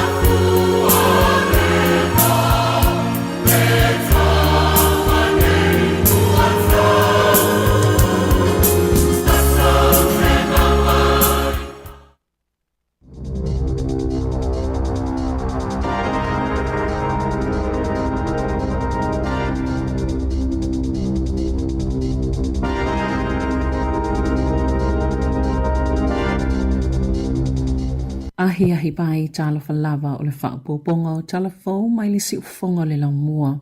Ua whaia le komisi e whaamalusia le tō la fono mo whi whaatawa inga tāla whea ngai ni mōlia ngai whaasanga le Jet Star. Ona o le ta inga se seo tangata e winga I taui mo whainga malanga na tolo pō ma whaatawai. Na tā ua le Commerce Commission. I lalo tō la fono whainga malanga I le ea e te taua na toi whaafo I tūpea tangata pe a whaio ni whainga malanga na a fie ni whaafi tāu le na o le company wa alele e ma whaio na pōle aina. E peo whaafi tāuli au whainga luenga mani wa alele whaale tonu. O tāu e te taona toi tutongi e company wa alele e au fiei tau o tau mafa o whale a piei tangata malanga poni whainga malanga e suyei ala tō malanga ua le tau nuu. O le whaamatalanga le komisi. Sa whaonga le Jet Star se whainga e musua ai tangata e sa ili pe tālu sanga moni taui. Mafōlinga e te ena I tālu sanga I le lua whelua lua ma le lua whelua tolu. Na whaalia le pulesile o le komisi Vanessa Horn e le te tau I company wa alele ona tau whaasese I tangata o loo whaonga ina la tau au nanga o loo whaatanga ina le upenga ta whailanga le Jet Star tangata e toi whao o atua la tau tālu sanga moni tau I sa sese o na whaafue ina I le taimi na ta ua fo I le company sa ngā lulu e whaatasi ma le komisi ma whaato ese fo I ini sasi na whaie winga I taui I le lua whelua lua ma le lua whelua tolu.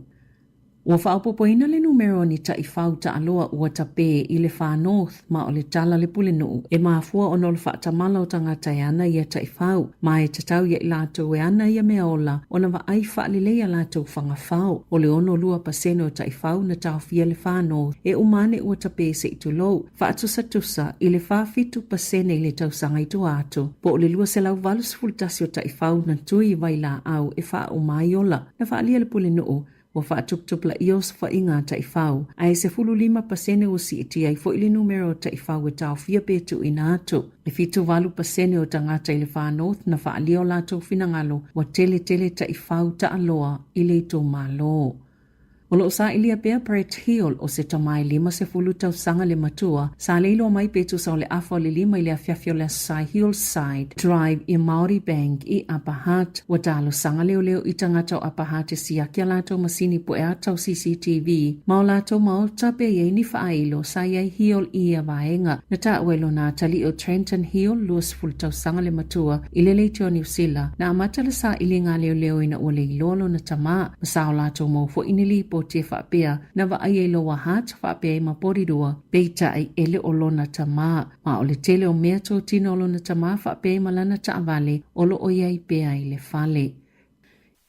O le 5 le nei o tausanga, tala mai le aso sfun malfao se tema ta se iwa fitulua, na savalia e hana te he mara manisi mai le ngā tamatoa, o le te reo Maori Society, matamaitia onga mai le te huinga ta wira, le palimene, matu se atopau lunga o se tepu, o le maota o le palimene, o totono le atopau, na yeni saini se tolu se fuluafe, na whaingoina le peti hana reo Maori, po o le talo sanga sainia mole ngangana Maori, e wisata ita ise whainga malo le National I lea taimi, a sale I mamao le whainga palo ta tele, masata au au ina tuai le talo sanga sainia le whaipule o Matiu Rata, le ana avea mulimuli ane mamili stau mata upu mo Maori, I le whainga malo le Leipa, na taita e Norman Kirk, na amatayo na wha au fiatu le awa onga le ngangana Maori I a onga, wha pea male awa onga mo whai a onga I le ngangana. Na wha solo mai e lawa I le tele o tausanga, o na avea masuinga tele le o fiatu le ngangana Maori, I le soifuanga le atunu o Aotearoa New Zealand, wha pea fo I malananga nuu, ma avea io se ngangana aloa ia, I le tasiva walufitu. O le vaiaso le nei o wha ilonga ina I le te wiki o te reo Maori, le vaiaso o le ngangana Maori, wa wha autuina, o le ake a forever language.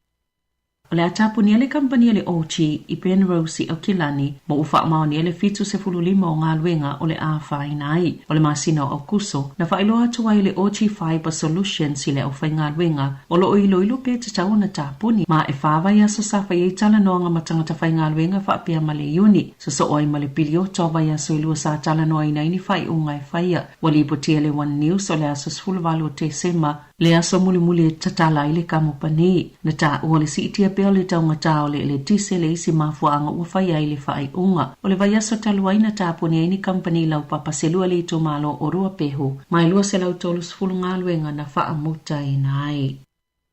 O le taule le ana mo li se tino malio na maua i tutono se tanga pepa i au kilani. Sa li potia le whaalau loanga o ni ana ta video i lunga le YouTube o loo pese mai fōlinga mai o ni musika o vi inga whaakeri siano. O kai Xiao Liu tolu fitu tausanga, Malani e Xiao tolu ono tausanga, na loka ina le masino i ulai na utau fiel malewa aleleo au kilani, ma o loo molia ila ua umai whaasanga, ile mata upole tino malio se tangata. O loo mistelio laval tangata lea na mawolo na tino malio, a ele tali tonunga o leo o se tama ita isaina. Sate ena le to olua lea na molia, o la ua molia nga uma. O isi ata video kai Xiao Liu, o loo ofuina se suti, malangina se pese ta awale Real Salvation a o sa vali solo i se vaenga tu matawhanga i orewa o ke topa lua whelua tolu na amatai na ile tu lau le YouTube po le account le ana whaasala lawina mai ai i ata.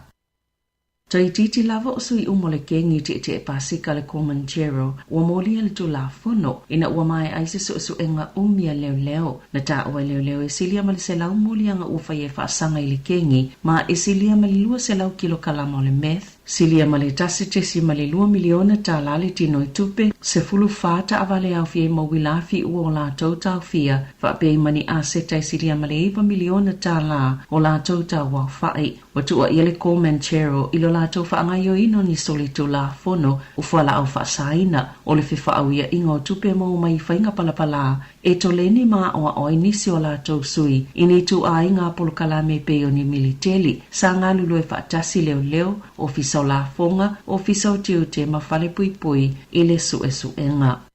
E ono te sima le 1 miliona ta lato pe ngau tangata New Zealand i soli tu la fono i lunga psota inga e whaonga i masini whaate konolosi e pe o kompiuta e tu sai mani whaamaumonga fōu mai le National Cyber Security Center o ia whaamaumonga e mai le aso maumo a Perila e o atu i le aso tolu se fulo i uni. O le tele o le avai ngā tupe e mai ni li po te se fulutasi sa ilu ngā tolta i se lau wafe tā la na si itia fo i le au whaingo tupe e ngau mai whaafita auli e au fiele tāngu fio ni te o ngā tupe au noma se whaatanganga mai tolu te si maleono miliona tā la. Ni tupe a tangata New Zealand na ngau wai o whaafita auli pito silo na taatele li po ti atu o ngai o inga i e ngau i e whaamaumonga patino o tangata ai whaau ngā e whai ai ngā i o inga whaasolitu la fono whaapea mga i o inga e avi whaangau i ai whaamaumonga o upu whaalilo ma isi whaamaumonga patino mai to sama le whaase lau valus fulfali poti o ia ngā i o inga e whaase lau tolus fulfali poti o tau whaasise ma isi li poti se lau onus fulfito o leo o i whaamaumonga patino isi tangata e au noa ma se whaatanganga. Ua whaalia e au nanga Māori mo le soifua maloloina e mafua le pito tele o pepe Māori Pasifika e afia i le syphilis. O nei le saunga le mo mataunga tāfo mai o whaamawina le siti o le numera o ea afia i le whaamai ai pito silo na tele Māori Pasifika e afia ai o whaamamonga le fitu tausanga ua tuanai. Sa liputia i le vaenga su ele ESR e tolu 5 e na afia le whaamai le e pasi atu i le tinama itanga ilana pepe e tolu 2 Māori Pasifika mai leo whainga e tolu 5 na afia le whaamai o tūlanga o ngaunga e o iai pe a afia le ngā senga e au fiele uma o le ola o le pepe au i le manawa le tina po o le whanau le au o le pepe po o le matua mama i lava o pepe fau whaato a whananau o lo whautua ina i le ngā Maya Trust le whaalelea o au nanga whaato sanga mo Māori mo utu inatu e le pule o le au nanga Tamara Karu ni whautua ngai whaaititi e tūlanga o ngaungai o i Māori Pasifika ona o le whaamai e ta ilua wha atama su engai whai e le taimi o le maitanga o le tina mo lea whaamai i le motu i matu ai ta i whaatasi i le motu i saute. O le syphilis o se siama e mafua mai i le treponema pallidum ma i tele lava ina pasi atu i whiusua inga o whautua i naitinama i tanga uma ina i whaafsota i alato whaatou sanga ma awale whaatali se i whaatou awa aia ni aunga o lea whaamai. E matua te lele a fianga o tupe le tele o supermarket le New World i le motu i saute. Ona o le tapu e le mawhai e ona whaata watu ni awa malosi mo aso e lua e pe ona whaalia le whaala potopotonga o lo o tau mawhai. E whaai titia mapuipui le tutupo a fianga e mafua mai le awa malosi. E taulus fululua supermarket le New World i le motu i saute. Ua whaasa ona o lātou toe whaatawatu ni awa malosi mo i tū lai whase fulavalu. Ona ua solia ia inga o whaasalaunga whaapisinisi mo awa malosi lunga o upenga ta whaailangi na whaalia le whaatonu sila le Alcohol Health Watch o Andrew Callaway i le leitio New Zealand e ave le whaamalo i leo leo. Ona o le tūlanga sa o lātou whaatau tai le mata upu sa matua tala whianga i lava la lātou whisanga inga ma supermarketi ia inga le whaalauloanga o tau awa malosi masa lapata ia mo foi o le tapu ua whaia mafua ona o le whaalauloanga o awa malosi le DB Export Cold ma le Ultra Low Carb i le aso iwo i Januari. Sa whaalia le talia le lei e tangata ta whao mai fafo o se tau po o se tupe e tatongi e ulu whalea ia mai moa i le whale mataanga o le te papa i Wellingtone sa amata mai le asolua o na whesilingia le au whaingaluenga le te papa tangata asia siatu po o whea malanga mai ai o tangata asia si mai tutonu lava o New Zealand e mawhai o na ulu whale au noma se tutongi ai o tangata mai fafo e tatau o na tutongi le taitolu sfulu lima ta ngā na ta uale le tio New Zealand o le tala ni tau le ana malanga mai Amerika e maasani i tupe tutongi lo la tunu e mai moa i whale mataanga na ta ua fo ini tamaita i mai kānata e tau ngofia tuli tolus fulu lima ta lai tutongi ili te papa na ilo isi whale mataanga ilo la tunu. I whawhata New Zealand ua fola le vaenga le Hezbollah e tali atu ia Israelu ina ua whaapapani masine ta ua pecha si le panona i le asolua maaliliwa i tangata e to aiva mamanu no ail whaita wafi o isi tangata e au fieni tangata tawa le Hezbollah ma se au malanga Iran i Beirut o pechas o ni masine mawhaiona whaavea i mau i le lima e whaonga le Hezbollah manisi tangata i le panona e lafo peta o mawhailo atu aini whaau na saunole minista mo whaamtalanga le panona o se ngayo inga le neia Israelu mana fola le Hezbollah o le amaua Israelu lona i unga ona o le os whainga. Ele itali le militeli a Israelu ni whaafisili e winga i le ngayo inga na pāpāia pecha sili tu i sauti o le panona le pitonu i sauti o Beirut ua lipotia e malosi ai le Hezbollah. Ua pāsia le maoto sui ale United States se pili ala ngā tatawai Iberistene o Amerika o nā atia e se ta iala mo whai ngā pā anga male Pasifika. A whai e pāsia le pili e vea matu la fono e au ona ngā lulu e whaatasi le Iberistene male whailautu si o le stete e tā pena matu ina atu i komiti. E tāla whea ngā iai ale koneke resi se ta iala e whaaulu talaina Strategy for Pacific Partnership po ta iala mo whai ngā pā anga male Pasifika e te tau na whaataunu mua a ole i o le aso mua Januari lua fe lua ono ma ia ua fo ine isilia ma le aso mua Januari lua fe tolu se fulu o lo whailo i le nei pili o le ao fia ini ta ia lai whaalau tele le so utanga mo le United States mātu moto le Pasifika whaatasi ai ma se fuafuanga e tali ai whaafi tauli o lo fia ngai ma le Pasifika iau fia i whaalavlavi whaale natura o le ao fia i fo i ma se vai ngau ili o mo umianga mamatati a fia au sia o lo fola sia e whainga malo a tunu o le Pasifika. Tala fawia malisi ufonga le laumua mo le nei vaenga o le awauli.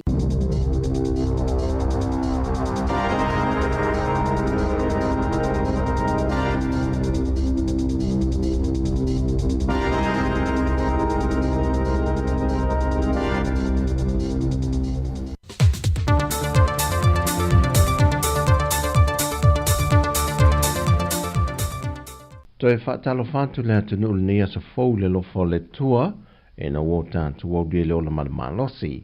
Ai o telefone mai sa moa i se isi ona whao poponga. Wa whailo mai le sui lo i se le i a le toa whai ngā David Fong. Masalo o le amatanga o le vai so fau. E mai a atua toa ia la tu sa i di linga lo whanga solo.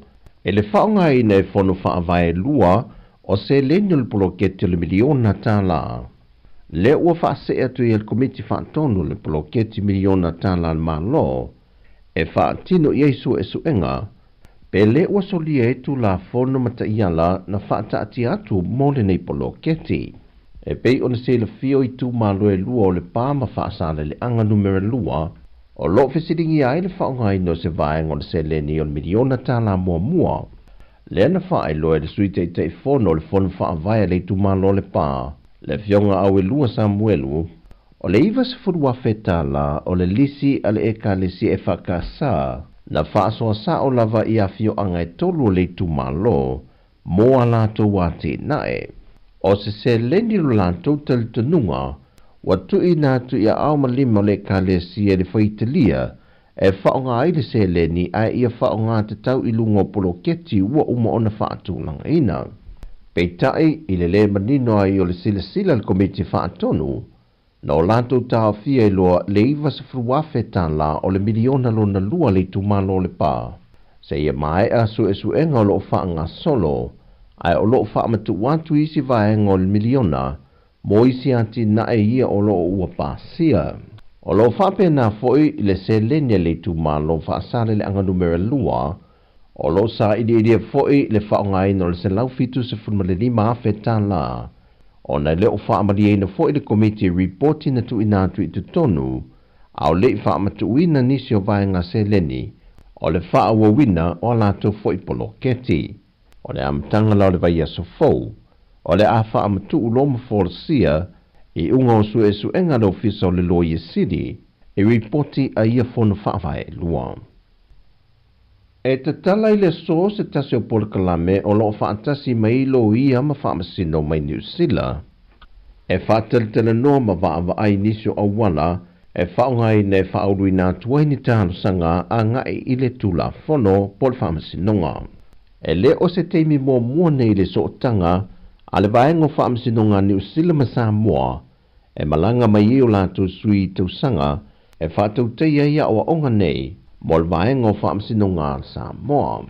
Ma o lea so tanga whaalea o onga, o lo mawhai foi o na whaatasi iai, sui o le sosa iete lo ia lea tunu, e whaafou ma si itie foi le tūlanga o anga waa, matu mai mo le ngā luenga. Wa whaalia na fionga le minister tanga luenga o ta alonga, maalanga o mol fia o tangata, le fionga lau mati a Manu Renko Purcell. O lo tau mia lawal tūlanga manui o ta leni maanga waa a alo mawhanau ta alo lea tunu. E le whaale tonu le pule ina lea e vaenga o lo vaia asosio ta alonga SSA Samoa. O se tasi o pina whaamau whaavai ai le tal tunungo le fionga le minister. I le aile o se pina Samoa na maua mai ta alonga le Olimpeka i pale wharani. La waki tilo na utau mai nintanga le phone e vai le o na i sports body i le tūlanga fo i o le atina enga o tālonga. O se tasi o whaale tonu o lo mata i tuina le fionga le minister. O se ilonga lava e tā pena ma lata i ni tāmilusanga tālonga, po o tālonga fo i whaavao malo. Whato a langa ni Polokalame a se asosi, e whaaoso ina ia whidi ei ni au, e masi e whai ma ave fua lea tunu. Pat se Polokalame a ia whaauau mo whanau ko i lea le lumana, i le aise aki na e whai. O le whaamomenga fo i lana mtanga aruenga, e whaamoe i sports party i tō tino i o tālonga, o la tau e amata mea, i le una ia o atina. O se tasi o lape o lo umaitu wina le fionga le minister pe o ne ia whaai loa.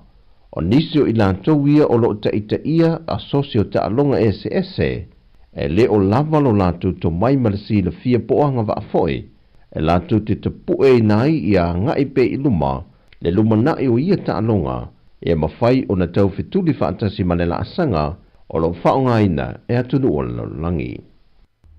Ua toi lua vai aso le maasina le nei o lo te tala tuai i le atunu o le awa noa mai le matanga luenga o leo leo.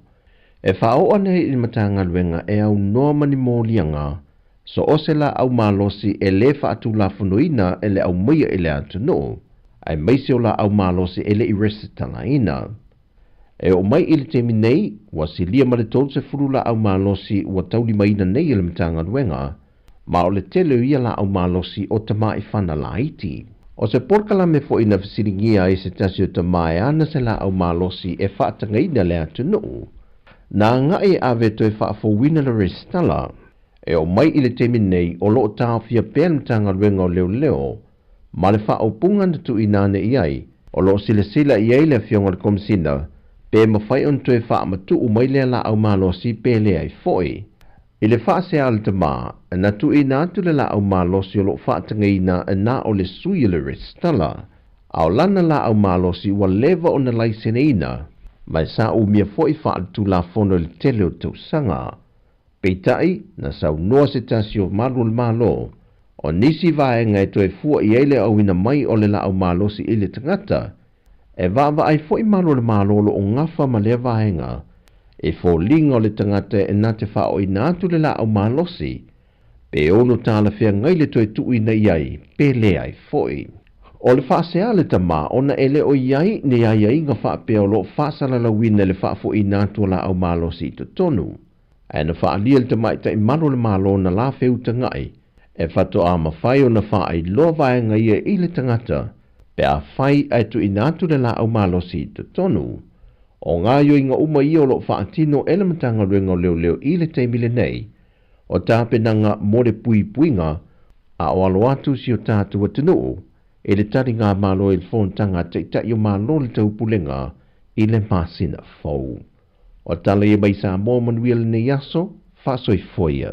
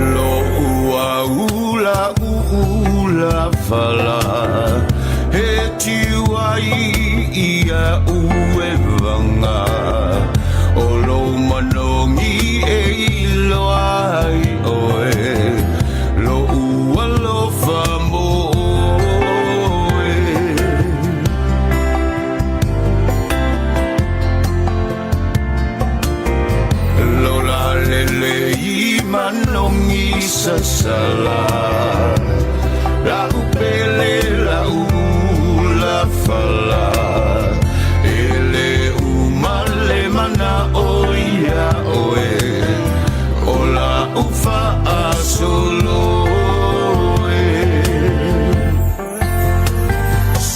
Samoa olo what you know ela eli matupu eiloa ngofie ai oe ora ula la ufa asolo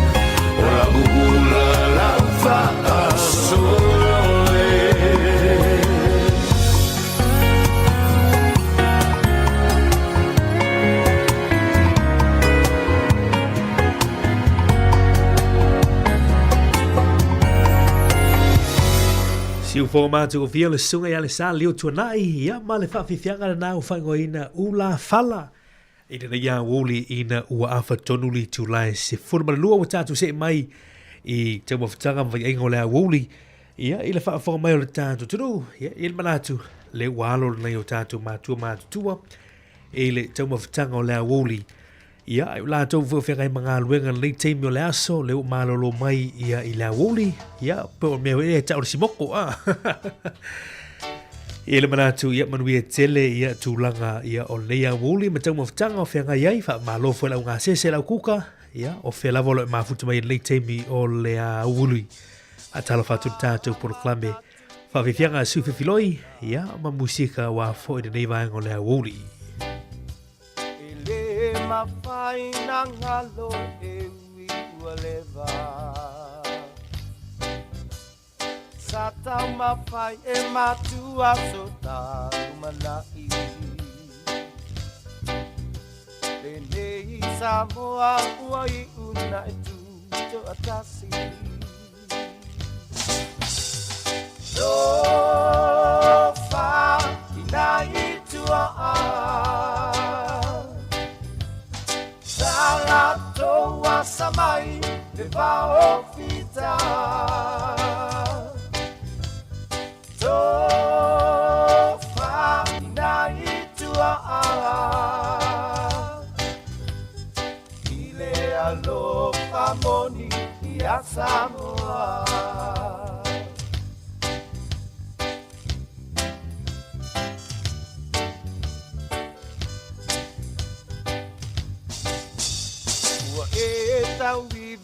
na maua so ai whaasili.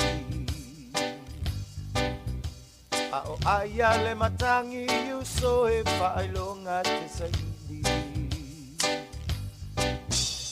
Le ngalo le alofa ia sulu lo sulu na titi. Na e mawala ia ole ala e anga i le tini. Sofa ina itua a Salato wasamai le bao pita Sofa ina itua a Ile alofa moni ia Samoa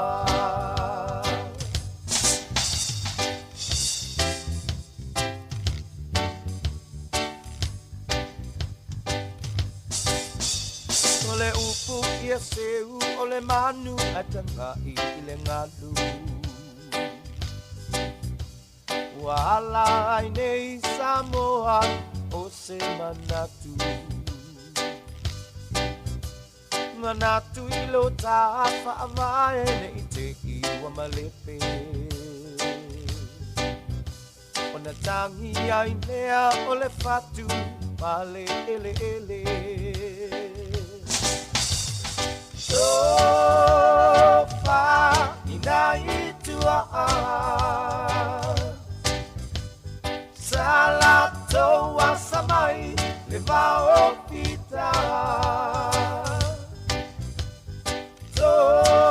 Sofa ina itua a Ile alo pamoni ia Samoa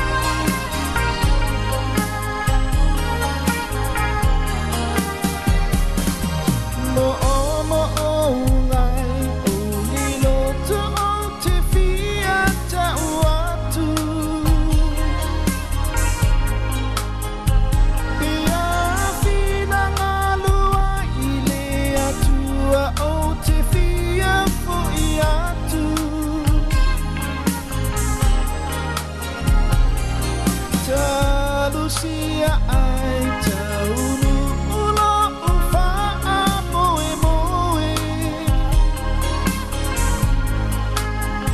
Samoa yo te fo ia tu tafa atasi maoe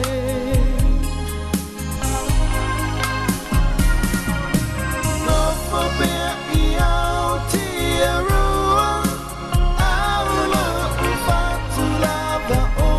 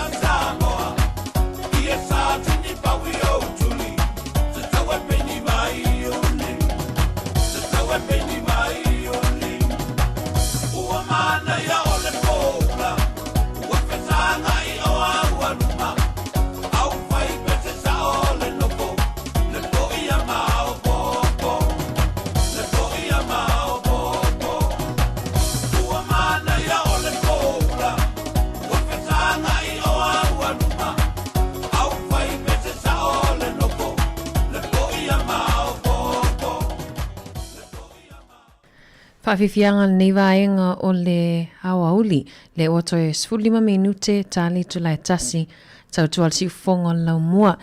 Awina tu pe tato whaawiwhianga sui whiwhiloi, i wa fwil whaafunga mai a whianga i le tato atunu o ia mwhainga malolonga po tama whatanga fo i o le hawauli.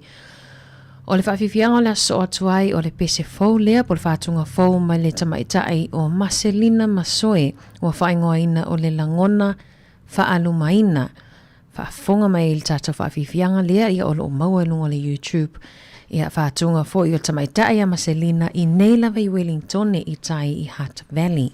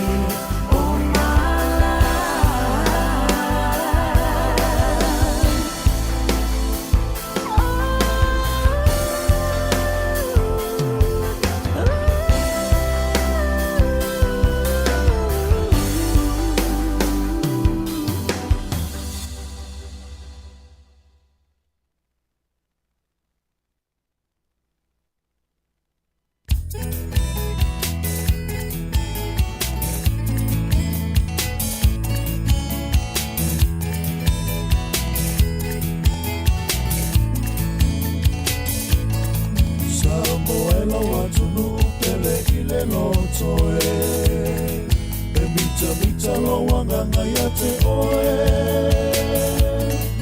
o vai tawhele mu ma le sami e iila pe asulu ia mai e le masina o atu mauna wha solo solo la foia ona paolo i vai tu loto na o lau lau ai mo langi langi pese na o falo i leto sangi o manu lele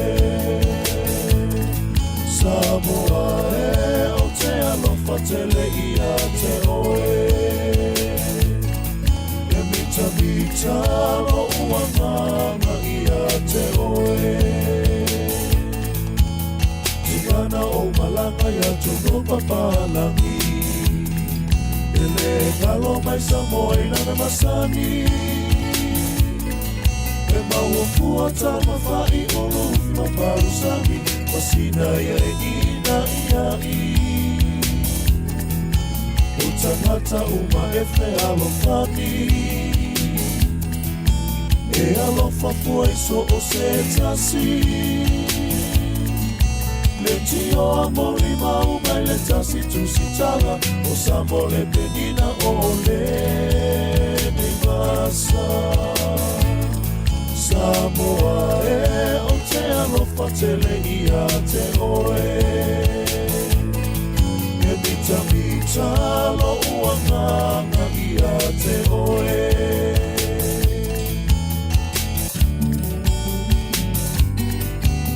Me ana mawhai o na opule i le lalonani Manu ua sui Samoa i lana masani O mea umalava e whai ele whenango lango mai No toa lofa matalia so o se tasi Tu mauia i le tufa a Samoa moni E mawhai ai mea uma i le whaamaoni Sauna ia sauia Ia oe i pangatia I lo fulitua i si o wanganu umanaia Me anganu usili Samoa ia tunu uma O le fia fia ma le whaalo alo i tangata Ai whai vai o le wha Samoa e le ana Ai ngalo ia oe ua si ia i lo tūlanga Tu mauia i le tufa a Samoa moni E mawhai ai mea uma i le whaamaoni Saula ia sauia Ia oe i pangatia I lo fulitua i si o wanganu umanaia I lo fulitua i si o wanganu umanaia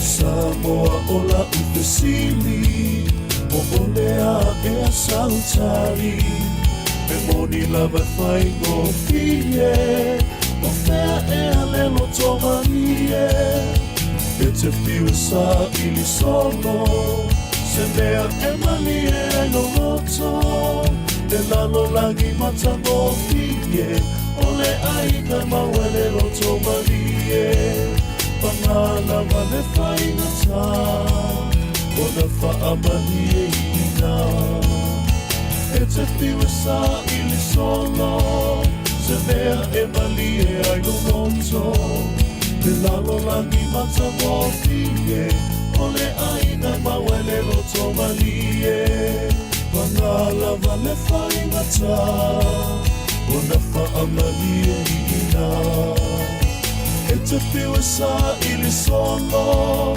se mea e mali e ai loto le lalo langi matango fike o le aina mawele loto mali e le lalo langi matango fike o le aina mawele loto mali Io e nisi o whawhiwhianga ne vaenga o le hawauli ua toi whaminute wha mai al tato tautua I lungo le tato wala leo po le frequency tasi ono te sima le tasi wha mo mo le toi lenga whawhitai e lato malava ma futa mai lungo le tato wala leo ia whafonga mai fo i le tautua si fonga lau mua le nei aso wha mangalo fo le tautua pe o i se upu ua sase fo I le au nanga nei aso ia ai wha mangalo mai e mato te matua tu lavaina ia pe o la lea upu ai tato toi wheloa I le tai au ia mafuta toi fo ile sunga la o ia tu fue ia ma tasi ia ai o tato lunga le YouTube o Facebook ma le Samoa Capital Radio app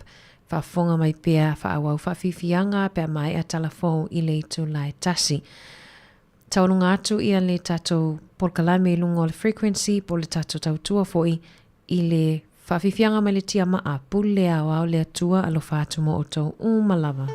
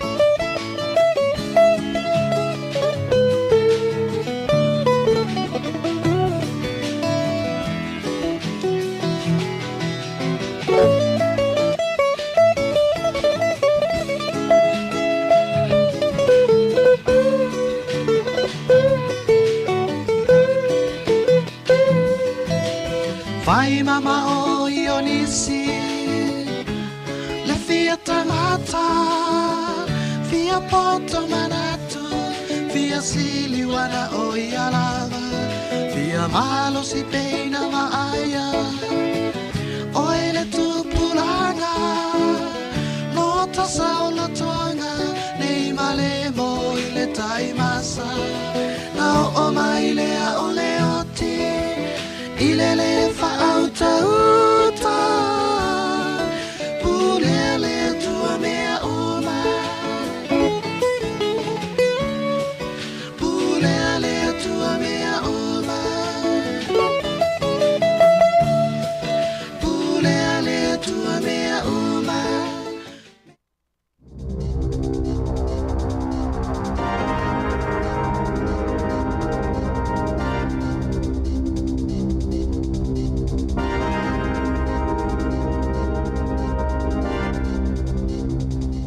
ahi pai tala falava o le whaapoponga o talafou mai le si ufonga le laumua.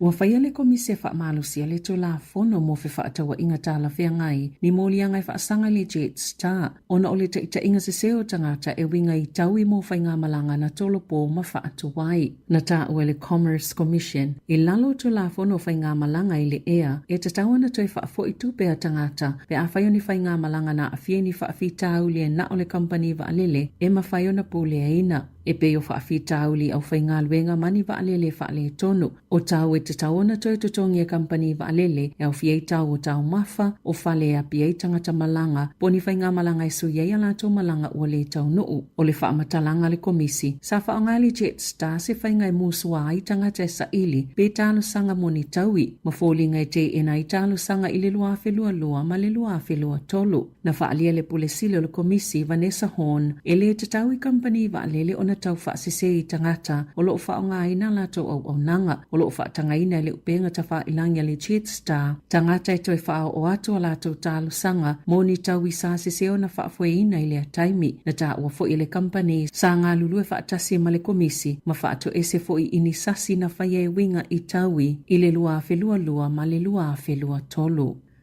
Ua whaapopoina le numero ni ta I whau ta aloa ua tape I le Far North ma o le tala le pule nuu e maafua ono le whaatamala o tangata e ana ia ta I whau ma e tatau ia I lātou e ana ia mea ola o na wa ai whaalelea lātou whanga whau o le ono lua paseno ta I whau na tau fia le Far North e umane ua tape se I tulou whaatusa I le whaafitu pasene I le tausanga I tu atu po o le lua se lau valus fultasi o ta I whau na tui vai la au e wha umai ola na whaalia le pule nuu Wa whaatuptupla I os whainga ta I whau. Ai se 5% o si iti ai fo ili numero ta I whau e tau fia petu ina atu. Le fitu valu pasene o tangata I le Far North na whaalio lato finangalo wa tele ta I whau ta aloa I le to malo. O lo sa ilia pea Brett Hill o se tamai 5 tau sanga le matua, sa leilo mai petu sa o le afo le 5 ile afiafio le Sai Hillside Drive I Maori Bank I Apahat, wa talo sanga leo I tangata o Apahat e siakia lato masini po e atau CCTV, ma o lato maota pe ye ni whaailo sa iai Hill I a vaenga, na ta uelo na tali o Trenton Hill luas tau sanga le matua, ile leitio New Zealand, na amata le sa ilinga leo ina ua le ilolo na tama, ma o lato mo fo inili po te whaapea na wa ai e loa hat whaapea I maporirua peita ai ele o lona tama ma o le tele o mea tō tino o lona tama whaapea I malana ta avale o lo o iai pea I le whale. O le 5 le nei o tausanga, tala mai le aso sfun malfao se te mata se iwa fitulua, na savali ai hana te he mara manisi mai le ngā tamatoa, o le te reo Maori Society, mata mai te aonga mai le te huinga tawira, le palimene, matuu se atopau lunga o si tepu, o le maota o le palimene, o totono le atopau, na ini saini se tolu se fuluafe, na whaingoina le peti hana reo Maori, po o le talo sanga sainia mole ngangana Maori, e wisata ita ise whainga malo le National I lea taimi, a sale I mamao le whainga palo te tele, masata u au ina tuai le talo sanga sainia le whaipule o Matiu Rata, le ana avea mulimuli ane maminista o mata upu mo Maori, I le whainga malo le Leipa, na taita e Norman Kirk, na amatayo na wha fiatu le awa onga le ngangana Maori I a onga, wha pea male awa onga mo whai a onga I le ngangana. Na wha solo mai I lawa I le tele o tausanga, o na avea masuinga tele le o fiatu le ngangana Maori, I le soifuanga le atunu o Aotearoa New Zealand, wha pea fo I malananga nuu, ma avea yo se ngangana aloa ia, I le tasiva walufitu. O le vaiaso le nei o wha ilonga ina I le te wiki o te reo Maori, le vaiaso o le ngangana Maori, wa wha autuina, o le ake, a forever language.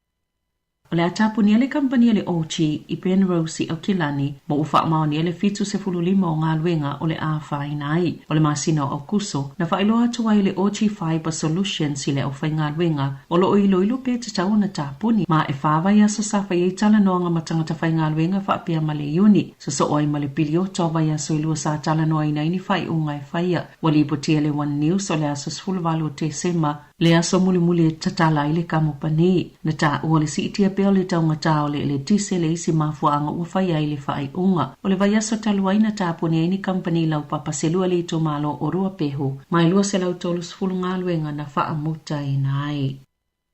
O le taule le ana mo li se tino malio na maua i tutono se tanga pepa i au kilani. Sa li po tia le whaalau iloanga o ni ana ta video ilunga le YouTube o lo o pese mai fōlinga mai o ni musika o vi inga whaakeri siano. O kai Xiao Liu tolu fitu tausanga, Malani e Xiao tolu ono tausanga, na loka ina le masina i ulai na o tau fiel malewa aleleo au kilani, ma o lo umolia ila ua umai whaasanga, ile mata o poletino malio se tangata, o lo mistelio laval tangata lea na mawolo na tino malio, a ele tali tonunga o leo o se tama ita isaina, sa te ena le to lua lea na molia, o la ua molia nga uma, o isi ata video kai Xiao Liu, o lo ofuina se suti, malangina se pese ta o le Real Salvation a o sa vali solo i se vaenga tu matawhanga i orewa o ki topa lua whelua tolu na amatai na ile tu lau le YouTube po le account le ana whaasala lawina mai ai a ata. Tai titi lava o sui umole kengi te e pasika le Comanchero ua molia le tu la fono ina ua mai aise su enga umia leo na ta ua leo e silia mali se lau molia nga ufa ye whaasanga i le kengi ma e silia mali lua se lau kilo kalama o le meth silia mali tasi te si mali lua miliona ta lali tino i tupe se fulu fata avale au fie mawilafi ua o la tau tau fia fa pe mani a se tai silia mali 1 miliona ta la o la tau tau wa fai watua i le Comanchero ilo la tau whaangaio ino ni solitu la fono ufuala au whaasaina o le whiwha au ia ingo tupe mo mai whainga palapala e to leni ma o inisi o la tau sui ini tu a inga polokala me peo ni militeli sa ngā lulu e whaatasi leo o fisa o la fonga o fisa o te ma whale pui i le su enga. E ono te sima le 1 miliona ta lato pe ngau tangata New Zealand i solitu la fono i lunga fsota inga e whaonga i masini whaate konolosi pe o kompiuta e tu sai mani whaamaumonga fōu mai le National Cyber Security Center o ia whaamaumonga e mai le aso maumo a Perila e o atu i le aso tolu se fulo i uni. O le tele o le avai ngā tupe e mai ni li po te se fulutasi sa ilu ngā tolta i se lau wawheta la na si itia fo i lau wha ingo tupe e ngau mai whawheta auli e au fieli tangu fio ni te o ngā tupe au noma se whaatanganga mai tolu te si maleono miliona ta la. Ni tupe a tangata New Zealand na ngau wai o whawheta auli pito silo na ta atele li po ti atu o ngai o inga i e ngau i e whaamaumonga patino o tangata ai whaau ngā. E whai ai ngā yo inga wha solitu la fono, wha apea ma ngā yo inga e awe wha ngau iai wha maunga o upu wha lilo, ma isi wha maunga patino, mai to sama le whase lau valus fulfali poti o ia ngā yo inga, e whase lau tolus fulfali poti o tau wha sise, ma isi li poti se lau onus fulfitu. O leo o i wha maunga patino isi tangata e au noa ma se wha atanganga. Ua whaalia e au nanga Māori mo le soifua maloloina, e mafua le pito tele o pepe Māori Pasifika e awhia i le syphilis, o nei le saunga le mo, mataunga tāfo mai, o whaamawina le siti o le numera, o e a awhia i le a whaamai, ai pito sile o na to tele Māori Pasifika e awhia ai, o whaamamonga le fitu tau sanga ua tuanai. Sa liputia i le vaenga su e le ESR, e tolu 5 e na awhia le whaamai, le e pasi atu e le tinama itanga ilana pepe, e tolu 2 Māori Pasifika, mai leo whainga e tolu 5 na awhia le whaamai, o tūlanga o ngaunga e o iai, pe a awhia le ngase, e au fiele uma o le ola o le pepe au i le manawa le tina, po o le whanau le au o le pepe, po o le matua mama i lava o pepe fau whaato a whananau. O lo fautua ina i le ngā mai a trust le whaalilea o au nanga whaato sanga mo Māori, mo utu inatu e le pule o le au nanga Tamara Karu, ni fautua ngai whaaititi e tūlanga o ngaungai o i Māori Pasifika ona o le whaamai, e ta ilua wha atama su engai whai e le taimi o le maitanga o le tina, mo lea whaamai i le motu i matu ai ta i whaatasi i le motu i saute. O le syphilis o se siama e mafua mai i le treponema pallidum ma i tele lava ina pasi atu i whiusua inga o fautua i naitinama i tanga uma ina i whaafsota i alato whaatou sanga ma awale whaatali se i whaatou awa aia ni aunga o lea whaamai.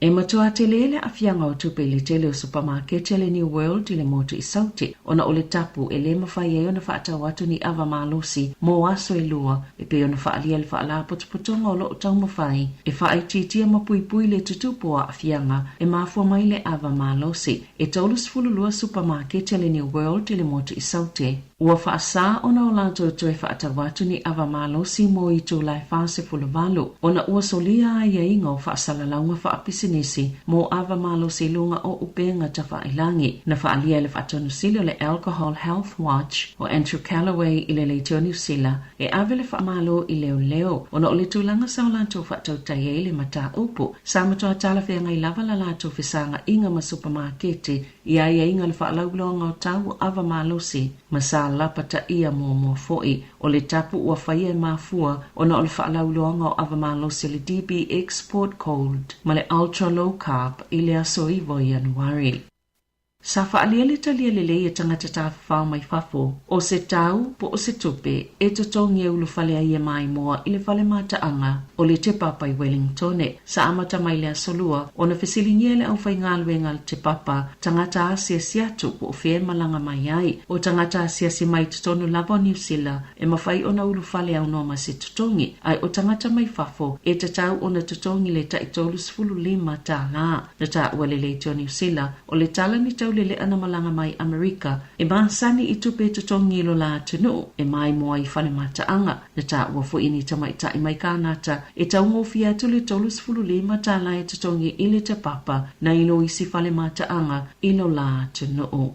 I whawhata New Zealand ua folafola le vaenga le Hezbollah e tali atu ia Israelu ina ua whaapapani masine ta ua peiches i le panona i le asolua maaliliwa i tangata e to aiva mamanu no ail whaita wafi o isi tangata e au fieni tangata ta ua le Hezbollah ma se au malanga Iran i Beirut. O peiches o ni masine mawhaiona whaavea i mau i le lima e whaonga i le Hezbollah manisi tangata i le panona e lafo peta o mawhailo atu ai ni whaau na saunole minista mo whaamtalanga le panona o se ngayo inga le neia Israelu mana fola le Hezbollah o le amaua Israelu lona i unga ona o le os whainga. Ele itali le militeli Israelu ni whaafisili e winga i le ngayo inga na pāpāia peicha sili tu i sauti o le panona le pitonu i sauti o Beirut ua lipotia e malosi ai le Hezbollah.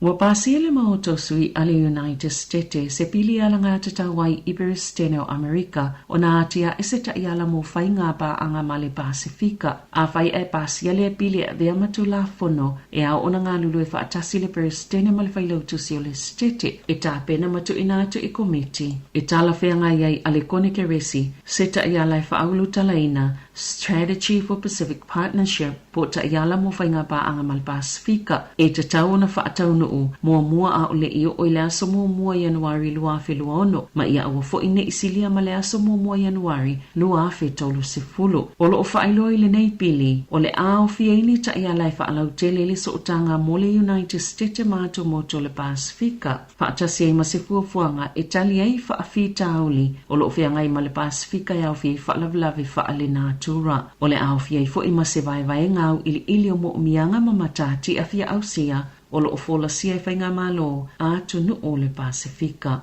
Tala whauia malisi ufonga le laumua mo le nei vaenga o le awauli.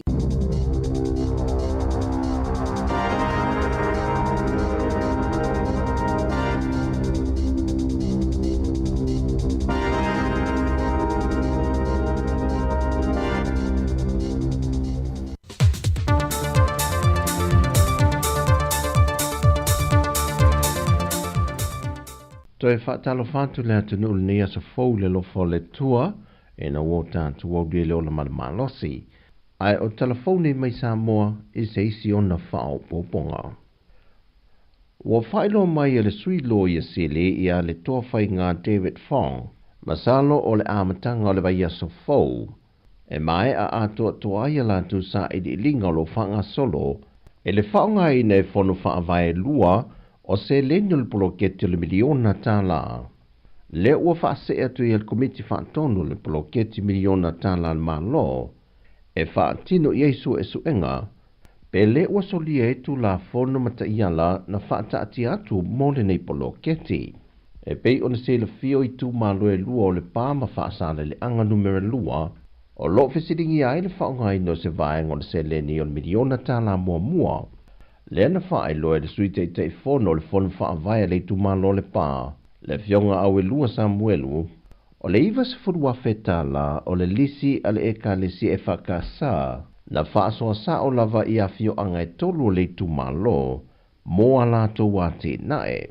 O se leni la total tununga, wa tui na tu ia au malima le kalesia le faitalia, e whaonga aile se leni ai ia whaonga te tau ilungo poloketi ua uma ona whaatulanga ina.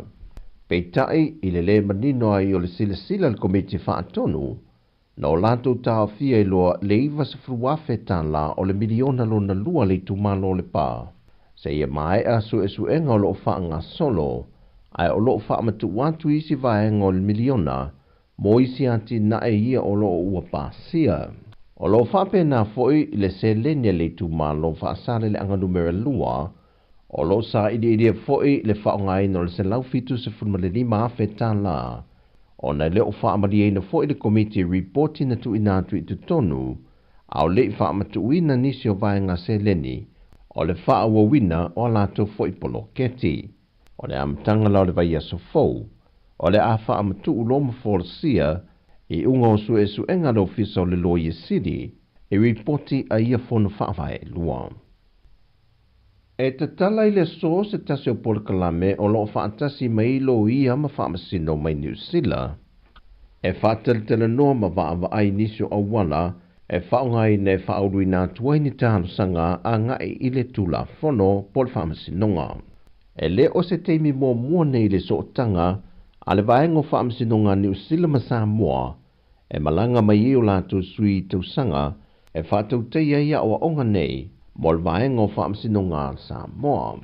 Ma o lea so tanga whaalea o onga, o lo mawhai foi o na whaatasi iai, sui o le sosa iete lo ia lea tunu, e whaafou ma si itie foi le tūlanga o anga waa, mato mai mo le ngā luenga. Wa whaalia na fionga le minister tanga luenga o ta longa, maalanga o mo le fia o tangata, le fionga lau mati a Manu Rinko Purcell. O lo tau mia lawal tūlanga manui o ta leni maanga waa, a alo mawhanau ta alo lea tunu, e le whaale tonu le pule ina lea e vaenga o lo vaia asosio ta alonga SSA Samoa. O se tasi o pina whaamau whaavai ai le taltunungo le fionga le minister, i le aile o se pina Samoa na maua mai ta alonga le Olimpeka i pale wharani. La waki tilo na o taunu mai nin tanga le phone e vai le o na i sports party. Ile tūlanga fo i o le atina enga o talonga. O se tasi o whaale tonu o lo mata i tuina le fionga le minister. O se ilonga lava e tā pena ma lata i ni ta amilusanga talonga, po o talonga fo i whaavao malo. Whato a langa ni Polokalame a se asosi, e whaoso i na ia whidi ei ni au, e masi e whai ma ave fua le atano. But se Polokalame a ia whaau mo whanau, po i lea le lumana, i le aise aki na e whai. O le whaamoemoenga fo i lana mtanga aruenga, e whaamoemoe i sports party i tō tino i o taalonga. O la tau e amata mea, i le una ia o atina. O se tasi o lape o lo umaitu wina le fionga le minister pe o ne ia whaai loa. O nisio i lantou ia o lo ita ia asosio taalonga SSA, e le o lava lo latu to mai malasi le fia poanga wa afoi, e latu te tapue nai ia ngai pe iluma, le luma nai o ia taalonga, e mawhai o na tau fituli whaatasi malela asanga, o lo whaonga ina e atunu o lo langi. O atoe lua vai aso le maasina le nei o lo te tala tuai i le atunu o le awa noa mai le matanga luenga o leo. E whao ane i le matanga luenga e au noa mani mōlianga, so o se la au malosi e le whaatu la funuina e le au maia i le atunu, ai maisi o la au malosi e le i resitala ina. E o mai i le temi nei, wa si lia ma le tolu se furu la au malosi ua tauli maina nei i le matanga luenga, ma o le tele ia la au malosi o tamai whana la iti. O se Polokalame fo ina fisiringia i se tasi o tamai ana se la au malosi e whaatanga ina le atunu. Nā ngai ave toi whaafowina le restala, e o mai i le temi nei o loo tāo fia pēlamtanga ruenga o leo, ma le whaopunga na tu inane iai, o loo sila iai le fionga le komisina, pē mawhai on toi whaamatu o mai le la au malosi pē le ai foi. I le whaase ala te maa, na tu ina atu le la au malosi o loo whaatanga ina na o le sui le restala, Au lana la au malosi wa lewa o na laisene ina, mai sa u mia foi wha tu la fono le tele o tau sanga.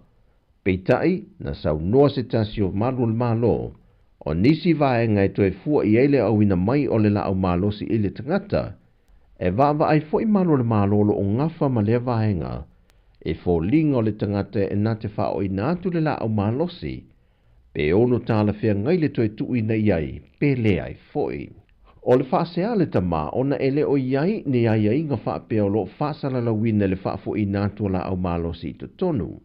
E na whaalia le tamai ta i maro le malo na la feu tangai, e whato a mawhai o na wha ai loa vaenga ia i le tangata, pe a whai ai tu i nātua le la au malosi i tonu.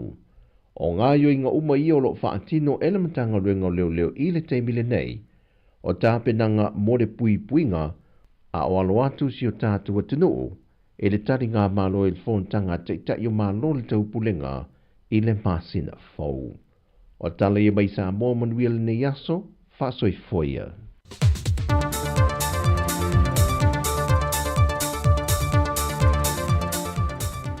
So e whaatala whātu re tātou tunu le teimi o le a wuli le ulua sulua minuti le o tene li tu lai tasi ma ua taurunga tuai le whaampoponga muli muli o tātou tala mai sa mō whaapea tātou tala fau.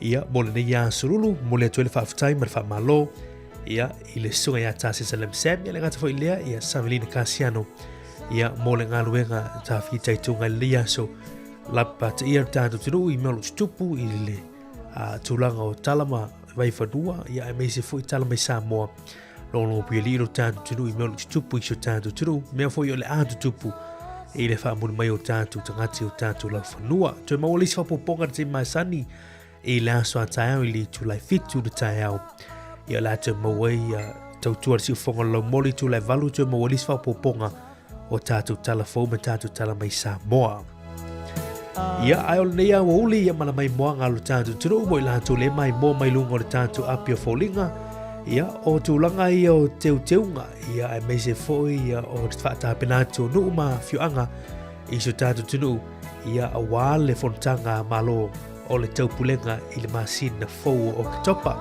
Ia o nisi nā wata mwhai o na poina le sunga a tāsesa i Samoa, le mwhai o na tu whaatasia, ia le moli moli ato wale mai mō mai o le tātu turu, ia i le nei aso, ia e mā nei al tā ua fwoi o nei aso ma le wawai atu fwoi, i musika mwhawhiwhianga sui whiwhiloi, wha no file mo fwoi nei a wūni, ia o e mai mō atu le lau le lei, ma le mātongo fio Samoa, i tā penanga wānwhonotanga, teu ina whamatu o whina o sio tātu turu, mō e o le amalanga atu i le whonotanga. Tātou ia tu i whawhiaka musika sui whiwhiloi le nei vaenga le wuli, whaafo mai o le tātu turu, tālai tu lai lua, tau runga le tautua ma le unanga le siu whonga lo mua mo le nei a soruru.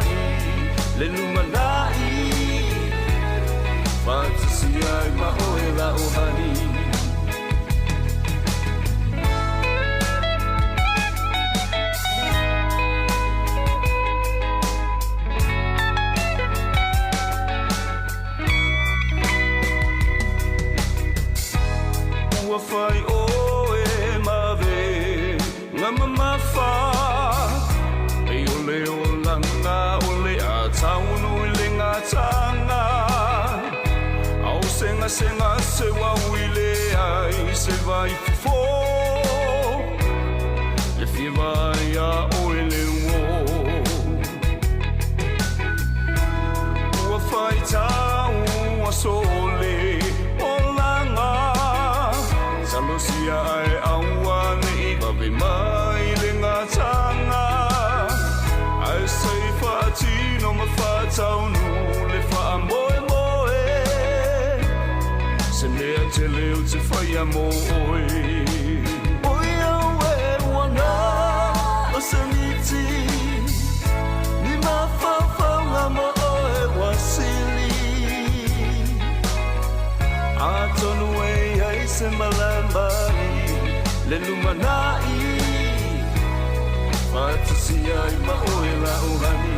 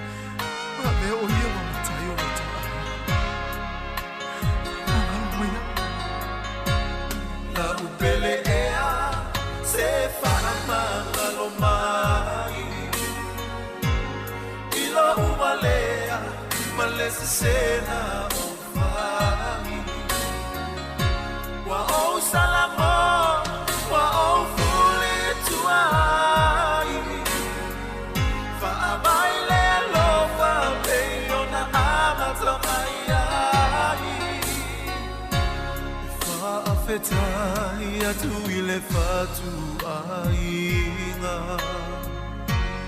Ime alele umasa e faya Le tau sia hina sia tafana Awa se manu ia moa sosau Ua oiloa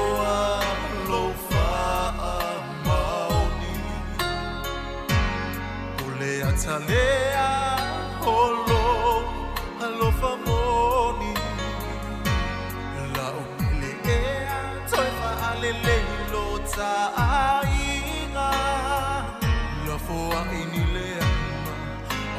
toe whaafuina. La upele ea se whaamangalo mai. Ilo umalea malese sena o whai. Wa o salamo, wa o fuli tuai. Whaamai le lofa peo na amata mai ai.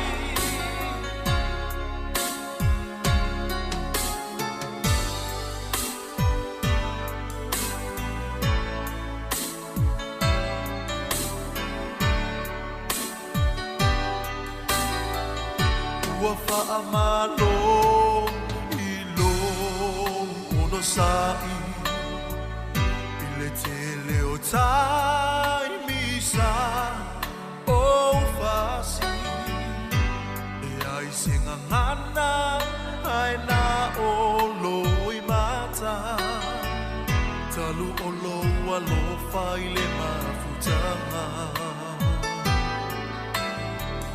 la ufana ue fama malo mai se fata inga se selesa o fai ai toe fuatai lo tato ainga o fio mai Yesu na te tata ina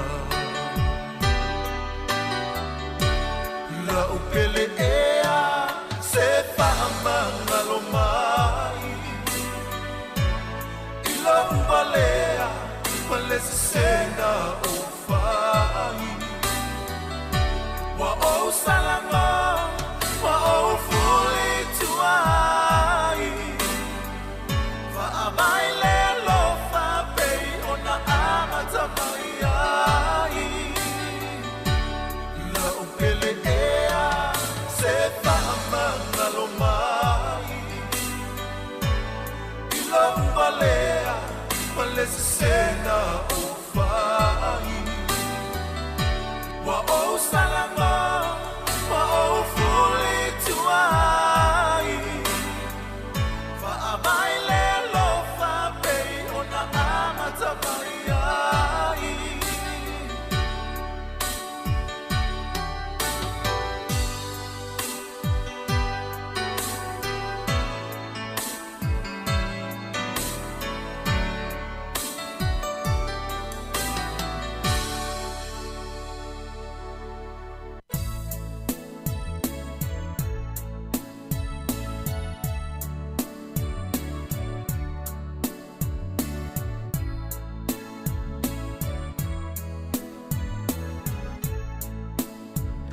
Whao pēr tātou whawhiwhianga nei teimi o lea uri reo toi luas furu minuta toi nera tāne uli tu lai lua.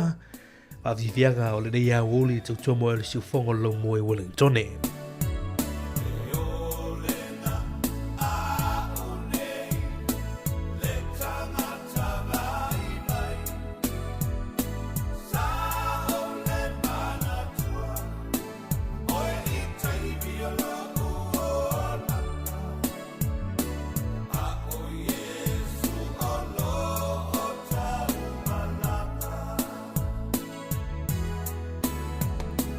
Oh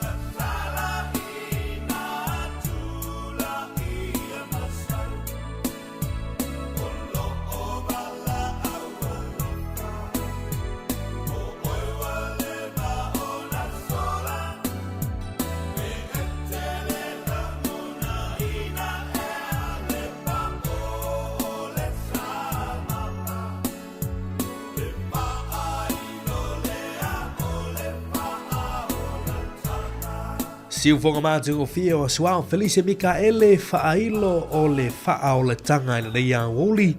Ia, ina ua toe 10 minuto tōne o tālo ili tūlai lua, tali tūlai lua. Tātou lulu lima ma tātou whātou whā. I se tau tua ma se awa unanga a le siu fonga lo mua. Mo le nei fo i a so lulu. Tātou toe whaila ile ile aso a tāna la so tofilea. I le te masani li tūlai fitu. Whaua wina le tau tua la unanga le siu fonga lo mua le sunga i le ria o ia tupua fiso. Ia, ma le sunga i atasi maiava i le tau por kalami le aso a tāiao. Au pea whawhiwhianga siu whewhiloi, mātungo fie le au le leo Samoa. Ia, e peona mai moa mai ilo tātou tunu nei teimi o le a wuli la tau lungo le apio fōlinga, lungo le Facebook, lungo le tātou YouTube channel se le mana i o Samoa la tau ia a. Mana ia le mata tātou ai, ia i le mātungo fie o sio tātou tunu i ona lau whanua lanu lau ava. Alau tataru lo, ia toe tawhaso fina ngalo. E o le tau tai, fo lau, e tau mai tau ta whenga le au. Ina ne i o mao, i le malu o le tai tai au. E uini manatu whaauli uli tō, a o le alofa ua whau malo. E tau whono, e le mapu i le ao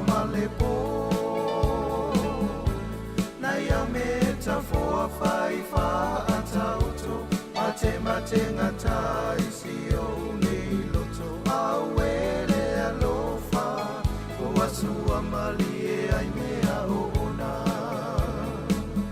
Au e le alofa, o asua mali e ai mea o ona.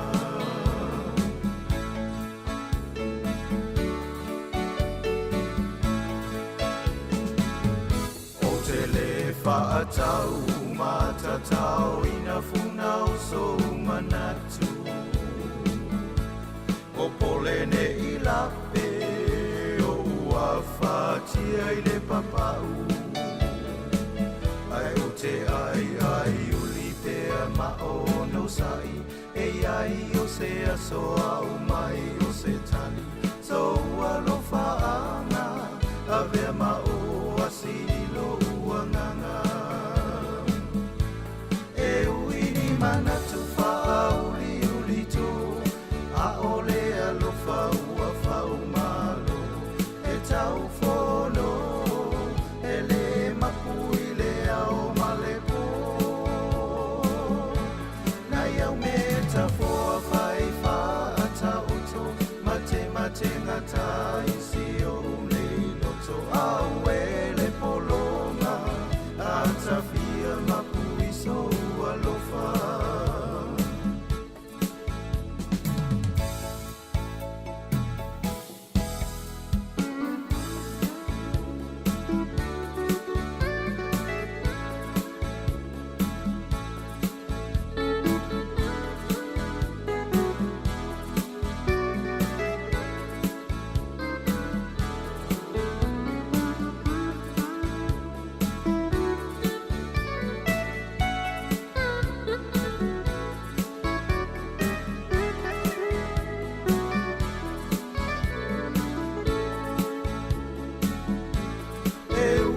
Manatu whaauli uli tō, a ole alofa ua whau malo.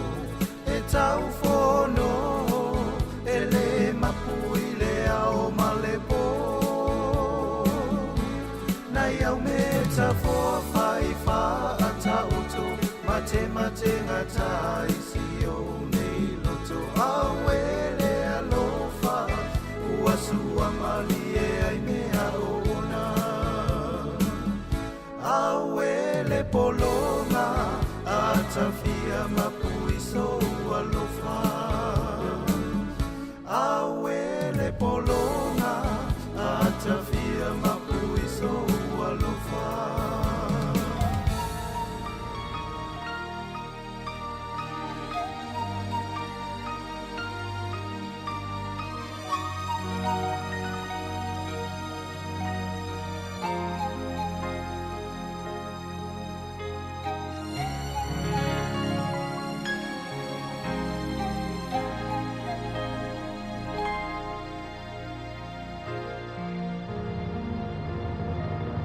Etele ita we maina e afisi itanei ma e sabai nangalo mea umolene la nulangi ayo lo vai vai sa usa ilise elo famoni ele itali vai loi macha malingi ile mafutanga se malonganga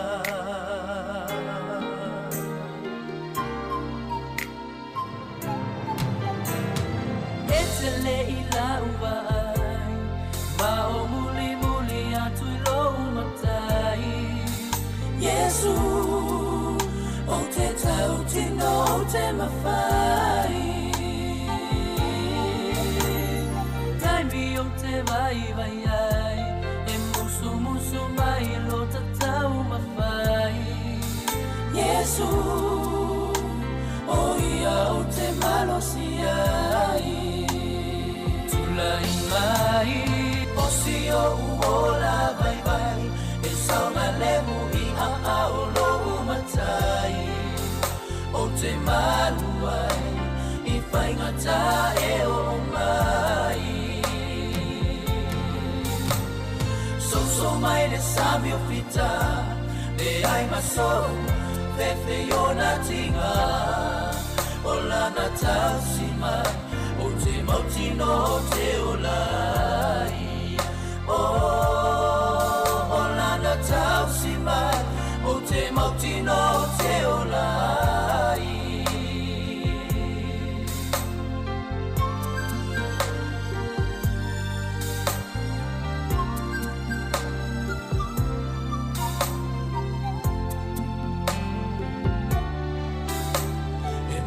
la vai fai nganta de ola na nei ma ona bua puna ai o te tu ma apa tu ya Yesu be angi mai afa ole nei la lola ngi ma ona tinga Yesu o te mau ai le file mu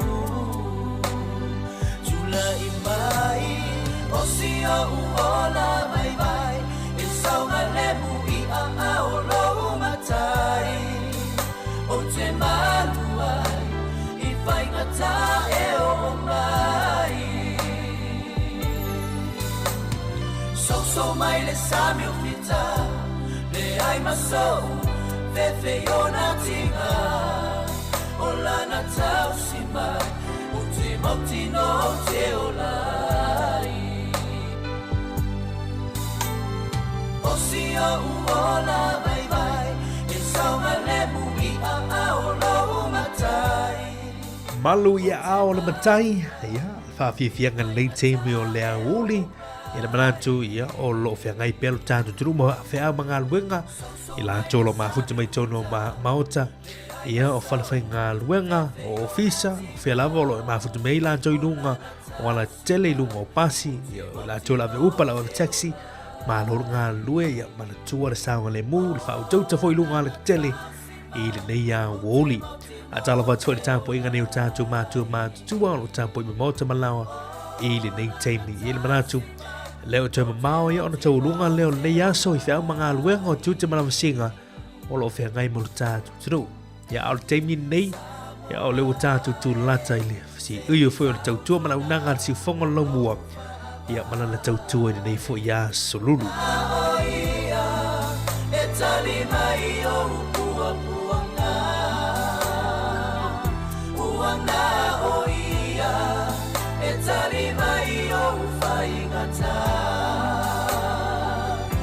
uanga o ia e tali mai o pua puanga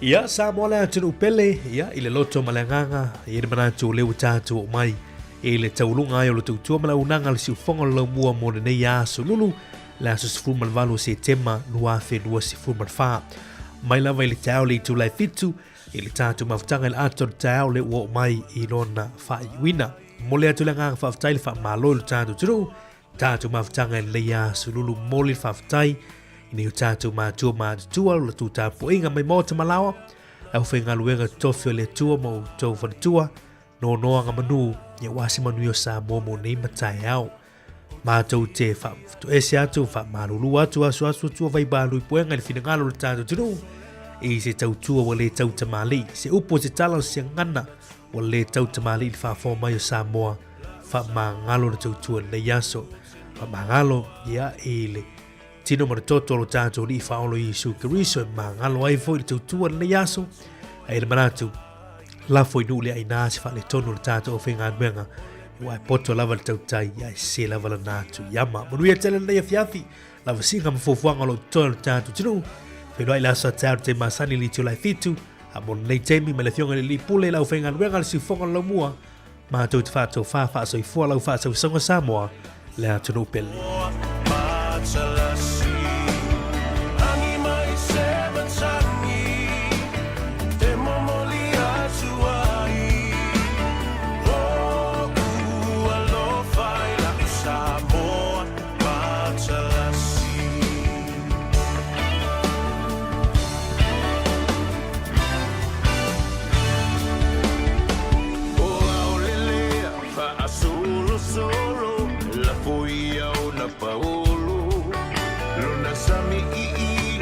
Sulungia ele masina Bifa apefea Nangalo atu oea ita Samoa Ole penina ole vasa pasifika Tangi mai sema tangi Sema mori atu ai